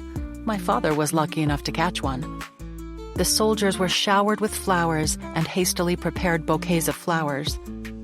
They were given bottles of wine that had been successfully hidden from the Germans. French flags appeared in windows, and church bells pealed out. Joy, celebration, and jubilation filled the air. We had regained our freedom. Yes, we had been liberated. That night, we were all Americans. The Americans were big, smart, good-looking, and rich. That's what Abbé Dufour thought when he saw his first GI in Lorraine, southwest of Saint-Lô, on the 28th of July. Right on schedule at 8 a.m., we began to hear an increasingly loud noise from the direction of Étretat. It could only be one thing: our liberators speeding down in an armored column. I had been waiting a few minutes near the north end of the cemetery when a jeep appeared at the lower end of town and drove up the hill toward me. It stopped in front of me, and an officer got out and put out his hand. Flustered, I could only manage, "Welcome! You are welcome!" He answered in halting but cordial French. "Very well. You, Monsieur le Pasteur, are the first in the village to welcome the Americans." I was moved by this small compliment, which I think was well-deserved. The officer then asked me various questions and had me walk with him to the wayside shrine. The armored detachment congregated there, about 20 vehicles in all, jeeps, trucks, armored cars, and light tanks. The soldiers aboard were strapping fellows, let me tell you. I had never seen any others like them, even among the occupiers. They were camouflaged, as were their vehicles, with netting and branches. From first sight, they exuded power and confidence. Even the presence of looters at his house the next day did not sour Dufour's opinion of the Americans. The night was calm and relaxing. Peace at last, after all that commotion. I'm sad to say that my day was more than infuriating. Last Thursday, the Germans looted me neatly, in a manner of speaking, and without breaking anything inside my house. The same cannot be said for what happened today. After leaving the rectory one last time for luncheon, I came back at 4 p.m. to find my room in a pitiful state. From my window, I caught a glimpse of two Americans visiting Artemise Vigo and Marcel Marion's house, while a third waited outside in the road. I went up to the third soldier and reprimanded him harshly, making him summon the two others. But it was no use. They swore they weren't the gangsters I was looking for. And after all, this was nothing compared with all the ruin and misery of the war. My house was still standing. All the same, that wasn't a reason to clear the guilty of wrongdoing. And I know that during that time in Lorraine, there were other looters than the Germans and the Americans. Out of kindness, I won't elaborate. We ended the evening in my house and garden with a charming group of American soldiers with whom I had a long and enjoyable conversation. They promised me chocolate, candy, etc. 2 days later, they kept their word, and in return, I gave them some cognac. Cognac. They are fond of that. And there are no hard feelings on my part. Young boys and girls particularly admired the Americans.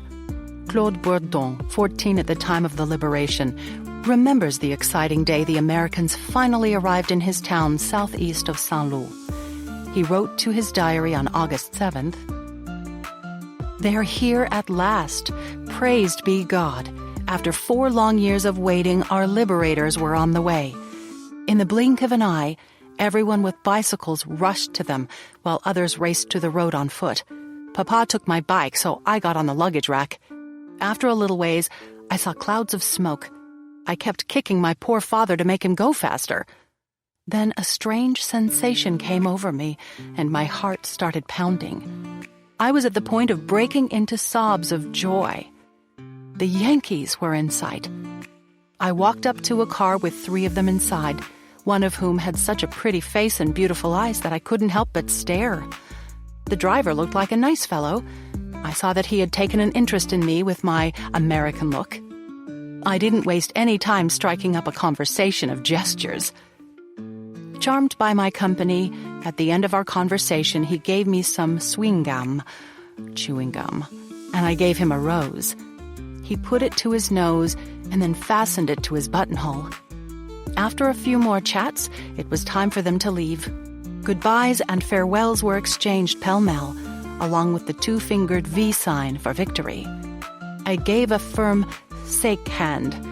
handshake, to the 2 men in the jeep. Sad to see them go. Oh well, there will be others. As they started on their way, the 30-strong convoy was showered with flowers, goodbyes, and cries of, "Well, good." We headed back home, our hearts filled with immense joy. I chewed his gum. When we arrived, the mayor's son announced that he was giving an all-night dance to celebrate their arrival. I danced with Monsieur Le Sage and his brother-in-law, but I would have preferred to dance with the Americans. Oh well, I'll get my chance. Papa delivered a baby that very night. American technology completely wowed the Normans. The jeeps, the tanks, the telephones. Yvette Travers remembered how, with the help of a French-English phrasebook, one of them explained the purpose of all the weapons that stood before me. They had machine guns, submachine guns, knives, you name it. They even had mine detectors and radio transmitters. It really was a modern war.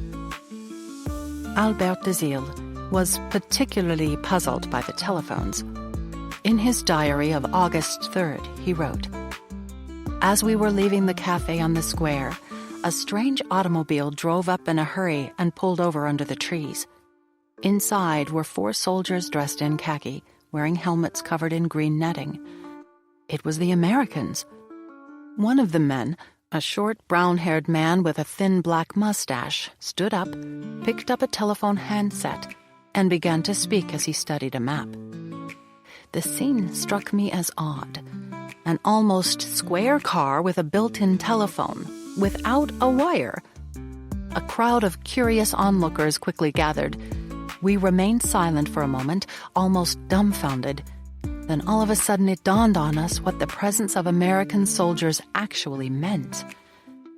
It was pandemonium. A chorus of cries broke out. Vive l'Amérique! Vive la France! Vive de Gaulle! Lettuce and calva. Grateful for their liberation, the Normans emerged bearing gifts. Because they were not rich folk, these offerings were humble and improvised. Jean Roy's present to the GIs turned out to be the lettuce his grandmother had given him from her garden. When I came back to Le Fif, I found the Americans were waiting. They were strong in numbers and armed with guns and grenades. Some of them sat smoking near the wall.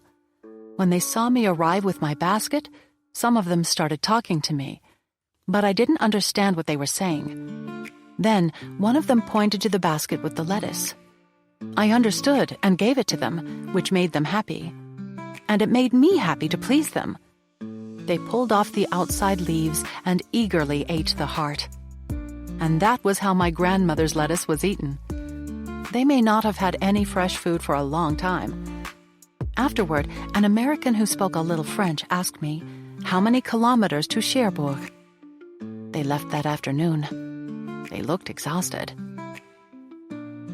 Janine Champrat was 11 years old at the time. She remembers the presents she gave and refused to give to her first American soldiers in Vieilleville, near the landing beaches. I first saw and met American soldiers on June 6, 1944, but I'm not sure what time it was. I didn't really think about the time of day. It was surely in the afternoon. I was in the yard with my parents. There had been some heavy bombing, after which we went to stay in the covered shelter with the horses and the Germans who were guarding them. My father, who had left in search of news, caught sight of soldiers on the road that he mistook for Germans. One of the soldiers who was staying at the house, the Germans had commandeered several rooms, went into the courtyard, and the soldiers in the street shot at him. My father realized they were American and went over to them and said, "My entire family is in the shelter." They came to get us in the shelter. Unfortunately, I don't have a very good recollection of the Americans or our conversation because I was so young. But I do remember that a little while later, my mother picked a rose for me and sent me to give it to one of the soldiers as a welcome gift, a way to greet them and give thanks. I remember that a few days later, a soldier wanted me to give him the little rosary I had on a tiny doll that was meant to be a girl taking communion. The communion had been held in Vieilleville on Sunday, as it happened, and the landing took place the following Tuesday. I had taken my first communion that Sunday and was given the doll and the rosary, and I just couldn't give it away. I was too young to understand. Later, I would come to very much regret it. The night of the landing, the first thing the Americans gave us was a bar that looked like a chocolate bar, which they urged us to eat, saying, "Nervous, nervous, nervous." My mother didn't want me to have any because she thought it was a sort of drug used to give soldiers to boost during the war and make them fearless and brave. A little while later, we went into the American sector, where we were showered with all sorts of gifts: canned pineapple and other fruit, cartons of cigarettes, chocolates, etc. A real cornucopia of goodies. We offered them calvados, which they, as Americans, weren't familiar with, and they downed their glass like it was wine. They nearly choked. Many an American soldier choked when he took his first slug of Calvados, a strong brandy made of local apples. Calva, as it was called, became a popular form of money in the first weeks of the invasion. Farmers traded this regional specialty for soaps, rations, and gasoline. But in the first days, it was offered as a gift. Much laughter resulted when the GIs attempted to drink it down like any other drink. Abbé Georges Cadel tells the story of another American taking his first swig of Calva. On Friday morning, on a farm a few kilometers west of Coutances, we saw Germans hurriedly leaving the area where they had been stationed for a few weeks, taking all their gear with them. At around 11 o'clock at night, the dogs started barking ferociously. We caught sight of some shadows on the porch. A woman went to see who was there. She pointed her electric lamp at the group. They were soldiers. They quickly seized her hand to put out the light. "Your friends, gone this morning," she said to them. "No one here. If you want to sleep, there is a stable with straw." We were surprised by the fact that the soldiers didn't respond at all, not even in monosyllabic words or broken French as they often would. So she continued asking, "You Georgian Russians?" No response. "You Germans?" Still nothing. She ventured a last guess. "You Americans?" "Americans, yes," a tall soldier finally replied, his hand on his heart. The news soon spread throughout the house. "The Americans are here." The farmer got up and ran out wearing only pants. Sparkling cider and Calvados were quickly brought out to celebrate their arrival, much to everyone's delight. One of them wasn't very accustomed to our brandy and swallowed it down like milk. He burned his throat and stuck his tongue out in a comical fashion, drawing laughter from everyone there, himself included. We wanted to prepare a place for them to stay, but after the drinks, the soldiers decided to dig little trenches in the neighboring fields and sleep there. The next day, in another village, an old man had his first meal with the Americans. What a difference there was between their snow-white bread and the black bread mixed with chopped straw available to the civilian population. An NCO, non-commissioned officer, noticed the man's astonishment and gave him a big hunk. Tears filled his eyes as he hugged the American, who exclaimed, "Ah, Papa!" And the old man ran back to his house to hand out this wonderful gift of sacred bread to everyone in the house and his neighbors. Normans usually ate brown rather than white bread. White flour was relatively unknown in the region and considered a delicacy. During the war, all flour was very scarce, so bakers put in fillers, such as hay. Besides calva, the Normans could offer a home-cooked meal. Chicken was a lip-smacking favorite, as well as bread, eggs, cheese, or any fresh food unavailable at the local PX. The boys became experts at dropping by houses during mealtimes. The Normans were willing and often eager to share. Madame Marie-Jeanne Leneveux, 18 years old in 1944, remembers how much the GIs loved her mother's cooking. I can't remember exactly when I saw an American soldier for the first time. It was right after the landing, but the memory is vague. I can't remember what day it was. But I know it was in the afternoon, in La Folie, with my parents and brothers. I had just finished class, and the Americans were making their way down through the pasture. They didn't have the same helmets as the Germans. Theirs were khaki, and they had white tunics with a colorful leaf pattern so that they would go unnoticed by passing airplanes. We were happy to see them, to be liberated. They gave us coffee and hot chocolate mix and things like that. All that we had to offer was cider and Calvados. I can remember certain names. There was one who was called Jostapisky, and another named Roswesfid, who was killed in Saint-Loup. One evening, Mother made him chicken. He told us, "I've got to go kill some Germans with my knife in Saint-Loup." And he never came back. There was one who was in the First Army, the shock troops. They were the first to pass through town. He had been moved there for having punched his superior. His punishment was a transfer to the shock troops. He was killed in Saint-Loup. It lasted pretty much all summer, us having the Americans. They were bursting with energy and in good spirits, especially Russ Westford. I remember that he would often say, "Mama, good cook," to compliment Mother's cooking. What they really liked was the calvados. In the beginning, they didn't know what calva was. It was really strong, and they would down a little glass in one go. They discovered calvados and brought a little back with them. Normans, like Madame Leneveux, knew that the GI she was feeding that night might in fact be eating his last good meal. Her first glimpse of an American would often be her last.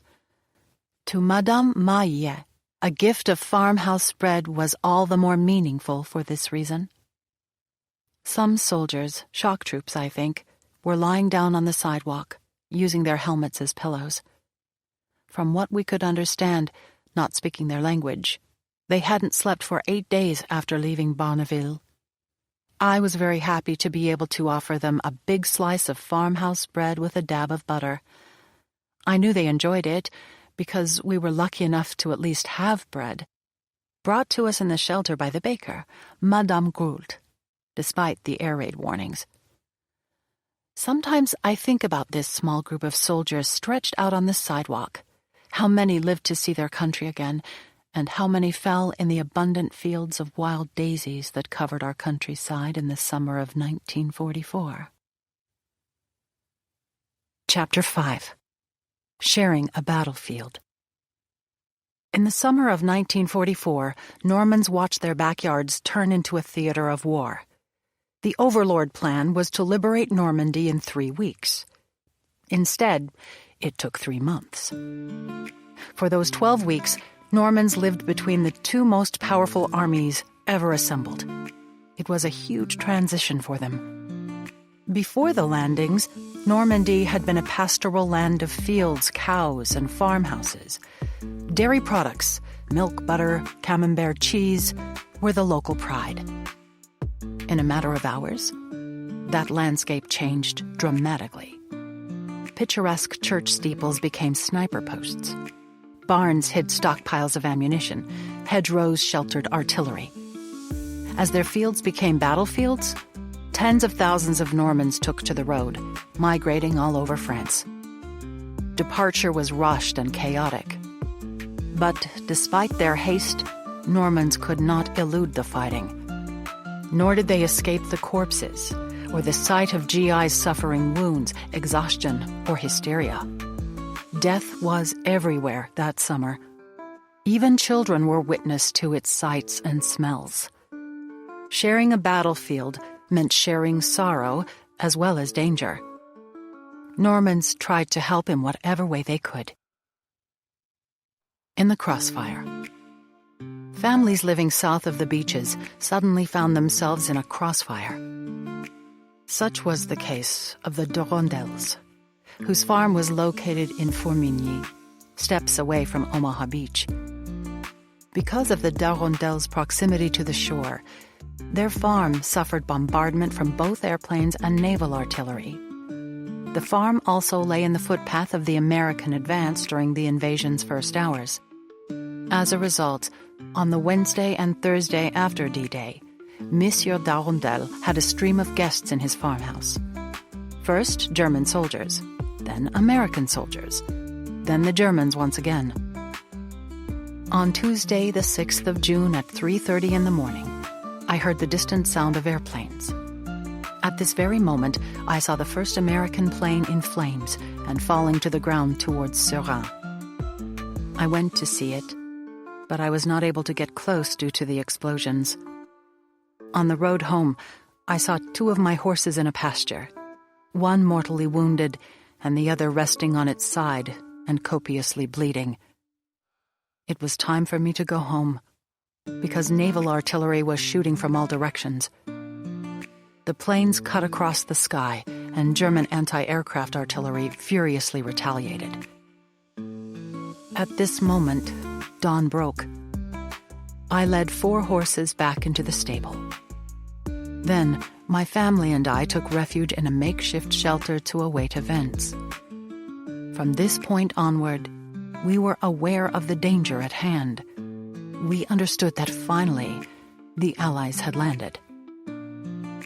On Wednesday morning, the 7th of June, we were able to do the farm chores and milk the cows, at least until 9 a.m. After that hour, we heard the naval cannons booming without stop. From a window in the attic, we could see the bombs falling on Trevière, whose houses were in flames. All around us crackled gunfire and the firing of machine guns. In a moment of calm, around 1 o'clock in the afternoon, I locked out the door and saw soldiers coming down along the hedges of the large pastures, which are to the right of my driveway and lead up from the sea. After observing them for a few seconds, I realized that these soldiers were not Germans, but Americans. When I signaled them, they made a sign for me to go inside, then fell back, their reconnaissance evidently finished. After a brief meal, I decided to do my own reconnaissance. Following the direction of the American soldiers, taking care, and crawling with a white handkerchief in my hand, I headed toward the place where I thought I might find them in the field I named Le Plan. There, in fact, I found about 15 large tanks and 50 men. Some of them put up their guns, signaling me to advance toward them while aiming at me. The guard took me to his captain, who spoke French. Out of prudence, he made me lie down, and I noticed that all the soldiers who were not on guard were also lying down, very calmly eating or smoking. Then the captain asked me, "Who are you?"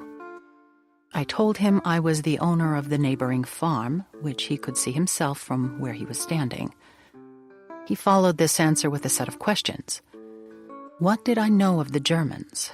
Where were they? What were their numbers and their armament? I told him all this information. When I had told him what I knew, I asked him to spare my farm, since there were neither soldiers nor armament present there. He promised me this, and he kept his word. I drank with him an excellent cup of coffee, something which I had not had for several years. Then I found myself stuffing my pockets with cigarettes. Finally, the captain said to me, "To my great regret, I am obliged to keep you here because I don't know you. I suppose you are a good Frenchman, but if it was otherwise, you would be able to tell the Germans our location." He had me evacuated towards Seurin with a large number of the inhabitants of this hamlet. The American advance continued, as did the battle. We remained at Seurin until the next day at noon. Meanwhile, my wife stayed at the farm with our 2 children and the servants. During this time, she was visited by an American patrol whose chief entered the house. He asked her where the Germans were. She responded that they surrounded the farm and were clearly visible, as they were only about 100 meters away. The American declared he wanted to kill them in order to avenge his buddies now dead on the sand. Before leaving, he left a packet of cigarettes and some candy on the table. He advised my wife to stay in the house, insisting that he would return in the evening. About a half hour later, armed German soldiers took their turn coming to the farm in order to ask for provisions. To get rid of them, my wife gave them milk and cider. Such comings and goings continued all afternoon, provoking my wife's fear that a meeting between German and American soldiers would occur and lead to a battle on the farm. All while the Germans came for provisions, walking or crawling on all fours, the tanks located on Plan did not stop firing. Around 9 p.m., the firing did stop. The chief of the American patrol came back and asked my wife if she had seen the Germans again and what their location was. She responded affirmatively and indicated the place where they were sheltered. The chief left in the direction of the tanks, and the firing started again, full blast, until 1 o'clock in the morning. At this moment, the battle came closer, and face-to-face combat began. The next morning, a German soldier carrying a machine gun came again for provisions. He declared that out of 40, 37 of his comrades had been killed. "C'est la guerre," my wife responded. He then said to her, "Madame, a big battle will take place here soon, and the Tommies go to the sea." Then he left the Costiles. It was at this time that I came back, happy to find everyone in good health and the farm undamaged. One more time, we were forced to receive a visiting German soldier. It was Thursday evening around 5 o'clock. I asked him the news of the battle. He was distraught, like a tracked animal. He begged us to tell him where he could go to save himself without meeting the Tommies, who were arriving everywhere. I advised him to surrender, but he and his 2 comrades fell back toward Trevière. Without a doubt, they were throwing themselves into the mouth of a wolf, as Trevière was completely surrounded. Young Christine Fernand also lived just south of the landing beaches, near Mandeville-en-Bessin. On June 8th, she too found herself between American and German lines. As she told her diary that day, there were about 25 of us lying in the makeshift shelter. At around noon, our little community split into 2. We were part of the deserters who went to meet other neighbors. We kept on running, crossing through the fields on the way to Mandeville. Wounded cattle fell nearby. We weren't sure exactly where we were, and a girl had lost her clogs. All of a sudden, we were face to face with Allied tanks. Stunned, they stopped lobbing artillery shells. We had crossed the front. We were with the Americans. After exchanging a few words with the soldiers, they led us to a barn where we could spend the night. They handed out chocolate, cookies, chewing gum, and cigarettes. The Fernands were not the last to cross enemy lines. Throughout the summer, civilians found themselves catching their first glimpse of an American and a no-man's land between 2 opposing armies. Albert Liaudet of Rémilly accidentally liberated himself with one of his 5 children, Bernard, when he left a shelter to fix a fence. Unfortunately, he left much of his family behind. After lunch, I ventured out with my son to the gate at the edge of the field where a German shell had just landed. What a surprise it was to come across soldiers dressed in khaki behind a hedge. We couldn't believe our eyes. Our curiosity piqued. We climbed onto the hedge and found ourselves face to face with the men tasked with liberating all of France. "I'm French," I said. "Are you American soldier?" Yes, one of the Yanks replied. "Come with us." I stole a glance at Bernard. It was tough to take the first steps toward the liberation, but we did. And there we were on the American lines, sitting in a trench, showing the soldiers our papers. We then crossed a field near the town where 10 American soldiers had already died for us. Others had just been severely wounded. One was lying in a pool of his own blood and had lost a leg, which we found 50 meters away, hanging from the branch of a tree. The GIs brought Liaudet and his son back to Liaudet's own house, now transformed into an American headquarters. Liaudet's good English earned him a place in the camp, but he was worried about his wife and his 4 other children who were staying at a shelter, now in between enemy lines. Little Bernard could think of nothing else but his mother. The major subjected me to a grilling in my kitchen. As I spoke some English, we were able to understand each other perfectly and got along well. I gave him information about the Germans' position, told him about my family in Clos-Vautier, the number of people remaining in Rémilly, etc. We got along so well that the major wanted us to stay with them until Rémilly was completely liberated. We hadn't been expecting that. I wondered what our family would think. Bernard seemed dismayed to have to stay in the wide-open building, filled with visions of war and continually bombed by the Nazis. "I want to be with Mother," he said to me softly. "There's nothing we can do," I replied. "If we try to go back toward the Germans, we would be shot on sight. We can't go back to the enemy because of the information I've provided about them. You'll have to make do. The shelling may be rough now, but one day you'll be proud of this adventure and how much it helped toward our liberation." Bernard came to grips with the situation, especially when the Yanks brought us a slew of food that we hadn't tasted in 4 years. And then the Major led us to the precise spot where we were supposed to stay put, 30 meters behind an apple orchard. Using sheet metal and bundles of wood, we built a makeshift shelter against a hedge behind the trees to protect us against errant German shell fire. Meanwhile, the Germans began shelling the area sheltering the rest of Léodé's family. Fearful for their lives, his wife and 4 other children moved to a farm half a kilometer away. When Léodé woke up the next day, he decided he must let his family know his location, lest they think him dead. He dreamed up a plan to visit, only to find them gone. I let Bernard in on my scheme and promised to be back in an hour. Then I left on the byroad toward Clovautier. I came across an American patrol led by 2 officers who were out in front of the soldiers. I followed the officers, making it seem as if I knew them. I arrived at a little lane where the American advance party had established a position across from the German front line. 2 black soldiers who were lying low in their hole warned me that it would be very dangerous to go any farther. I told them that there weren't any Germans there, and that I would be back soon. I soon arrived at the shelter where I thought my family was. It was a horrible letdown to find it empty.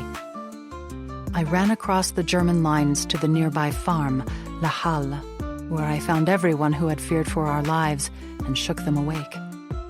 I quickly recounted our adventure and encouraged them to join us in our shelter, brandishing a white flag for the journey. It was a tremendously emotional moment for everyone present. Tears of joy ran down their faces, which looked exhausted after their sleepless night. I threw little American treats onto the straw bed for the children to show them that I had become American, whereas they were still German. We hugged and parted ways. Time was of the essence. I traipsed through the fields of my childhood, across the German and American lines, arriving at 7 a.m. to find Bernard sleeping with clenched fists. When he woke up, I told him about my excursion. "Mother knows we're here. All is well." The Normans were a stubborn people. Even in the midst of a battle or bombing raid, they insisted that the crops be planted and the cows milked. Many died trying to perform such tasks. In the southern Cotentin, Gustave Marie only reluctantly gave up his chores when he walked out his back door into a battle underway. On June 15th, 3 Americans who appeared to be on a recon patrol were torn to shreds by mortar fire near the buildings. We knew that the liberation wasn't far away. Although there was no fighting, we got little sleep that night. I woke up at 6 a.m. The cows needed to be milked and couldn't wait any longer.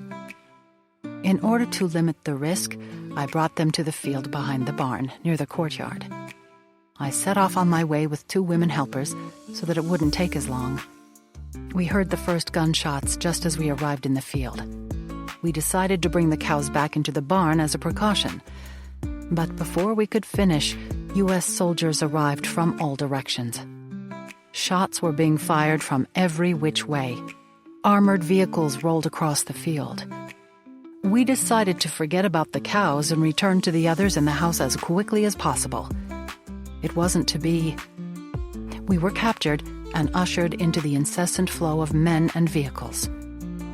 They led us toward Hameau de Coq and Lebrun's farm, a few hundred meters away, and left us with the other French.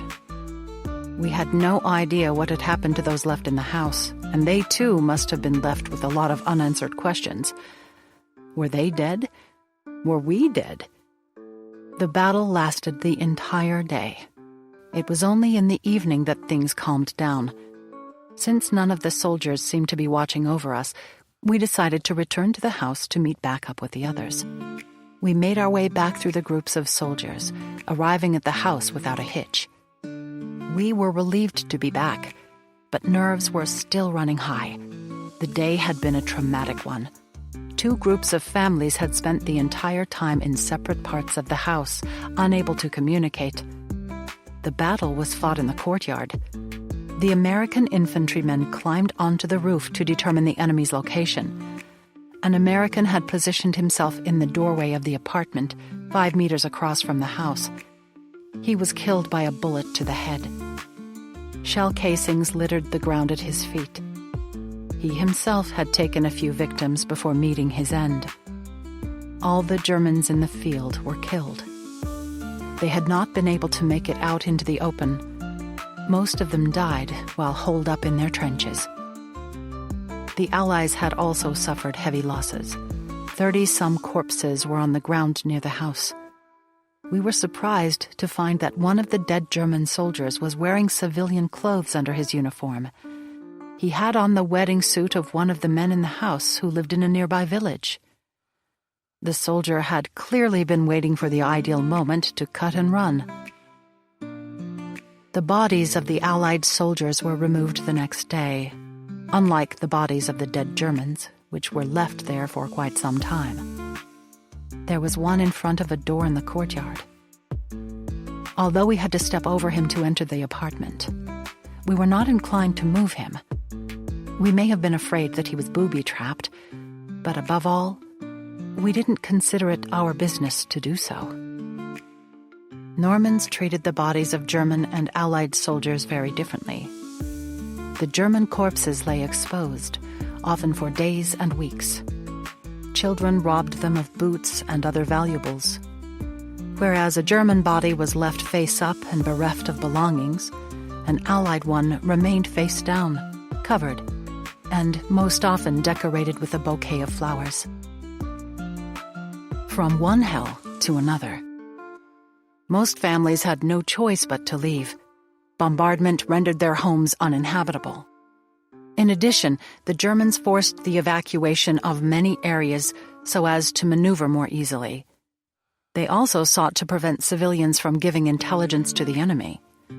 In these cases, there was no forewarning, plan, or system of assistance.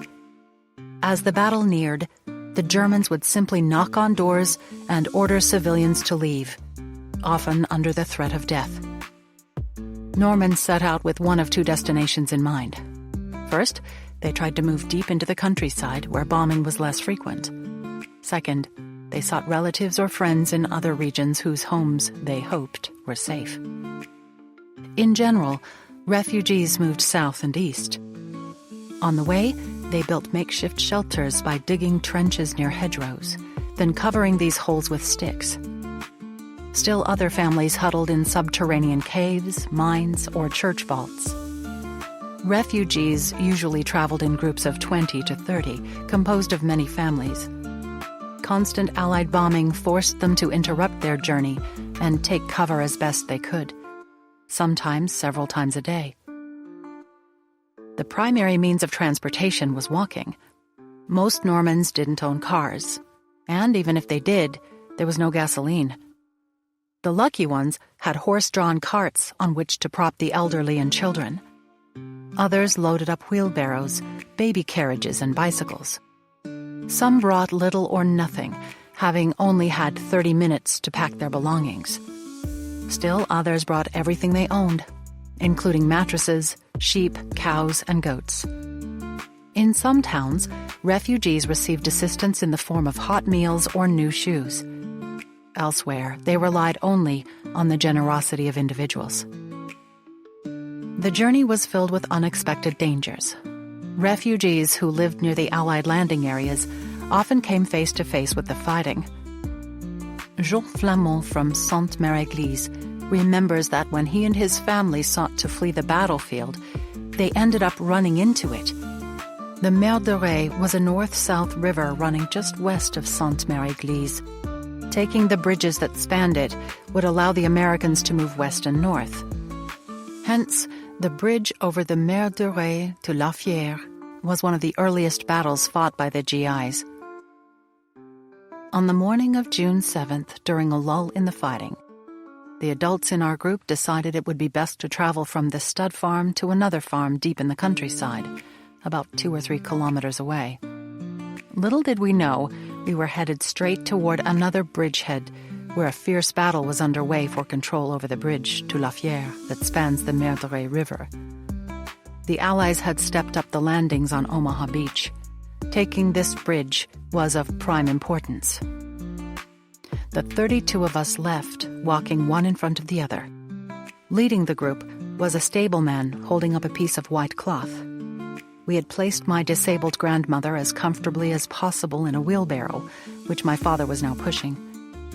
Despite being knocked and jostled about in the rudimentary vehicle, she didn't complain one bit, wincing only at times when the wheel fell into a rut. We would walk a few steps, hear the whistle of an artillery shell, lie down flat on our stomachs, and then get back up, only to repeat the exercise. It was an especially trying ordeal for our grandmother, who was stuck in the wheelchair and couldn't move, as it was for the woman holding a crying infant in her arms, who wanted the milk it had been deprived of for several days because of the horrible war. We were nearing the end of our journey when a group of paratroopers suddenly emerged from a hedge and surrounded us. One of them rushed toward us and explained through a mix of gestures and a few unintelligible words in French that it would be sheer madness to go any farther. We were close to La Fière Bridge, and about 300 meters from the railroad bridge used by the Paris-Cherbourg train. We had left one hell, only to find ourselves in another. A sergeant named James Blues, who was wearing a khaki wool cap, took hold of the wheelbarrow and led us to a field. The American soldiers gave us blankets, milk for the baby, and things to eat and drink. Our grandmother was able to make herself comfortable, lie down, and finally get some rest. We stayed there for 2 days and 2 nights. An American soldier kept watch over us the whole time and chatted with us in German. Gliders dotted the surrounding fields. Some were intact, but most were broken or in shreds. There were paratroopers hanging in the trees who had been there since June 5th. A bit farther away, the battle for La Fière Bridge, where James Blues fought, was raging. We could hear the sound of the machine guns and a whistling noise in the leaves that would make us huddle close together down in our trench. We didn't dare go outside. 2 dramatic events occurred during these 2 rough days. First, we saw our sentry abruptly take a knee, shoulder his rifle, aim, and fire 2 shots. He stood up, went into the field, came back, and said, "Deutsch, kaputt, zwei." He had just killed 2 Germans who had ventured onto the path that ran along the field toward La Fière Bridge. The American had saved us again. Second, a violent explosion behind our hedge sent us flying to the ground, and we were hit by shrapnel. I had a minor injury to my left leg. My mother felt a hard object hit her in the back. It was a piece of shrapnel. She picked it up and then quickly dropped it because it was burning hot. A shell had landed behind us in the area where we had originally planned to stay. Yet again, the Americans had saved us. They rightly thought that we were too close to the road, so they led us to where we were when the shell hit, which they believed would be safer. The Battle of La Fière Bridge ended on the 3rd day. Our friends left us, which meant that we no longer had any protection. Our parents decided to go to the nearest village, Volaville, where we could stay with people we knew. When we arrived in the village, we found that it was safely in the hands of the Americans, who were speaking with the locals. The fighting was over. Peace at last. As Flamand's memoir suggests, the GIs did what they could to keep civilians out of harm's way. His family ultimately found refuge with friends in nearby Volaville, west of Sainte-Mère-Église.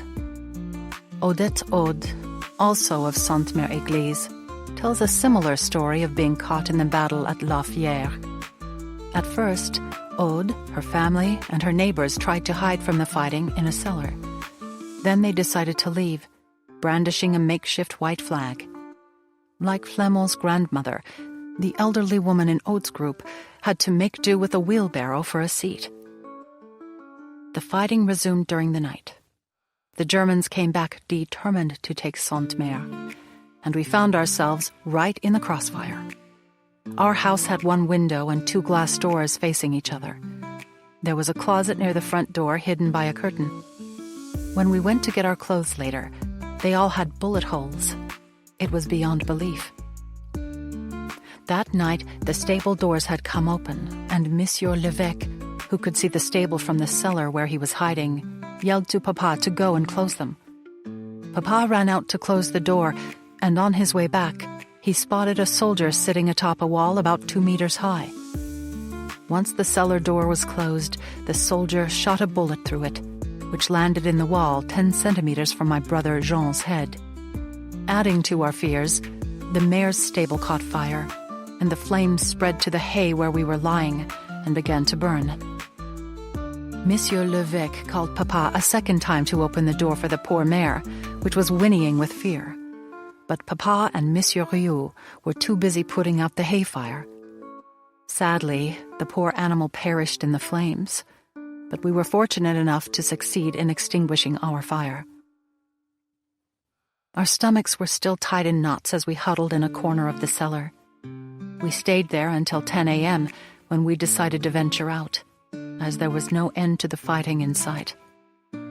Along with all the neighbors, an Alsatian couple, and some others, there were 32 people in all, we formed a group in Madame Jouan's kitchen.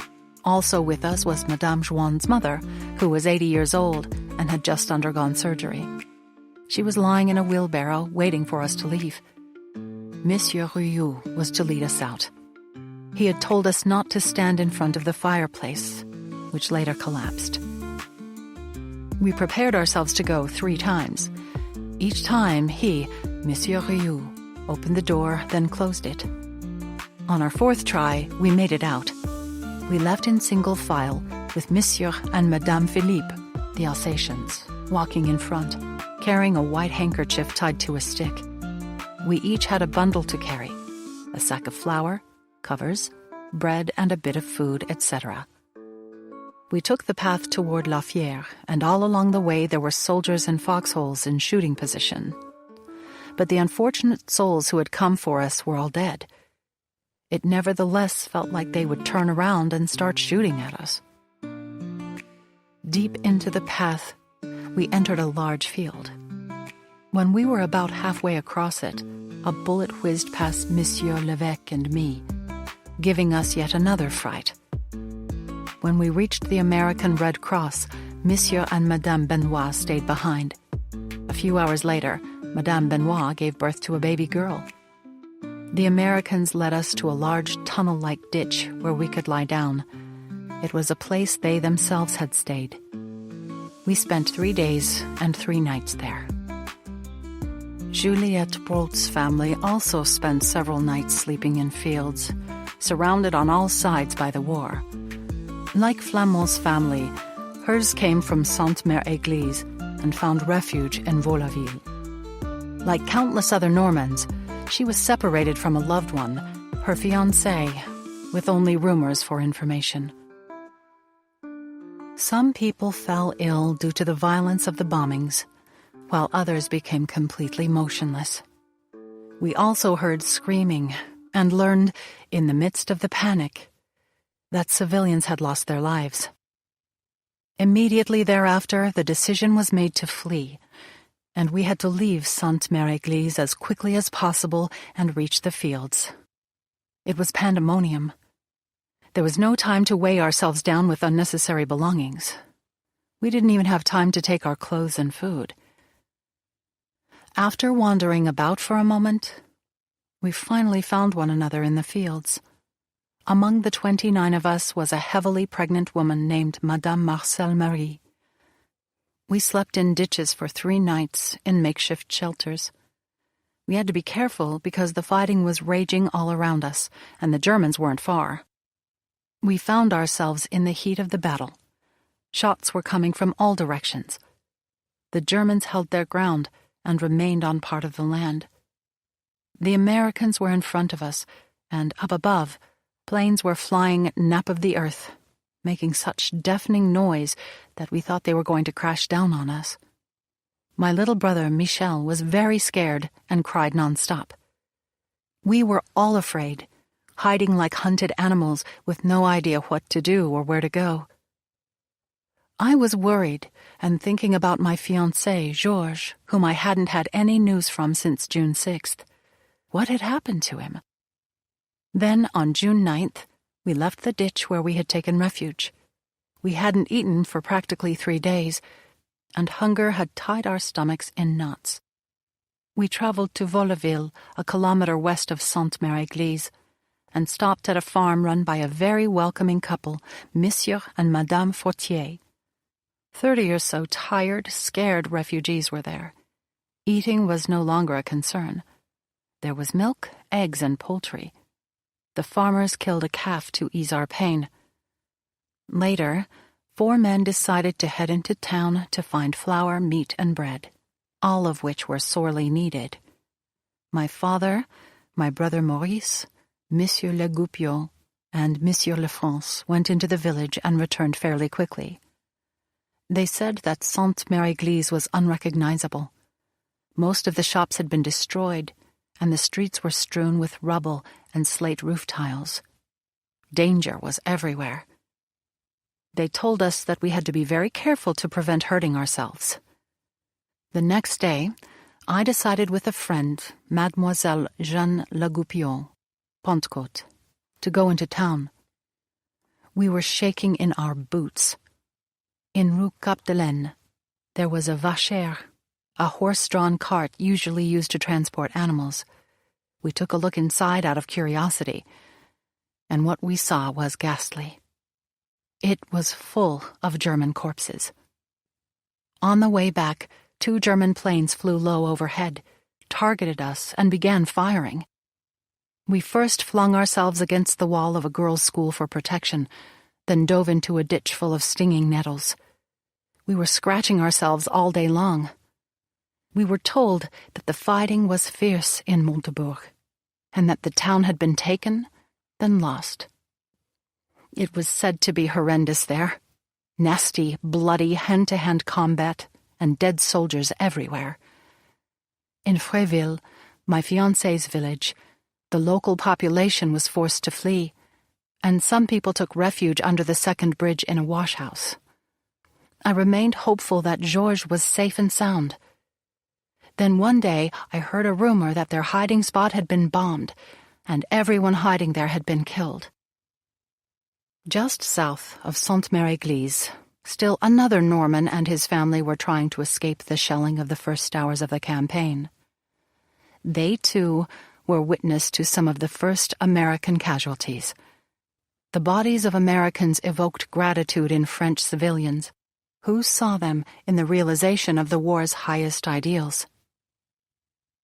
That evening, the BBC announced that the Americans had taken Carentan. The euphoria was short-lived, however, because an hour after the small group of Americans had left, a barrage of shells landed around the farm. We would have to cross a field and follow a covered path for a few hundred meters to reach the road to Perrier and head down the hill. Taking advantage of a lull, we left the farm and placed our belongings on the trailer. We stayed tightly grouped, pushing the trailer forward but making sure not to run. We made it safely across the open field, after what seemed like an eternity.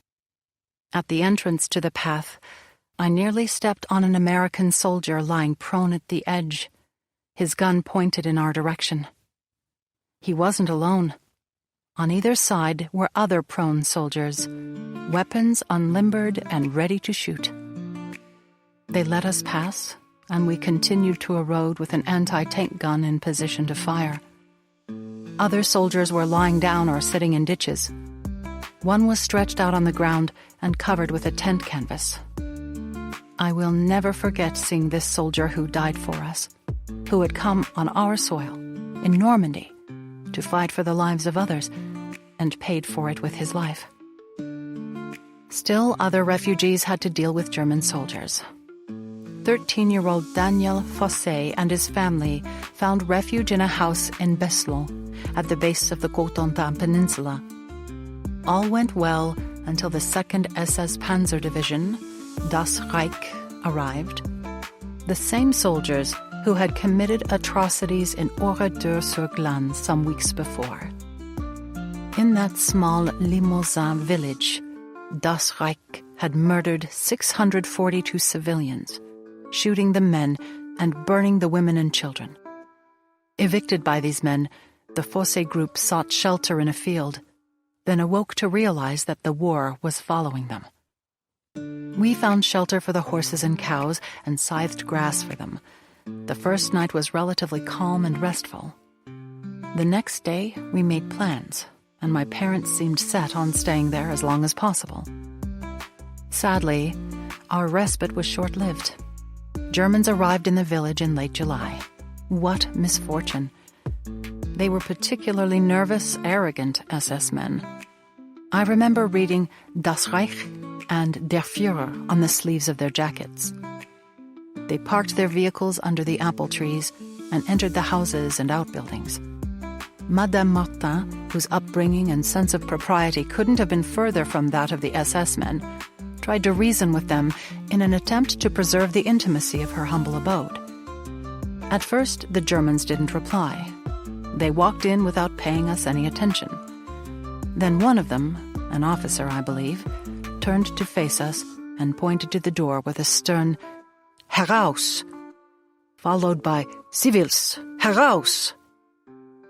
Stunned, Madame Martin asked Papa what he had said, and Papa replied, "It's easy to understand. He's kicking us out, and now isn't the time for discussion." At the time, we had no idea what had happened at Oradour-sur-Glane, where this command, for they were the perpetrators, had massacred the local population. We had no choice but to comply, so we took refuge in the barn. Under Papa's guidance, we decided to build a shelter. Soon all the men were working away in a corner of the field, under the trees, where we built a trench big enough to hold 15 to 20 people.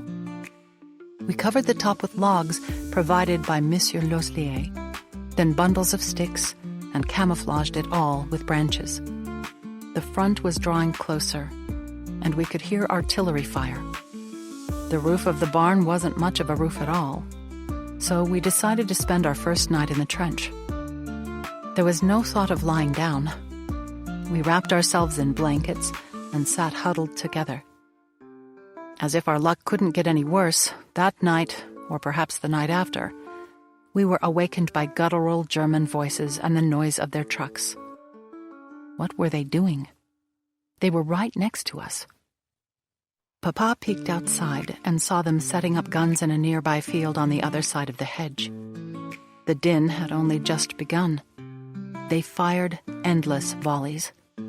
Sleep was out of the question, and life was a nightmare. Everyone was afraid that the Americans would locate the battery, and we'd be forced to pick up and run. During the night of August 2nd, I fell into a deep sleep, and Papa woke me up because the shooting had stopped. He went out to see what was going on, and came back after inspecting the area, proclaiming, "The artillery is gone, as are the Germans." It was great news. But how long would it last? I forgot to mention that the day before, we had seen our first Jeep, with its big white star on the hood, but it was driven by an SS man. In the field near Monsieur Loslier's house, several Germans were examining it with a curiosity equal to our own. One of them tested out the machine gun, shooting rounds into the ground. As this was happening, we heard a distinctive whistling sound, and then an explosion, which snapped us back to reality. A shell had landed near us, and others followed. I took to my heels and went back into the trench. On August 3rd, 1944, at dawn, we heard a steady rumble of artillery explosions over by the main road.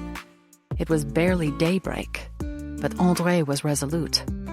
"I'm going to find the Americans." He headed out with Yves Martin through the fields toward Gros Caillou Junction. As it turned out, they did not have to look very far. It still wasn't very bright out, so when they saw the silhouettes of men snaking in and out of a hedge, they weren't sure whether they were the Germans or Allies. Moving in to get a closer look, they were soon stopped by the men and found themselves face to face with Americans. Fortunately, André spoke English and told them that there weren't any more Germans in the village. After what seemed like an eternity, André and Yves Martin came back shouting, "They're here! They're here!" And indeed, there were the Americans, marching in single file and still on the lookout, as I stood there wide-eyed. The cries of children. Normandy that summer was no place for children. In her diary of June 8th, 14-year-old Christine Fenot describes the horror of the war in Trévière for the smallest Normans. The sound of gunfire drew close, and shells whistled above our heads. "That one wasn't far off," my brother said. "The second one landed closer, and the third will hit us." He was right. The third exploded on a tree at the end of the ditch. The shrapnel killed my 23-year-old brother and fatally wounded 4 members of the same family, aged 9, 10, 15, and 16. The cries of the wounded sent everyone running for their lives. Unaware of the extent of the damage, we fled, stepping over the splayed bodies and ignoring the parents' cries. The smoke and smell of burning were unbearable. We followed a small wounded child who cried while escaping, "It's burning me, it's burning me." In attempting to jump over a fence, she fell, exhausted, into the arms of a gentleman who managed to catch her. She would be cared for by the English in Bayeux, but would die on the operating table. Both her arms and her intestines were perforated. She and her brother, who was also killed, had been sent to Trévière by their parents in Le Havre in order to keep them safe. Newborn babies were particularly vulnerable. The dust, dirt, noise, and lack of food, including breast milk, all took their toll on the tiniest Normans. In the chaos of the invasion, Gustave Marie lost his infant daughter. The Germans were very nervous. They came into the house and demanded that we leave immediately. Very dangerous Tommies soon here. My wife had given birth 2 days earlier. I explained that it would be impossible for us to leave. Observing that she had indeed just given birth, they gave in and didn't kick us out. We grew increasingly worried. We decided to baptize the baby. I headed out into the fields to find the Abbé of Brix, who had fled to a neighboring village. The priest was petrified and refused to make the journey. He instructed me on what to do and say to baptize the child. In the end, a woman staying in the house baptized my baby girl. It was impossible for the baby to live under those conditions. She died several days later due to lack of treatment. In a nearby village, another child died several weeks later under the exact same circumstances. Witnessing the wounding of children was particularly difficult for Normans. Of the fierce fighting west of Saint-Loup in mid-July, Arsène Quinette remembers most vividly the cries of injured children whose parents had been killed in the battle. On Monday, July 17th at 10 a.m., 3 American tanks advanced slowly toward Lançon, shooting up the dense hedges with all their firepower. Through the smoke of the battle, we could see their flags flying atop the antennas. Bullets crashed into and ricocheted off the walls of the farm and cracked the tiles of the roof. During the afternoon, German bullets whizzed and whistled around the house. We stayed inside. It was a wise decision. A German mortar round exploded right in the middle of our empty courtyard. That was when the first American soldiers arrived. At their request, I led them around the farm's outbuildings, cellars, stables, barns, hangars, and granaries, so they could make sure there weren't any German soldiers hiding there. Everyone was wondering the same thing. How far had the Allied tanks gotten? Had they reached the road from Saint-Lô to Perrier, as everyone was hoping? Once the danger had subsided, we were preparing to take to the road again when we heard someone crying in Albert Pala's house. Monsieur Courtel crossed the courtyard, entered the house, then reappeared on the doorstep and called out to us. We knew from the tone of his voice that something was amiss. We went into the kitchen, which had been destroyed by a shell that must have entered through the window. Despite the dwindling sunlight, we discovered 3 of their children near the chimney at the entrance to the woodshed. There were 2 girls who appeared to be unharmed, and a little boy who was about 3 years old with a fractured arm that hung lifelessly. We were horrified by this discovery. The children were traumatized both physically and mentally, disfigured by a mask of dust with a tunnel of tears, their eyes glazed over with terror. The sight of the 3 civilian victims and these 3 little orphans was a plea for peace that impressed on us the true horror of war, often the result of the mad ambition of some men. We brought the 3 children into my parents' house, taking turns carrying the injured little boy whose arm hurt so bad that he couldn't help but complain. Madame Novance, Madame Courtel, and my mother rushed to the children. Bowls of milk were soon on the table. The injured boy stopped crying and pleaded, "Give me something to drink." He drank the first cup of milk in a single gulp, then a second, then a third. More, he continued, drinking a 4th cup and maybe even a 5th. I can't remember. I had never in my life seen such a thirsty child. The women began to treat the injured boy by candlelight. They cut off the sleeves of his clothes, but despite their bravery, they were overwhelmed by the severity of the wound. They managed to clean the edge of the cut, wrap the little arm in a bandage, and set it using a small board. In the middle of the night, we were sleeping fully dressed in the cellar when we were awakened by a large explosion. My father and I jumped to our feet and cracked the door open.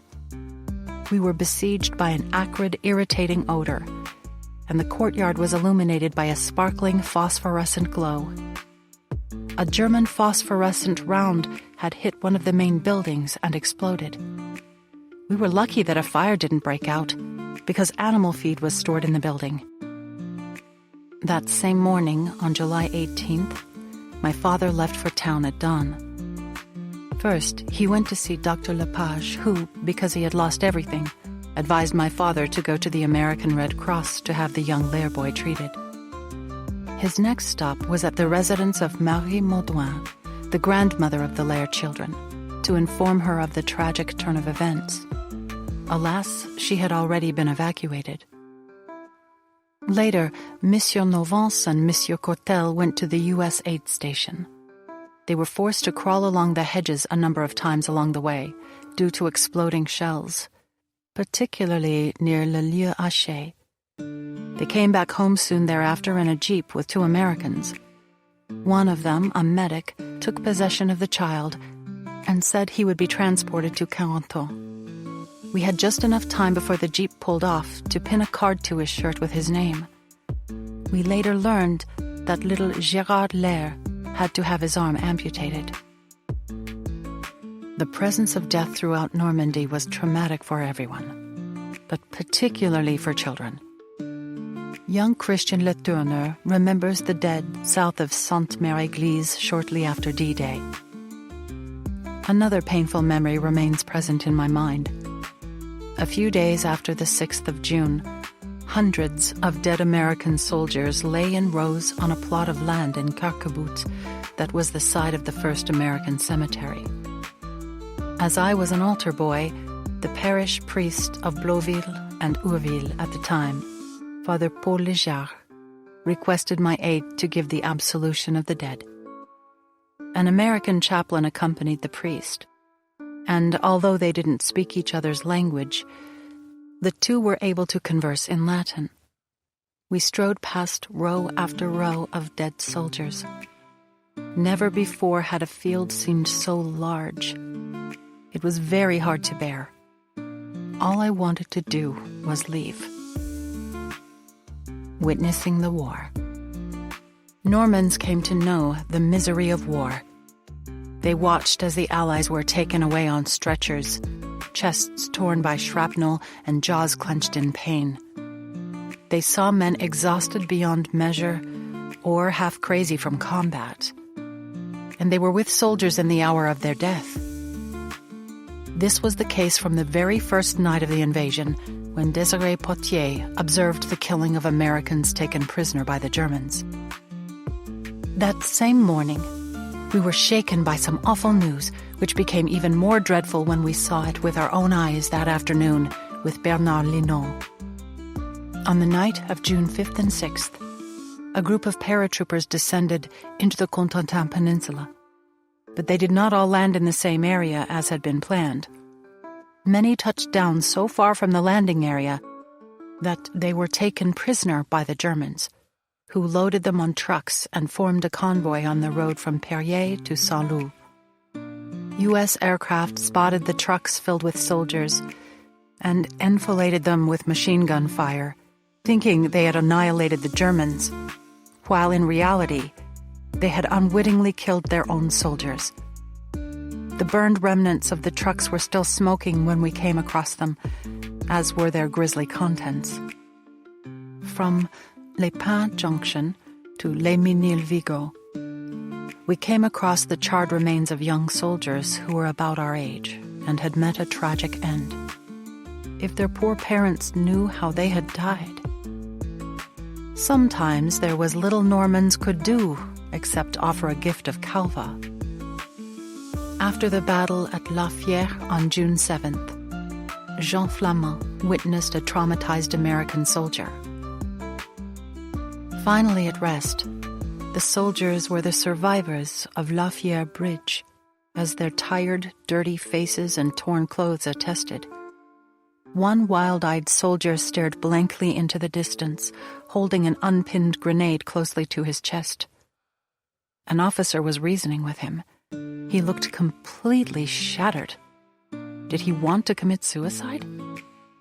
He must have gone through some ghastly things during the fighting. One of the locals came up to the soldier with a bottle of Calvados and offered it to him. He soon calmed down, and his face became less tense. He took the bottle, at which point the officer deftly grabbed the grenade. The officer and the villager had just saved his life, as well as those of the people who had been watching the scene unfold from a distance. We later found out that this heroic soldier had seen his 3 best friends die before his eyes, killed by German bullets. It had driven him to the brink. As he was taken away in a jeep, I saw village onlookers wiping away tears. This tragic incident haunted me for a long time. I can still picture him, shocked and wild-eyed. I think I could still recognize him, this battle-worn soldier. Marcel Leville's family, who lived just south of the landing beaches, tried to make friends with another traumatized soldier who had taken up residence in a field near their house. An American had stayed back alone in the abandoned camp. When I had a look in the fields, I didn't see him. But the next day he briefly appeared at Chan's house looking for something to drink. He gradually gathered the courage to eat with us. We didn't pay special attention to him. The thing he did most often was sleep. If we wanted to see him, we would call him and he'd come. He was very calm, shy even, pudgy, and very fair-haired. He looked like the Cadam baby. He was very fond of cider, but didn't stay with us for very long. One afternoon, on my way out of the house, I heard high-pitched cries coming from the field. It was a rabbit. I went to the cages, and the soldier was there. He had opened one and was holding the animal by its ears. He tried to make it lie down by pulling on its rear paws. He was giddy and giggled. I had no trouble reasoning with him and getting him to put the rabbit back in its place. He was completely drunk and could barely stand up. Without a word, apart from his giggling, he gave me a big wave and teetered back to his field. He stayed there for 5 or 6 days. Then a jeep with 2 MPs arrived at Shand's place and took him away. All Normans, even children, were privy to the terrible effects of war on the human body. Désiré Potier remembers one particularly gruesome scene in the battle among the hedgerows. They went a couple of meters farther, 10 at most, and arrived at the hedge, in the street behind the hedge where the Germans were lying in wait. Then the gunfight began. It was painful to listen to the war cries of the soldiers charging with their bayonets. The 2 tanks began firing shot after shot from the positions described before. I gathered that they were shooting at the Germans who were threatening to flank the small group of Americans that had ventured a tad too far in front of the vignettes buildings. The bullets whistled past, landing in the earthen wall of the facade. The entire exchange of gun and cannon fire lasted an hour and 5 minutes. Then it all suddenly stopped, as if a single man were commanding the 2 antagonists. The Yanks brought back their wounded. Those with only slight injuries were laid on stretchers in the courtyard. The severely wounded, 21 to 24 of the men who were in very bad shape, were placed on blankets in the 2 houses. Some were still taking drags from a cigarette despite it all. Severed arms, bits of lung sticking out of rib cages. It was almost unbearable. The young children watched unflinchingly at the sight that 45 of the 48 civilians present had never witnessed. It was astonishing to see all these people who, no matter what they came up against, seemed unfazed by this harrowing situation. Sheltering the wounded. As best they could, Normans aided the wounded. Often at the risk of their own lives, they offered shelter, brandy, and food, as well as transport to first aid stations. In Montebourg, north of Sainte-Mère-Église, the Germans launched a determined counterattack on June 7th. There, Maurice Alix was witness to their ambush of Americans. The Nazis hid behind a long wall bordering the road into town. They allowed the GIs to advance up this road, then picked them off with sniper fire. Hiding in a cellar at the house of the Guyennet brothers, Alix and other civilians watched the drama unfold. Alix tells the story. There were a lot of wounded. One American, a lieutenant, took a bullet on the walkway at the Guyenet's house. After a while, once the attack had ended, we heard him wailing in agony. The boys came up from the cellar. It still wasn't safe to go out, so they waited. When they were able to get him, they dragged him out and took him with us. He had been pierced by a bullet. It had cut through him like a knife. You could see the tendons in his neck. Everything was exposed. You could even see his carotid artery. He was a lucky man. The shot had basically peeled back his skin. Despite the severity of his wound, the lieutenant remained conscious while Charlene Genoux gave him some Calvados, the only medicine available. Alix remembers how disciplined the soldier remained. He kept his big parabellum tucked against his stomach and wouldn't let go of it for anything. Down in the cellar, we were worried that if some Germans came in, he would shoot. He didn't speak a word of French. Charlene Genoux, who spoke English, tried several times to explain the situation, but he refused to let go of his weapon. Then, the worst happened. Some Germans came down to see if the civilians were harboring any Americans. The Normans were able to roll the lieutenant up in an old blanket and hide him while the Germans scanned the crowd. Unable to find anything, they left. But no sooner did they depart than, equally dangerous, the Americans came. That evening, or the next day, when they saw that the first patrol they'd sent had been decimated, I believe there was only one survivor, the wounded soldier who was with us. Another American patrol arrived via Highway 13 to clean up the area by throwing grenades into the houses. They must have heard noise in the cellar. We went upstairs just in time to prevent the guy from throwing a grenade into the crowd of 50 or 60 people who were there. Despite their broken English, the Guyenais brothers were able to explain the situation to the GIs. Two of them opened the cellar door, and the wounded lieutenant called out to a voice he recognized. The GIs were reunited and the civilians saved. Normans could only do so much. Yet, besides offering calva, they saved lives by bringing the wounded soldiers to safety in their backyards.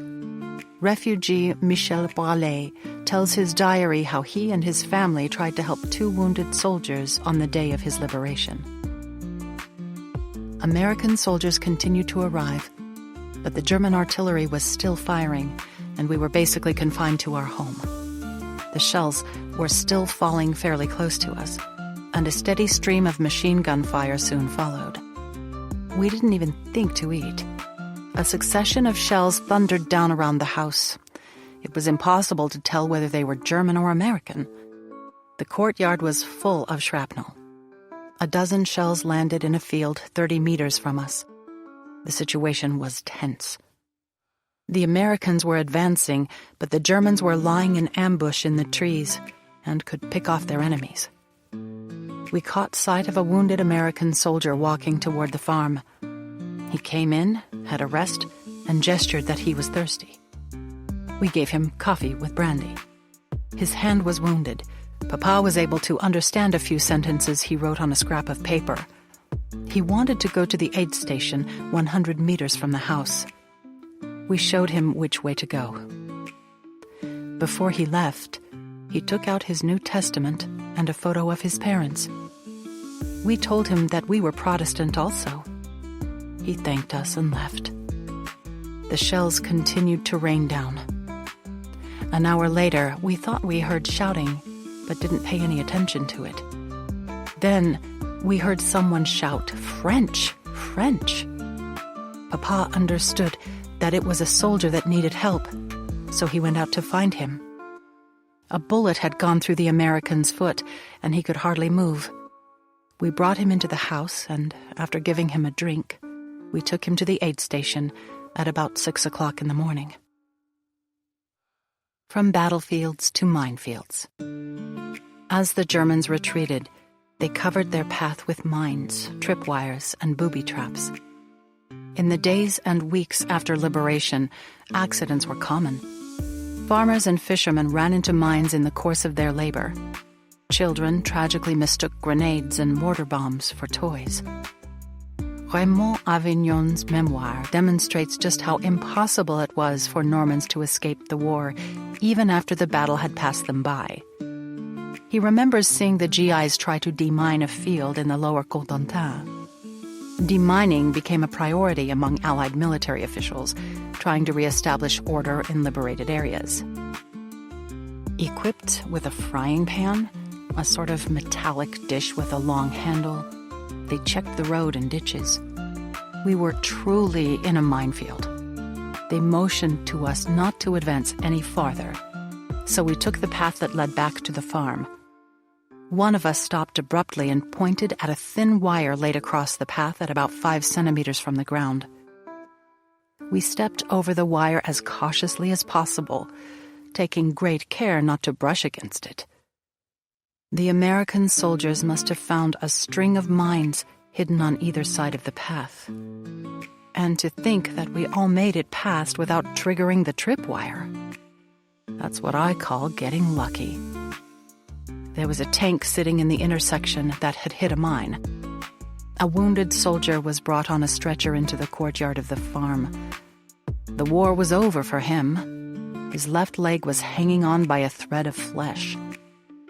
He refused the glass of Calvados that the farmer tried to give him, but accepted a cigarette from one of his brothers in arms. The small garden in front of the farm had been checked by USD miners, so my sister and I went to pick up the German helmet that had been forgotten on top of the hedge, but a soldier motioned to us to stop. After carefully setting down the helmet, he carefully examined the inside of the hedge. He showed us a thin wire running from the helmet into the bush. A mine was surely tucked away down there. Yet again, luck was definitely on our side. The reason we had to stay in the house the night before became clear.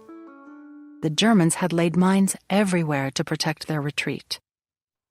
The owner of the farm, who had lent us his barn, was absolutely intent on milking his cows. It was an unfortunate move, for a few hours later, we had to recover his mine-shredded body from a hunting ground leading to the field. Needless to say, the scene that followed the poor man's return was painful. A deadly helmet was a common thing. Knowing how much the Allies loved German paraphernalia, the Nazis frequently left helmets and guns behind, rigged with explosives. According to Georgette Leduc, even cooking could get complicated. I fled to Mother's house with my 6 children and my grandmother, who followed us. We had to be careful where we walked so as not to trip over the electric wires that were strewn about. We arrived to find 45 refugees, including our parish priest, as well as 5 German soldiers who had infiltrated the area and were giving themselves up. On July 16th, the Americans liberated us at last and visited the houses. We handed over the 5 Germans, who were surely executed on the spot. During their short stay, the 5 soldiers had placed a grenade in the fireplace, rigged with a nearly invisible wire. The Americans noticed it straight away and warned us not to touch it. It was finally removed 6 months later. One Sunday, a refugee wanted to put her stew in the laundry room. When she went to fan the fire, she saw that an artillery shell had fallen down the chimney into her stew. Courage. Vive la France. At the end of July, the American First Army broke out of hedgerow country and began moving south and east toward Rennes. At the same time, General Patton and the newly formed U.S. Third Army moved west to storm Brittany. Patton's goal was to free Breton ports, Saint-Malo, Saint-Nazaire, Lorient, Brest, and Quiberon-Bay, to provide Allied supply posts. Brittany was a center of the French resistance, boasting a network of tens of thousands of these fighters. Unified under the aegis of the FFI, or French Forces of the Interior, resistance groups fought the Germans from the first minutes of the invasion. Their covert actions in the hours before the landings, blowing up railways and bridges, slowing and even stopping German troop movements, were critical to the success of the invasion. By the time Patton moved into Brittany in early August, resistors there had been battling the Germans for weeks. Under Patton's command, these fighters secured bridges, protected the railway along the north coast, and cleared areas of snipers so that U.S. troops could move forward. The Breton farmer Jean Abely, who tells the story later, joins the resistance in April 1944 after doing compulsory manual labor for the Germans. Once in the resistance, he was forced into hiding and put in charge of monitoring German troop movements on Breton rail lines. When an American plane crashed near his village, he seized the aircraft's papers and set out to deliver them to his local FFI network. He did not count on running into 4 Germans. I rushed to the scene to find a single-engine aircraft without any weaponry. Despite the heavy damage to the engine, the pilot had deftly performed an impeccable landing on the makeshift landing strip. This pretty white bird, marked number 298992V.95, would never spread its wings again. I quickly grabbed the aircraft's papers from the cockpit. Had they fallen into enemy hands, the documents would have been looked over with a fine-toothed comb, and the enemy was close by. I went back to my house and carefully hid the documents, then went to search for the missing pilot in the woods nearby. I had found out that there was only one man on board when the plane touched down. The second had jumped out with a parachute. Later, I learned that he had been picked up by some Guy Pavas resistance fighters and hidden at the gendarmerie for 2 days. I was unable to locate the pilot, much to my disappointment. I wanted nothing more than to provide him help and assistance. I couldn't keep the papers from the crashed plane for too long. A brave yet stupid idea crossed my mind. I decided to bring the papers to my commanding officer in the Guy Pavas resistance group. I got on my bicycle and started pedaling toward Guy Pavas. You can only imagine how surprised I was to see 4 enemy soldiers about 60 meters from Guy Pavas town hall. In an instant, I became keenly aware of the risk I was running by carrying the compromising documents. I got off my bicycle and tried to turn around, but one of the Germans cried out, "This way, mister." It was too late to ditch the papers. They would have noticed.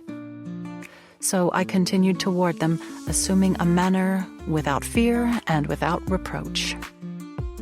When I was a few steps away from the soldiers, one of them yelled, "Halt!"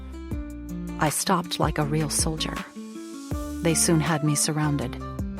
One took me by the hand, while the other took out a pistol. In a haughty tone, they asked me where I was going. I told them that my elderly father was sick and that I was going to fetch the doctor. This was met with laughter. They said they were going to search me. I politely replied that I didn't see any problem with that. I remained expressionless before my judges, but needless to say, I was gripped by one emotion in particular.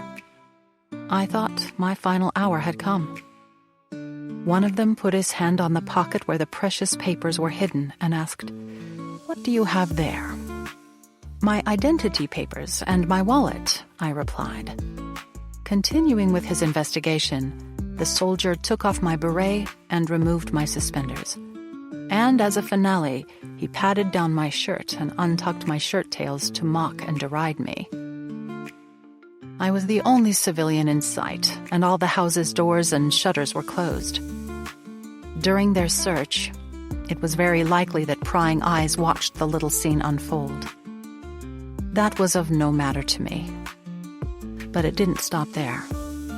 Next, I was subjected to a kind of interrogation to which I was not accustomed. The soldiers asked me a plethora of questions on all sorts of topics. They would often ask 4 questions at once in an attempt to trip me up. "You say that you're going to get the doctor, so who at your house is sick?" "I already told you it's my father." "What's wrong with him?" "His head hurts." "What did he do today?" "Harvest crops." "How old is he?" 72. "Don't you find it strange that he worked during the day, then he got sick in the evening? Do you think the doctor will come to your house?" "I don't see why he wouldn't." "So you're not sure as of now?" "No." "Where did you arrive from?" "My house." "Where do you live?" "In Kergavarek." "How far away is your house?" "About 5 kilometers. As soon as they asked this, one of them took out a map of the region and spread it across the hood of their automobile. "What villages are nearby yours?" I gave them the names of several villages, but strangely, my village didn't appear to be marked on the map. "Can you show us where it is?" I told them I'd be happy to. It was decidedly not my day. Things went quickly from bad to worse, as it was confirmed that Kergavarek was not on the map. This provoked an animated conversation among the Krauts, who began acting very aggressively toward me. The one who had me by the hand took one of my fingers and twisted it. I almost cried out in pain, but managed to keep my nerve despite the crazy looks they were shooting me. "What you just said is a lie. You're not going to fetch the doctor this late in the evening. If we have one shred of evidence that you've made a false statement, you'll be executed immediately." My statement was the honest truth, gentlemen. "Then why isn't your village on the map?" "I'm not sure. It might be a mistake." I showed them my identity card, which bore the name of the impossible-to-find village. There is no proof that your card isn't a fake. How did you spend your day? Cutting wheat. What time did you leave the house? Did you notice anything in particular along the way? I answered their questions without appearing the least bit shaken. You have a nice bicycle, mister. What do you use it for? I thought they were going to steal my bicycle, but they didn't. So do you think the doctor will go to your place now? Yes, I think so. Well, that's too bad. We forbid you from going to get him. What are you going to do with your so-called sick father? May I please go to the pharmacy and buy some medicine? Do you want to see the doctor for a sick person or for someone who is wounded? I already told you it's for my father who is ill. Did you see an aircraft hit by German anti-aircraft fire land near St. Divi? I'm sorry, gentlemen. I don't have any information about that. I was very busy taking care of a sick animal during the evening. I can tell you that the children at the farm heard a strange noise coming from an airplane. Thankfully, the Lord, in all his goodness, had not endowed these 4 Felden gendarmerie with the requisite intelligence. The questioning drew to a close, and the men conferred with one another in German for a long time. Listen, mister, one said. We'll give you 5 minutes to make a trip to the pharmacy. If, between the 5th and 6th minute, you haven't returned, we'll execute you in front of town hall.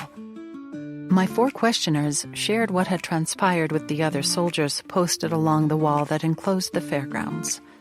Machine guns and submachine guns were at the ready, but I was nonetheless given permission to continue on my way and to tuck in my shirt tails. I jumped on my bicycle faster than you can say it. It was impossible to stray from the road that led to the pharmacy, and equally impossible to deliver the invaluable documents to my officer. I rushed to the pharmacy as quickly as possible. Everything was closed, so I knocked hard on the door. Mademoiselle Poulizac came to the window, stunned. "What do you want?" she asked. "Come down here quickly," I replied. "I have an important mission to carry out." Without hesitation, she opened the door, and I recounted my adventure. I wanted to deliver the papers from the U.S. aircraft that had landed near my house to a trusted individual, but had been a victim of circumstance. Mademoiselle Poulizac agreed to keep the papers in her possession. "Give me a tube of aspirin," I told her, "so I'll be covered if they decide to resume the questioning on the way back." As it turned out, I was stopped again.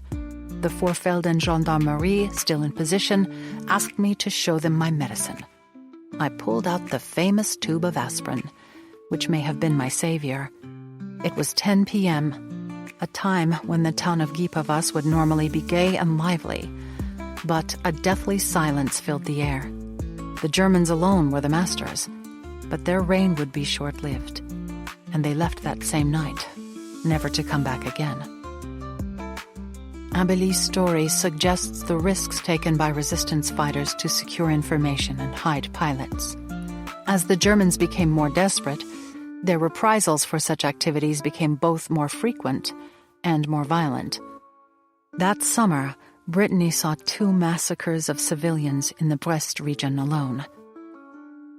At about the same time that Jean Abilie was trying to remain calm in the face of his interrogators, a Breton mother received this letter from her son. Maquis, 8/27/44. Dear Mother, thank you for your letter, which I very much enjoyed. Please also send my thanks to Annick for the pack of cigarettes. Mother, your letter arrived too late. I've already been enlisted in the French forces of the interior for a week. I pay a visit to Madame C from time to time, and she's been very nice to me. You are the only person that knows I've joined the resistance, Mother. No need to be ashamed of me anymore. I'll be a good patriot, and you can be proud of your son who won't cause you any more sorrow. I'll try to write, but it will be difficult. Soon we'll be leaving Brittany for an unknown destination. Don't worry, Mother. I'll be careful. I'm with former NCOs, hunters, and very dear friends. As I was saying, Mother, I won't be able to see you until the country is completely liberated, which I hope will be soon. Mother, I have to ask you for a favor. 1 pair of socks and 1 shirt from the old mended clothes. If you have the chance, please pack them in a little satchel with 1 muffler, one of mine, and my raincoat. although I know it will be next to impossible, as there's no way to communicate, and MJ will already be carrying a lot. Don't tell Papa about my having enlisted. He'll be worried, and I've already hurt him too much. Tell Anik to give Papa my ration cards. There's no shortage of tobacco here. Say hello to all my friends, Madame and Monsieur Bernard, Henri Lavanane, and everyone else. Tell them that I'm in the countryside and haven't forgotten about them. I must leave you, Mother. I'm being called for a patrol. Courage. Vive la France. See you very soon. Victory is ours. Your son, Martial. On the back of Martial's letter, preserved today in the archives, are written the following words. Letter of Martial Cloec of Quimper, who died in battle at Nivaux. Original conserved by his father. Returning home. As the battlefield moved out of the Cotentin Peninsula, hundreds of thousands of refugees began to make their way home. Often what they found was a deathscape, hardly recognizable, in which very little, if anything, remained. When 16-year-old Jacques Petit returned to Saint-Loup some weeks after the American victory there, he was overwhelmed. My city, Saint-Loup, no longer exists. A few weeks of madness was all it took to destroy my childhood stomping grounds. How can I get back what I've lost? How can I pick up the pieces of my past in these streets that have been reduced to dead-end paths fraught with uncertainty? Similarly, a witness identified as Yvonne did not recognize her hometown of Mortain when she returned in August. A terrible German counterattack had occurred there a few weeks before. She and 800 other civilians had survived by holding out in the caves of a local mine for 2 weeks. We couldn't bear to look around us. It was hell. Everything had been destroyed. The dead animals on the roadside were bloated due to the early August heat. The corpses of soldiers were decomposing in the embankments and orchards. We returned to discover a pestilent odor of death hanging over the countryside. I had never seen a dead person in my life. I tried to avert my eyes, but there were so many corpses on the ground that it was impossible. While this was happening, we crossed paths with a convoy of trucks filled with soldiers giving us the V sign and tossing us cigarettes, chewing gum, and bars of chocolate. This was it. This surreal, spectacular combination of deliverance and death was the liberation that we dreamed of for days on end in the depths of the mine. We reached the house with grandmother. By some sort of miracle, it was still standing. The Americans had commandeered it for use as an emergency first aid station. The rooms were a complete mess. The closets had been emptied, and there were mattresses stacked on the floor. An American showed us the bullet-pierced helmets of his fallen brothers in arms. It was at that moment, when we left the mine, that the full horror of the war hit home. I found myself face to face with the reality and heartbreak of it. The dead, the wounded, the amount of destruction caused by the bombs. Thousands of Normans experienced such a homecoming. A bomb crater marked the place where their homes once stood. If by some miracle a home remained standing, it usually lacked a roof or windows. Doors had been removed to use as trench covers. Precious belongings were smashed or gone. Both the Germans and the Allies engaged in looting. Chapter 6. Making Friends. By mid-August, the Allies were victorious in Normandy. Under the command of Omar Bradley, the American First Army moved south and east out of the Cotentin, trapping thousands of Germans in the Falaise pocket between Falaise and Argentan. Hitler ordered his armies in Normandy to retreat. The Allies then began to move rapidly toward Paris. As the bombing and the bullets subsided, Americans and Normans finally got to know each other better. Friendships were forged. Key to those attachments, at least in the beginning, was American munificence. The U.S. Army had provided the GIs with presents for Normans, cigarettes for adults and candy for children. The troops carried such treats in their pockets or distributed them from trucks. The idea was to break down barriers between the French and the Americans by offering gifts. The gesture was wildly successful. The abundance and wonder of American products made a deep impression on the Normans. Friendship drew from additional sources that summer. The GIs missed their kids and siblings, and so made Norman children their own, at least for a little while. Many of these children, themselves missing fathers, happily climbed onto laps and gave big hugs. Soldier and civilian also shared a heavy heart for what had been lost. For both, the war was real, and they were in it together. They came together to grieve, sing, feast, dance, and even have a little fun. Lucky's and Hershey's. The GIs liberated, yes, but perhaps more important, they brought cigarettes. Not only have they come to render a sacred service, Paul Finance gushed about the liberation, but they've also offered me a pack of cigarettes. If the Americans loved Calvados, the French loved blonde American cigarettes. For years, smokers had been almost entirely deprived of tobacco. Now the GIs offered it to them in abundance. Jacques Petit's memory of his first American is inseparable from his first lucky strike. On August 2nd, he told his journal, "The tanks knocked down the gates without hesitation and positioned themselves in the surrounding fields. Everywhere there were flowers, bravos, and hands raised with parted fingers in the victory sign. The soldiers threw candy and little packs of 3 or 4 cigarettes. My first American smoke, a lucky strike. I had only tasted tobacco a few months earlier, and my father, who didn't smoke, that day I would see him make an exception for the first and last time in my life, granted me 1 pack of Gauloises per month from his rations. After several weeks of almost no smoking and the blandness of German cigarettes, this honey-flavored smoke was a delicacy." 15-year-old Jacques Nicole was shocked to see even his mother smoking. Our liberators made sure to give us rations and sweets, which is how I started smoking at 15, although I quit for good a year later. That is why I tell my students, my smoking is ancient history. I think I even remember seeing my mother puffing on a cigarette. Albert Desilles' memories of his liberation are also inseparable from the cigarettes he and his friends received. In his diary of August 3rd, he wrote, "Above the turret of each armored vehicle was a chest-up view of a helmeted soldier wearing headphones, throwing candy and cigarettes galore.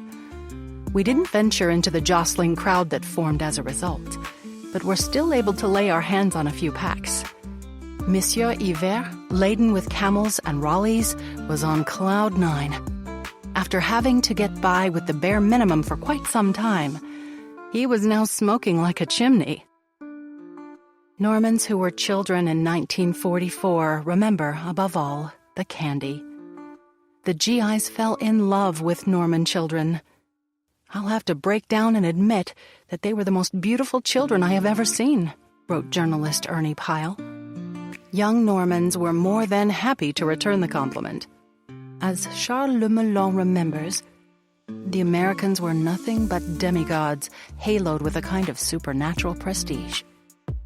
Key to that godly status was the secret supply of candy every GI stocked in his pockets. Generous amounts of Hershey's chocolate found their way into tiny Norman hands, courtesy of the U.S. Army. That was just the start. Take, for example, the case of little Lucien Lupueva. With his mother, he set up a sort of lemonade stand, only Norman style, for cider. He did so on Route 25, a road heavily trafficked by the GIs. For soldiers too hurried to get out of their trucks, Lupueva offered window service, but for payment, he expected more than the usual. At first, We were surprised by their opulence and the munificence of their gifts, but the smallest ones, chocolate, cigarettes, and chewing gum, soon lost their value simply because there was an overabundance of them. That said, we were always eager for orange marmalade, fruit preserves, and other little ingenious rations with everything combined. Yielding to our bold entreaties, the nice fellows smilingly let us strip away part of their uniforms. That was how I was able to build up an unrivaled collection of stripes and insignia. The GIs had a habit of being bamboozled this way. They would do just about anything to make kids happy. Despite Army rules, no child who ventured into a mess hall with spoon in hand ever went away hungry. The GIs would take much more food than they could eat and pass it on to the children. Norman kids reminded them of beloved ones back home. One GI showed 10-year-old Marguerite Madeleine a picture of his little girl. Our liberators had set up their mess in the little field around the house, which was again uninhabited. From time to time, they would give us white bread with spread, which for us was a sumptuous delicacy. Once the gherkins or jam had been eaten, our big glass jars were filled with chewing gum. My brother and I chewed the gum with delight, under the disapproving eyes of our parents, who, although fearful it would upset our stomachs, didn't dare scold us. I also remember one day when I happened to be near the military camp, and a soldier came up to me smiling. He leaned down to my level and held out a photo of a little girl my age. Surely a daughter or little sister that I reminded him of. I felt very self-conscious, and he put the photo back in his card case as he walked away to catch up with his friends. I hoped that he got home safely. Chewing gum was another gift, and relatively new to France. At first, the youngest Normans couldn't figure it out. Do you just keep on chewing? 6-year-old Marcel Launay wondered whether his gum would make his teeth fall out. He hardly cared, though, and carefully parked it under his pillow every night. Daniel Philippe lived in coastal Normandy, not far from the docks where American surplus arrived. Even after the front had moved away from Normandy, Cherbourg and Le Havre remained key ports, where everything from bullets to surgical scissors to gasoline arrived every week, and of course enough fruit, meat, cheese, and chocolate to feed the liberators. Some of it inevitably got lost along the way. Military trucks passed with a deafening roar along the road behind our house. Curious as ever, Colette, Michel, and I ran to the wide-open gate at the entrance to the factory. A procession of 8 big trucks drove by us, each with its lights on. The black drivers waved at us enthusiastically, their proud, white-toothed smiles gleaming on their black faces. We were so taken aback by this that we stood silent, petrified. They threw candy and tiny packages in our direction all the same. Standing on a platform on the last truck, the soldiers threw heaps of goodies. Once the convoy had left, we began to collect our unexpected booty. We didn't really know what chewing gum was, or what we were supposed to do with those funny little sticks. There were also cigarettes, each packet individually sealed, that had surely been given to them just before the landing, as had the brownish-beige chocolate that tasted funny. Many Norman children recall African-American soldiers in particular. The job of unloading and transporting gasoline, food, and armaments to the front became the responsibility of service troops, many of whom were black. Norman children had ignorant ideas about Native American and African American soldiers, but they remember them as smiling and generous. 5-year-old Yves Boudier had this child's perspective on his liberators. During the liberation, every day was like a Sunday. The church bells never stopped ringing. Most of all, there were Americans. It's funny. They come from the country of the Indians and Buffalo Bill, but they don't have red skin. No, their skin is the color of the big pieces of chocolate that my grandfather caught behind the convoy of open-topped trucks. one of them threw me up in the air. I touched him, and afterward my hand wasn't dirty. We were also given packs of clear, round candy with a hole in the middle, and a funny taste that I didn't know. They were good. Those Americans, they laugh all the time, and have white teeth and wear their helmets backwards. They are always eating chewing gum. There were no women with the soldiers. They didn't even bring mothers with them to heal them when they became sick. They also drink coffee and hot chocolate from big gray pitchers made of a really lightweight metal called aluminum. The magic of food. American food was a source of wonder. GI rations included such dehydrated drinks as juice, milk, and coffee. Children watched with fascination as orange, white, and brown powders were magically transformed into familiar drinks. Christiane Delpierre remembers. Sometimes I would have breakfast with them. There was a sort of magical quality to it. Think about it. I had always seen milk coming from the teat of a cow, but they had a sort of white powder that they would pour on water. And coffee? Brown grains. When mixed with warm milk, it would turn into coffee similar to ours. At our house, making coffee was a laborious task. We had to grind the beans in a wooden mill that I would struggle to crank as I held it between my knees, pinching my thighs. Marcel Leville from Lison was also in awe of American rations. First, there were the thin cigarettes. I recognized certain brands such as Camel and Philip Morris, which we had before the start of the war. Then I rediscovered chewing gum, which I had tasted during a family vacation in Paris. They also had little aluminum foil packages with a powder used to make drinks. By adding water, they were able to make orange and lemon soda. And to purify water, they had tiny bottles of pills. But what surprised me the most was that they used products I thought were French, like the little packets and cans of Nescafé. We had those products before the war. I also picked up a little bar of Palmolive soap. As a child, I had never imagined that all these products that we knew fairly well were manufactured abroad. We also received canned goods marked pork, beans, and, much to my surprise, cheese. Canned cheese? I also found a cheese and ham. Their rations also included full meals, labeled Ration K. Inside, there was everything needed for a hearty snack.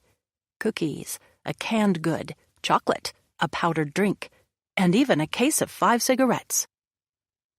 Little boys were drawn to the military vehicles and equipment.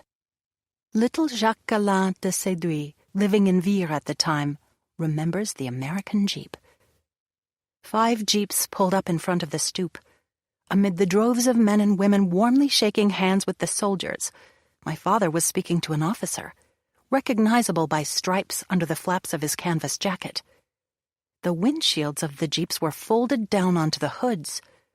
Our liberators, who were seated inside chewing gum or leaning nonchalantly on the vehicles, had an air of friendly superiority about them. Despite the fervor of the encounter, there was a distance between them and us, a gulf of power, wealth, and victory. I approached the jeeps wide-eyed. Who could have thought up such a vehicle? Their square shape gave them the look of big June bugs. The interior was a world in and of itself, rustic yet comfortable. There was a large round steering wheel with 2 canvas seats up front, with a bench seat in back, behind which the metal frame top folded down. Here and there were packs, ammunition boxes, and for the jeeps with machine guns, several metal cases filled with strips of cartridges. It had everything one needed to be self-sufficient. On the back, there was a big spare tire and a jerry can for gasoline tied down with canvas straps. A wooden-handled shovel and pickaxe were mounted on the sides. In the place of doors, there were 2 large notches in the body of the vehicle that almost beckoned you to jump in. It was a microcosm of the efficiency and openness of American society. 12-year-old Charles Lemelon was also fascinated with American military gear and equipment. Lacking knowledge of American sports, he wondered why the GIs threw balls at each other while wearing big gloves. Friendly, good-humored, and good-looking, they were quite popular, especially with women. Best of all, they did not look or act like fanatical professional soldiers, as if they did not take the war quite seriously, or at least not all the time. They had a great talent for enjoying themselves whenever they could. We were fascinated by their demeanor, their gestures. In a word, they were cool. The way they got into their cars and drove was classy, with a touch of wildness. We could not figure out why they threw balls at each other endlessly, or why they would want to use those ridiculously big gloves. Strange soldiers. Right in the middle of a campaign, they had time to play. They were definitely a different breed of cats.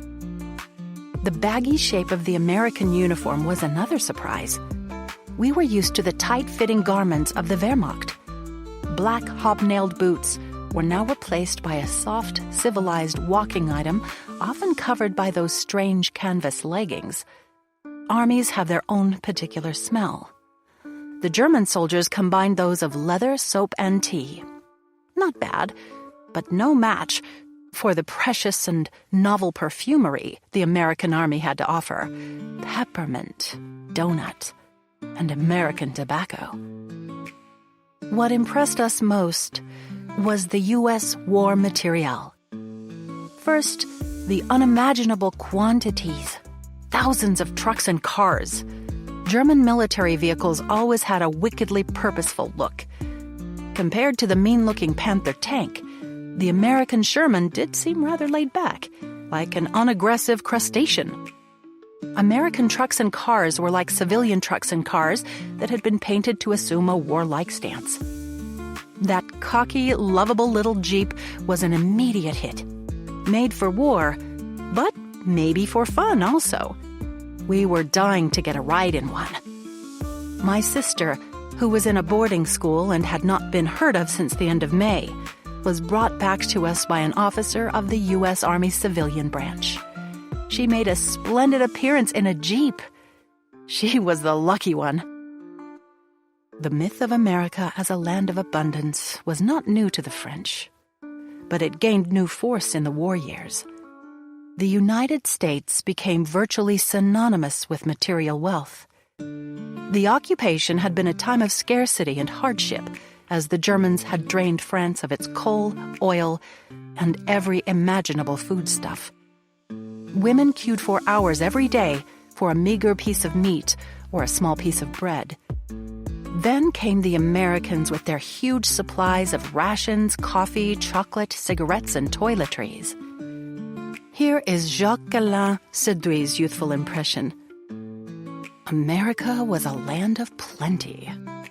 For me, the little European who had known only the hardships of war, there were untold treasures concealed under the lids of the two trunks in the back of the Jeeps. Like the white man offering cheap trinkets to an African tribe, the soldiers were generous in their gifts of chocolate, cigarettes, candy, and chewing gum. One such treat was a round orange fruit with a thick peel. A soldier gave me one, and I ran over to my sister. "Look, what is this?" "It's an orange," she answered.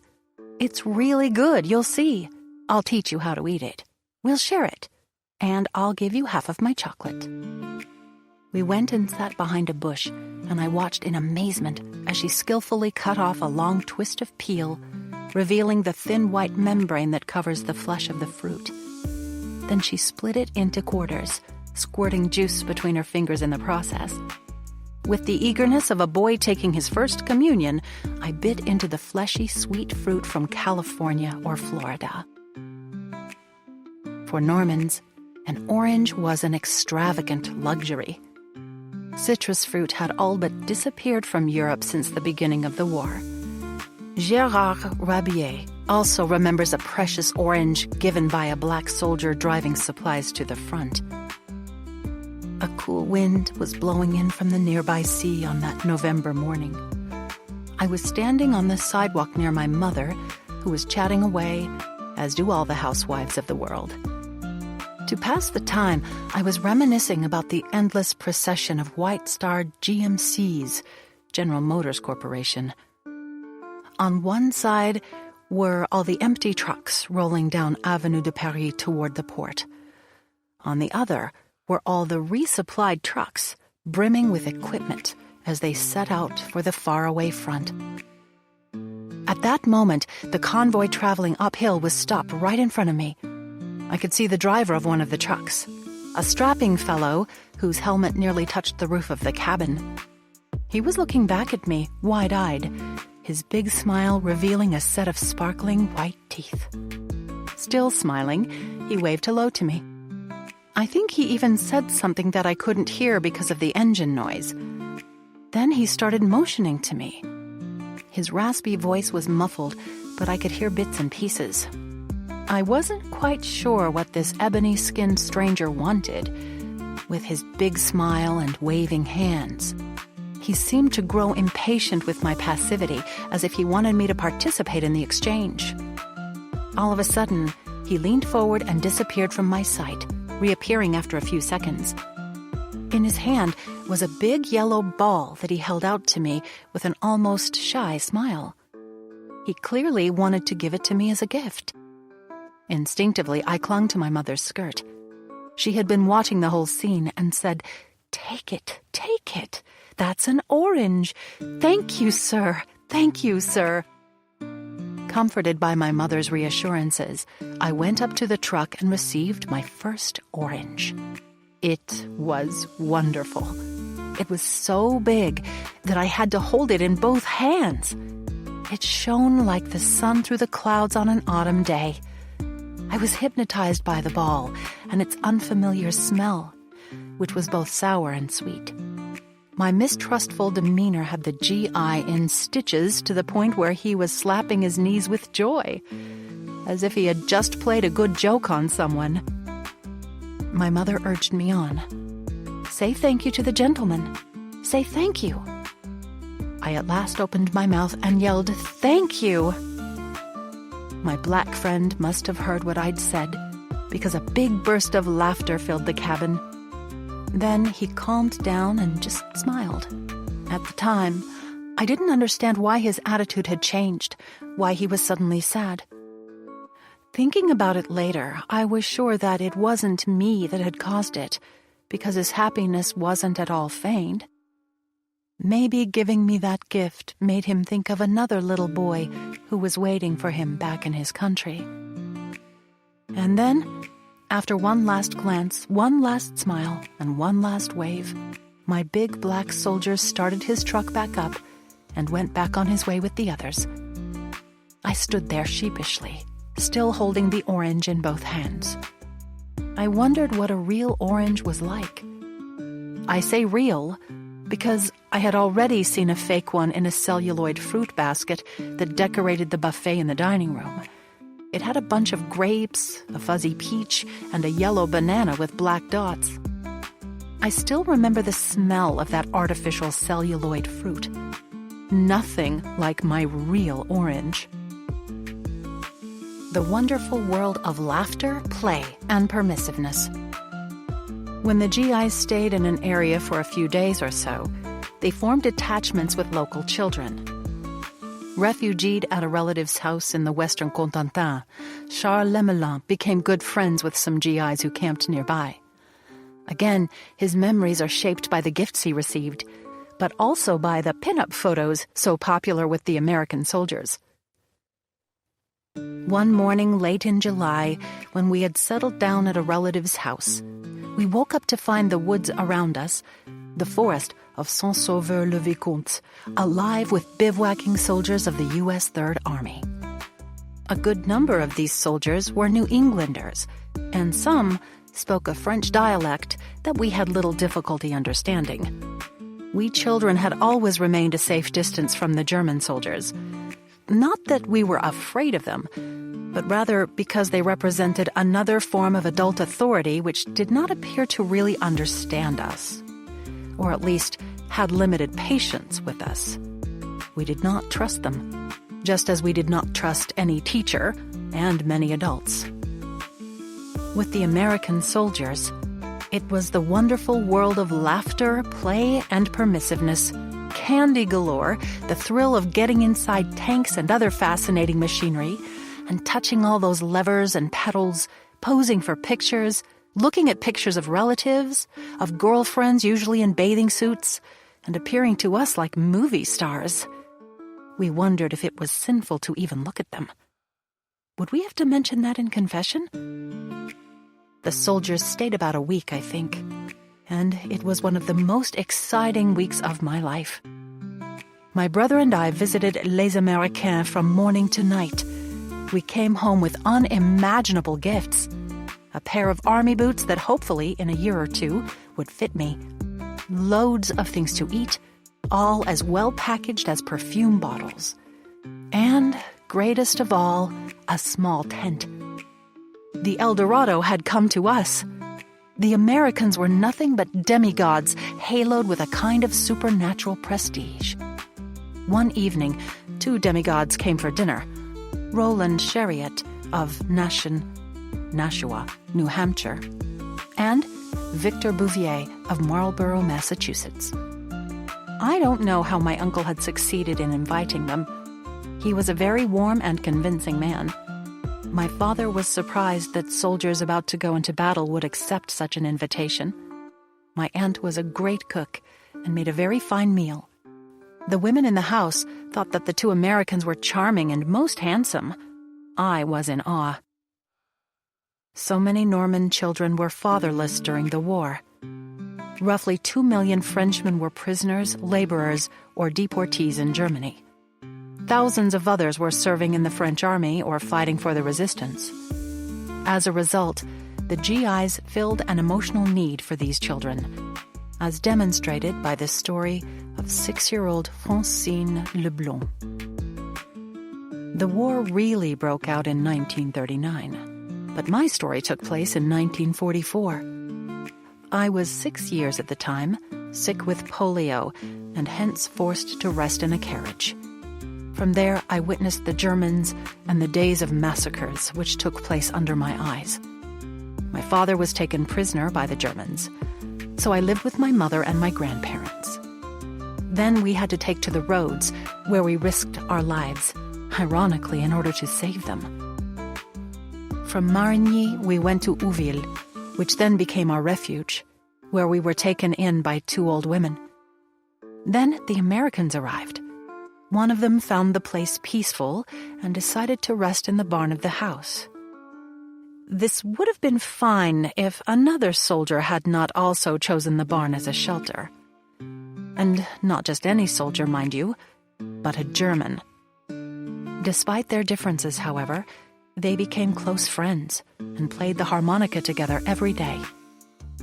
One day, the American noticed my presence and took me in his arms. I was thrilled because my father was gone, and I considered this stranger as my adoptive father. He had his binoculars with him at all times, and he showed me the planes as they flew overhead. If he heard the least worrisome noise, he would part quickly for the barn, but he always made sure to leave me in a sheltered place. He called me Francisca because, he told me, it reminded him of his own country. Perhaps he lived in San Francisco. I believe his name was William.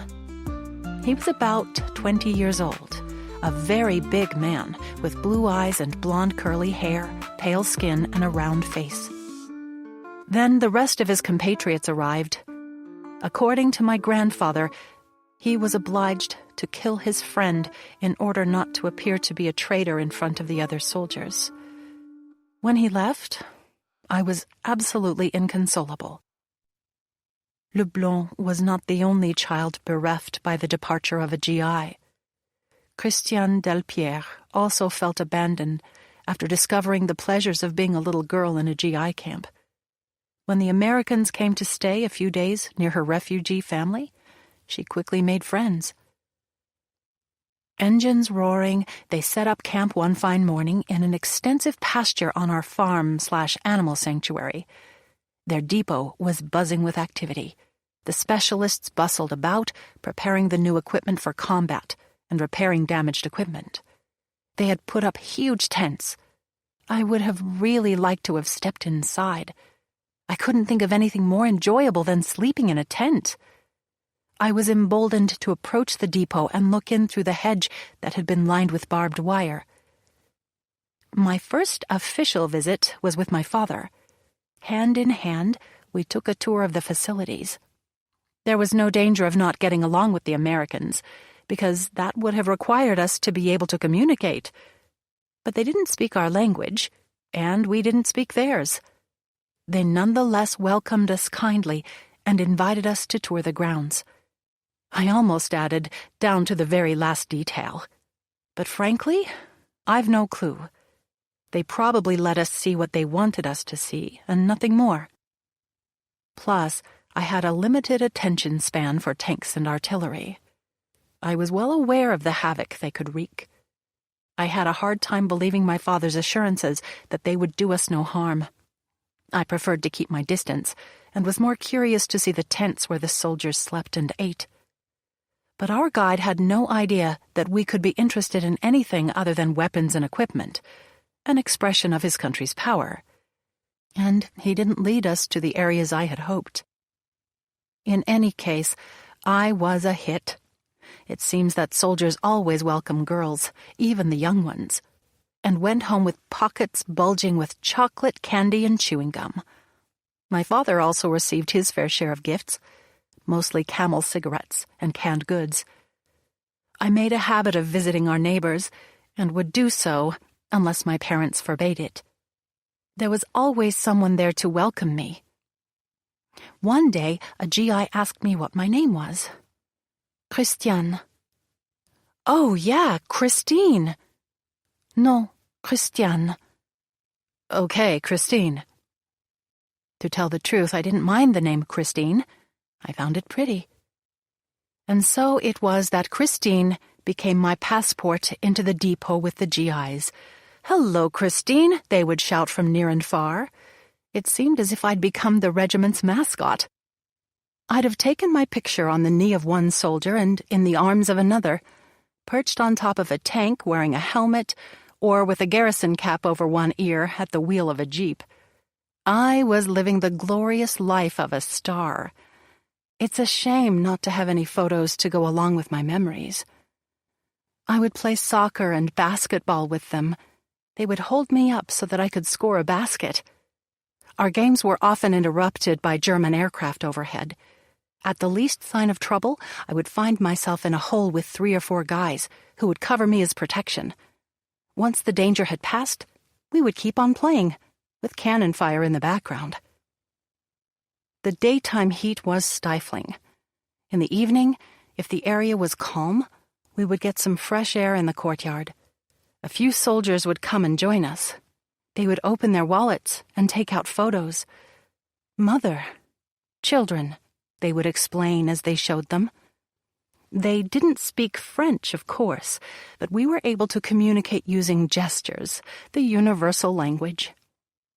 I wasn't all that surprised to be awakened by the noise of purring engines, clicking chains, and orders being shouted. But the racket continued, and my usual tactic of hiding my head under a pillow was of no use. I soon realized that it was coming from outside. I jumped out of bed and went to the gate of the depot.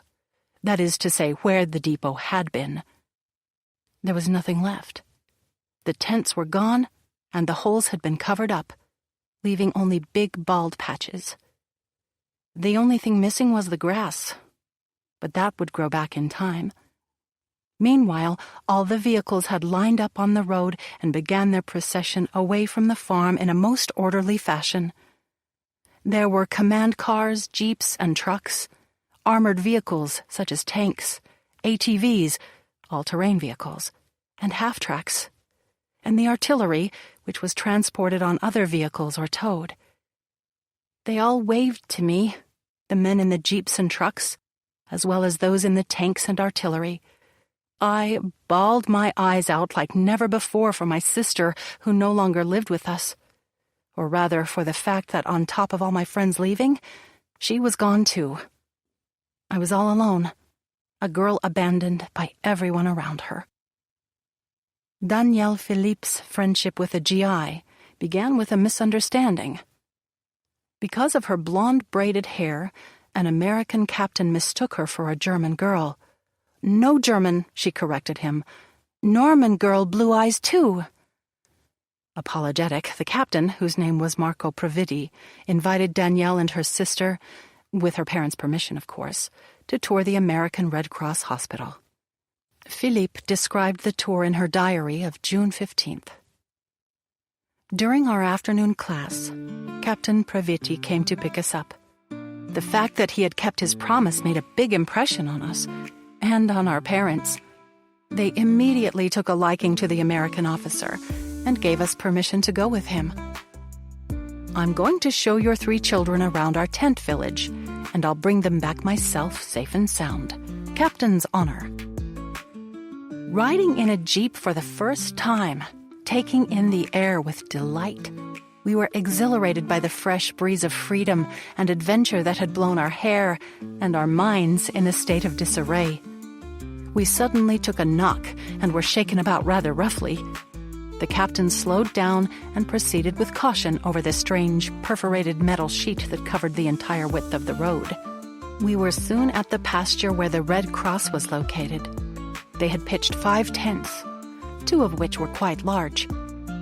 Captain Previti showed us his tent, one of the smallest ones, and we each took a turn swiveling and reclining in his wonderful dentist seat.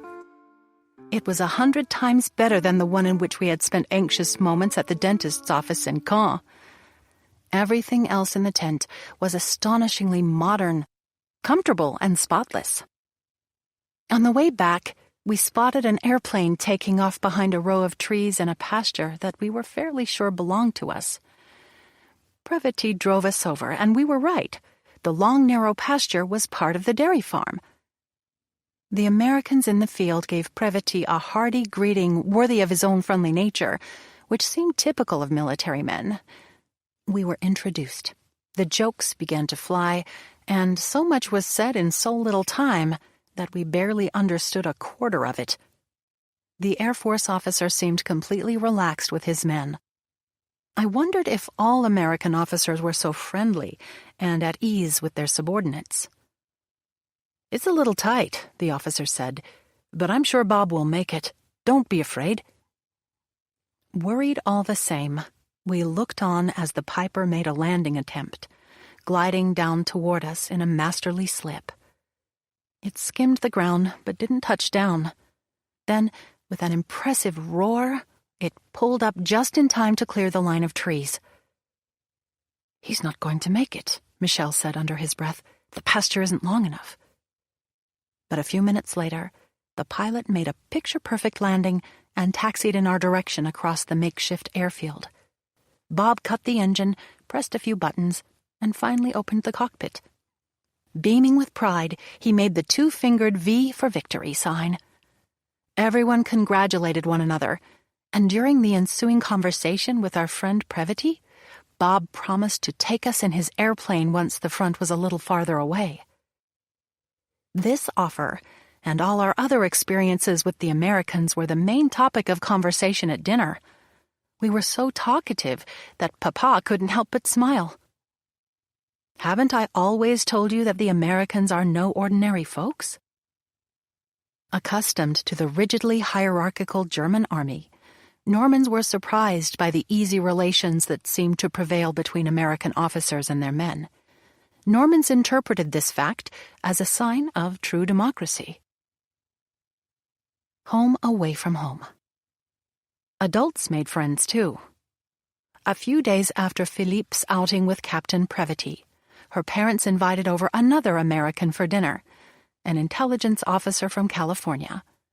In her diary of June 17th, Philippe talked about the visit, at once sad and fun. Mom came back with a tray full of glasses.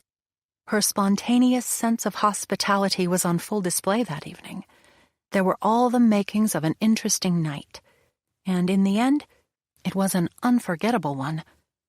We all gathered in the living room.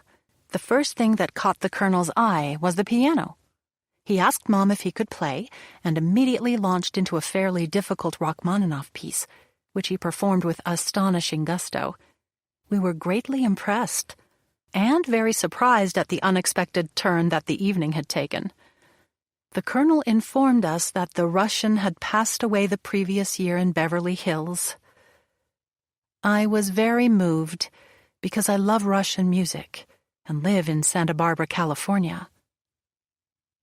The Colonel suggested that Mother sit down at the piano herself. She politely declined. "You're such a virtuoso that I don't feel up to it." She began to look in the chest of drawers for sheet music, some old melodies in English that she had known since the First World War. Gleaming with pride, she brought the Colonel a packet of yellow, time-worn sheets. "Sorry," she said. "I played these songs so often that all these songbooks are rather worse for wear." "Splendid!" he exclaimed, surprised and visibly delighted. "You have got My Little Gray Home in the West. I love this song." It was no accident that Mother had put this romantic song from the far west at the top of the pile. I knew that we were in luck. Over time, it had become one of our family's favorite tunes. We had grown up with it. When we were children, babies even. Well, before we were able to understand the lyrics, Mother had sung it to us as a lullaby. Our mother always loved to sing, and we would listen, swiftly calmed and enthralled.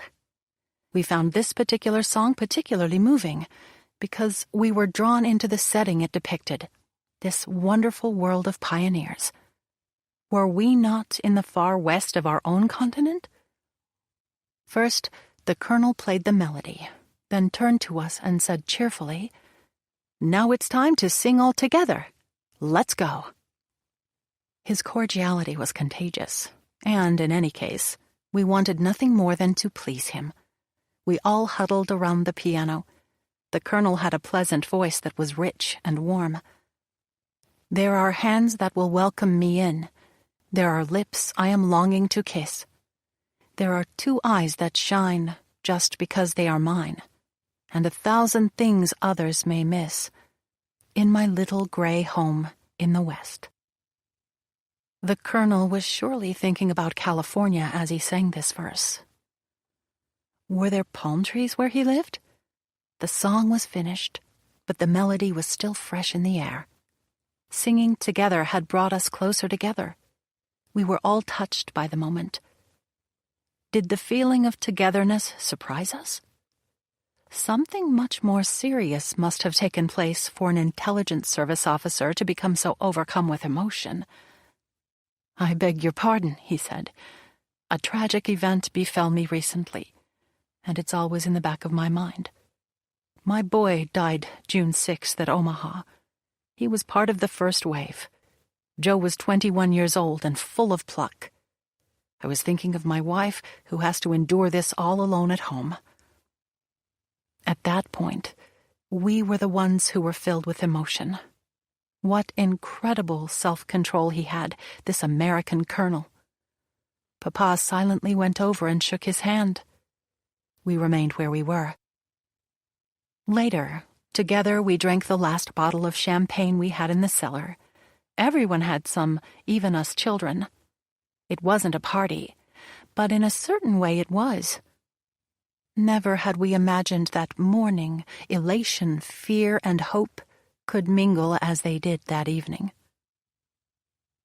As we have already heard, Normans frequently opened their doors to homesick Americans, putting their best food on the table. The young Jacques Alain de Séduit remembers one occasion when his father invited an entire regiment of officers for dinner. Preparations took days, and no expense was spared. Via an American officer of Swiss extraction who spoke perfect French, my father invited the entire U.S. regiment that had liberated us to lunch. 3 days was barely enough to prepare all the rooms on the ground floor, refurnish them, sweep and wax the wood floors, dust the crystal chandeliers, and clean the silver, which had been hidden in the cellar with the set of Sèvres porcelain flower bouquet plates that we used for special occasions. The big day arrived. I have never seen such a superb sight. Decorating the center of the table was a biscuit sculpture depicting, amid cherubim and wreaths, an almost fully unclothed lady breastfeeding a baby, while a similarly undressed man gazed at her pensively. I've been told it is an allegory representing conjugal bliss, a wedding gift to my great-grandparents that brought them little good fortune. They spent their lives bickering.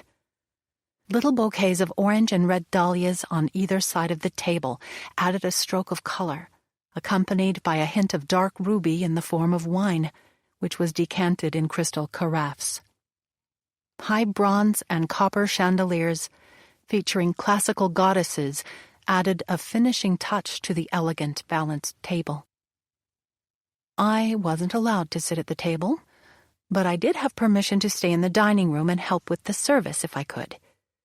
3 young girls from neighboring farms were tasked with lending a hand. They had been breaking their backs since the morning, while Mother Morel tended to the stove. Around noon, from the kitchen, I heard a few jeeps pull up in front of the doorstep. About 20 officers, led by a corpulent colonel, got out and followed my father into the house. Following a glass of champagne introduced by the peaceful detonation of several flying corks, my father had undoubtedly used a method at which he excelled, slicing the tops off the bottles with a saber. The officers sat down around the table. There was no particular protocol. My mother, perched on her cork high heels in a green polka-dot dress with a discreet low-cut neckline, had made a special effort to do justice to Paris's reputation for fashionable elegance. She was sitting across from her husband and to the left of the heavy-set colonel. The other guests had chosen their seats as they wished. The conversation started off slowly, but picked up as the meal went on. The white wine served with the hors d'oeuvre and the red wine with the leg of lamb surely had a hand in that. Séduis's father then decided it was time to teach the regiment the Trou Normand, or Norman Hole. In a matter of minutes, he brought the great conquering army to the floor. At the midway point, my father quieted everyone and explained that it was time for the traditional Trou Normand. I can only guess how the interpreter translated the name for this little glass of Calvados that, on my father's signal, everyone drank down in one gulp. I watched closely as the scene unfolded and saw faces pucker and blush. Several attempted to muffle a hoarse hiccup, and there was even a young lieutenant who disappeared under the table for a moment. Everyone pushed their chairs back, discreetly fanned themselves, and tried to catch their breath. After this shock treatment, the second half of the lunch, chicken and cream sauce, mixed greens, cheeses, and an omelette flambée with cognac, went off without a hitch. A heartfelt jollity began to take hold. An officer stood up and retrieved the family's old gramophone, from which protruded a large funnel-shaped horn, and placed a record on the turntable. It was a one-step by Jelly Roll Morton and the Red Hot Peppers. He asked my mother for a dance. Soon my sisters were also led onto the dance floor, then the 3 young servants. For Mother Morel, who had been invited out from the kitchen to receive praise for her cooking, the introduction to jazz was a bit more difficult. She made a valiant effort, however, as those around her clapped the rhythm to help. This was met with whistles from our guests, showing their enthusiasm for these Europeans with their strange culinary traditions, who were more than willing to take in some American culture. After a cup of coffee, washed down with Calvados and cognac, a few officers felt like getting some fresh air. In the entryway, they discovered a bag of golf clubs that belonged to my uncle. They lined up in the front yard, which had been mowed that same morning, and laid out about 50 little white balls taken from an old shoe box that was sitting next to the bag. They began to take turns hitting drives. I looked on, amazed at the way they swung their bodies with the left arm straight as an arrow, all while keeping their eye on the ball. Their arm would swoop down, we would hear a thwack. Their body would finish its slightly curved rotation, like a bow bending back into shape. Their hands would follow through above their head, and the ball would fly beyond the big cedar some 200 meters away. One of the officers had extraordinary power and precision. He could hit the ball within a few meters of his target while chomping on a cigar the size of a chair leg. His face was dripping with sweat. He would stop between each shot and stifle a burp before returning to the tee, with his buddies cheering him on. Conclusion. The cathedrals. The wounds of Normandy did not heal quickly. The winter of 1944 through 45 was grueling and cold, even though the front was now hundreds of miles away. With so many factories in ruins, jobs were few and far between. Food was still rationed, still scarce, and still tasteless, despite Allied efforts to feed a starving Europe. At Christmas time, the Caen newspaper, La Liberté de Normandie, declared it the saddest Christmas we have ever known, because we still live in a world of flames, in a murdered France, in a ravaged region. No more houses, no more roofs over our head, and grief everywhere around us. The year 1944 had brought freedom, but also ruin and death. Still another set of challenges would arrive with the new year. Like everyone else, Normans celebrated the long-awaited victory over the Nazis in May. But the spring and summer of 1945 were far from euphoric. Slowly but surely, relations between the Americans and the Normans had soured. As the U.S. troops made the nation its garrison, they created a black market on army surplus. Sometime during the late summer of 1944, the GIs had realized that their Lucky cigarettes and Hershey chocolate were valuable commodities. Soon they were hawking them for brandy and sex, taking advantage of French scarcity. Increasingly for the Normans, cigarettes became a symbol not of liberation, but of American exploitation and corruption. But the trouble really began in the spring of 1945. With the war over, the GIs made their way back west to Norman ports, and ultimately a boat home. Even those who had survived came back to Normandy as changed men, traumatized by the awfulness of war, grieving losses both big and small. They took to the bottle to relieve their pain. They drank, they whored, they drove their jeeps too fast. In cities like Le Havre, overrun with GIs by midsummer, Normans frequently found themselves in the wrong place at the wrong time. Almost every day, someone was injured by a recklessly driven jeep, shot by errant bullets, or assaulted by drunk men with guns. Worse still were the prostitutes. Civilians in places like Montmelon, Reims, and again Le Havre could not take a walk in the park or visit their mother's grave without witnessing the spectacle of a GI having sex with a prostitute in broad daylight and out in the open. American soldiers also accosted respectable French women, even in the presence of their husbands and boyfriends. One mayor called his town a theater of military debauchery. French mayors complained loudly. It did little good. The U.S. Army refused to create regulated brothels for its soldiers. To do so, the high brass explained, would be tantamount to letting journalists and the American public know that the boys were doing more than fighting in France. Hence, GI promiscuity remained a rude reality for French civilians in order to protect American wives and sweethearts back home. In addition, U.S. commanders in garrison towns refused to take responsibility for the thousands of prostitutes now suffering from venereal diseases. In all these ways, the U.S. military flaunted their disregard for French sexual and social norms. Civilians returned the favor with anger and contempt. The Americans had overstayed their visit. It was time for them all to go home. The Normans also felt a seething resentment toward the Allies for the physical destruction they had endured. Given the difficult finances of the French state, reconstruction was slow in coming. Among the most tragic casualties of the battle had been the cathedrals, many dating to medieval times. In the mid-20th century, these churches remained at the heart of their community, symbolizing its lifeblood. Shortly after the war, Father Georges Caudel mourned his church in Coutances.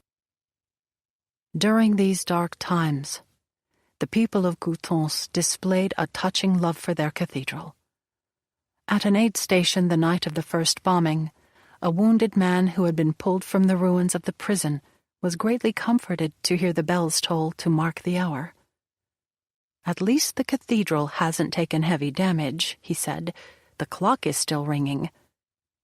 During the subsequent bombings, many refugees watched from the surrounding hills as the planes swooped down over Coutances in the moonlight.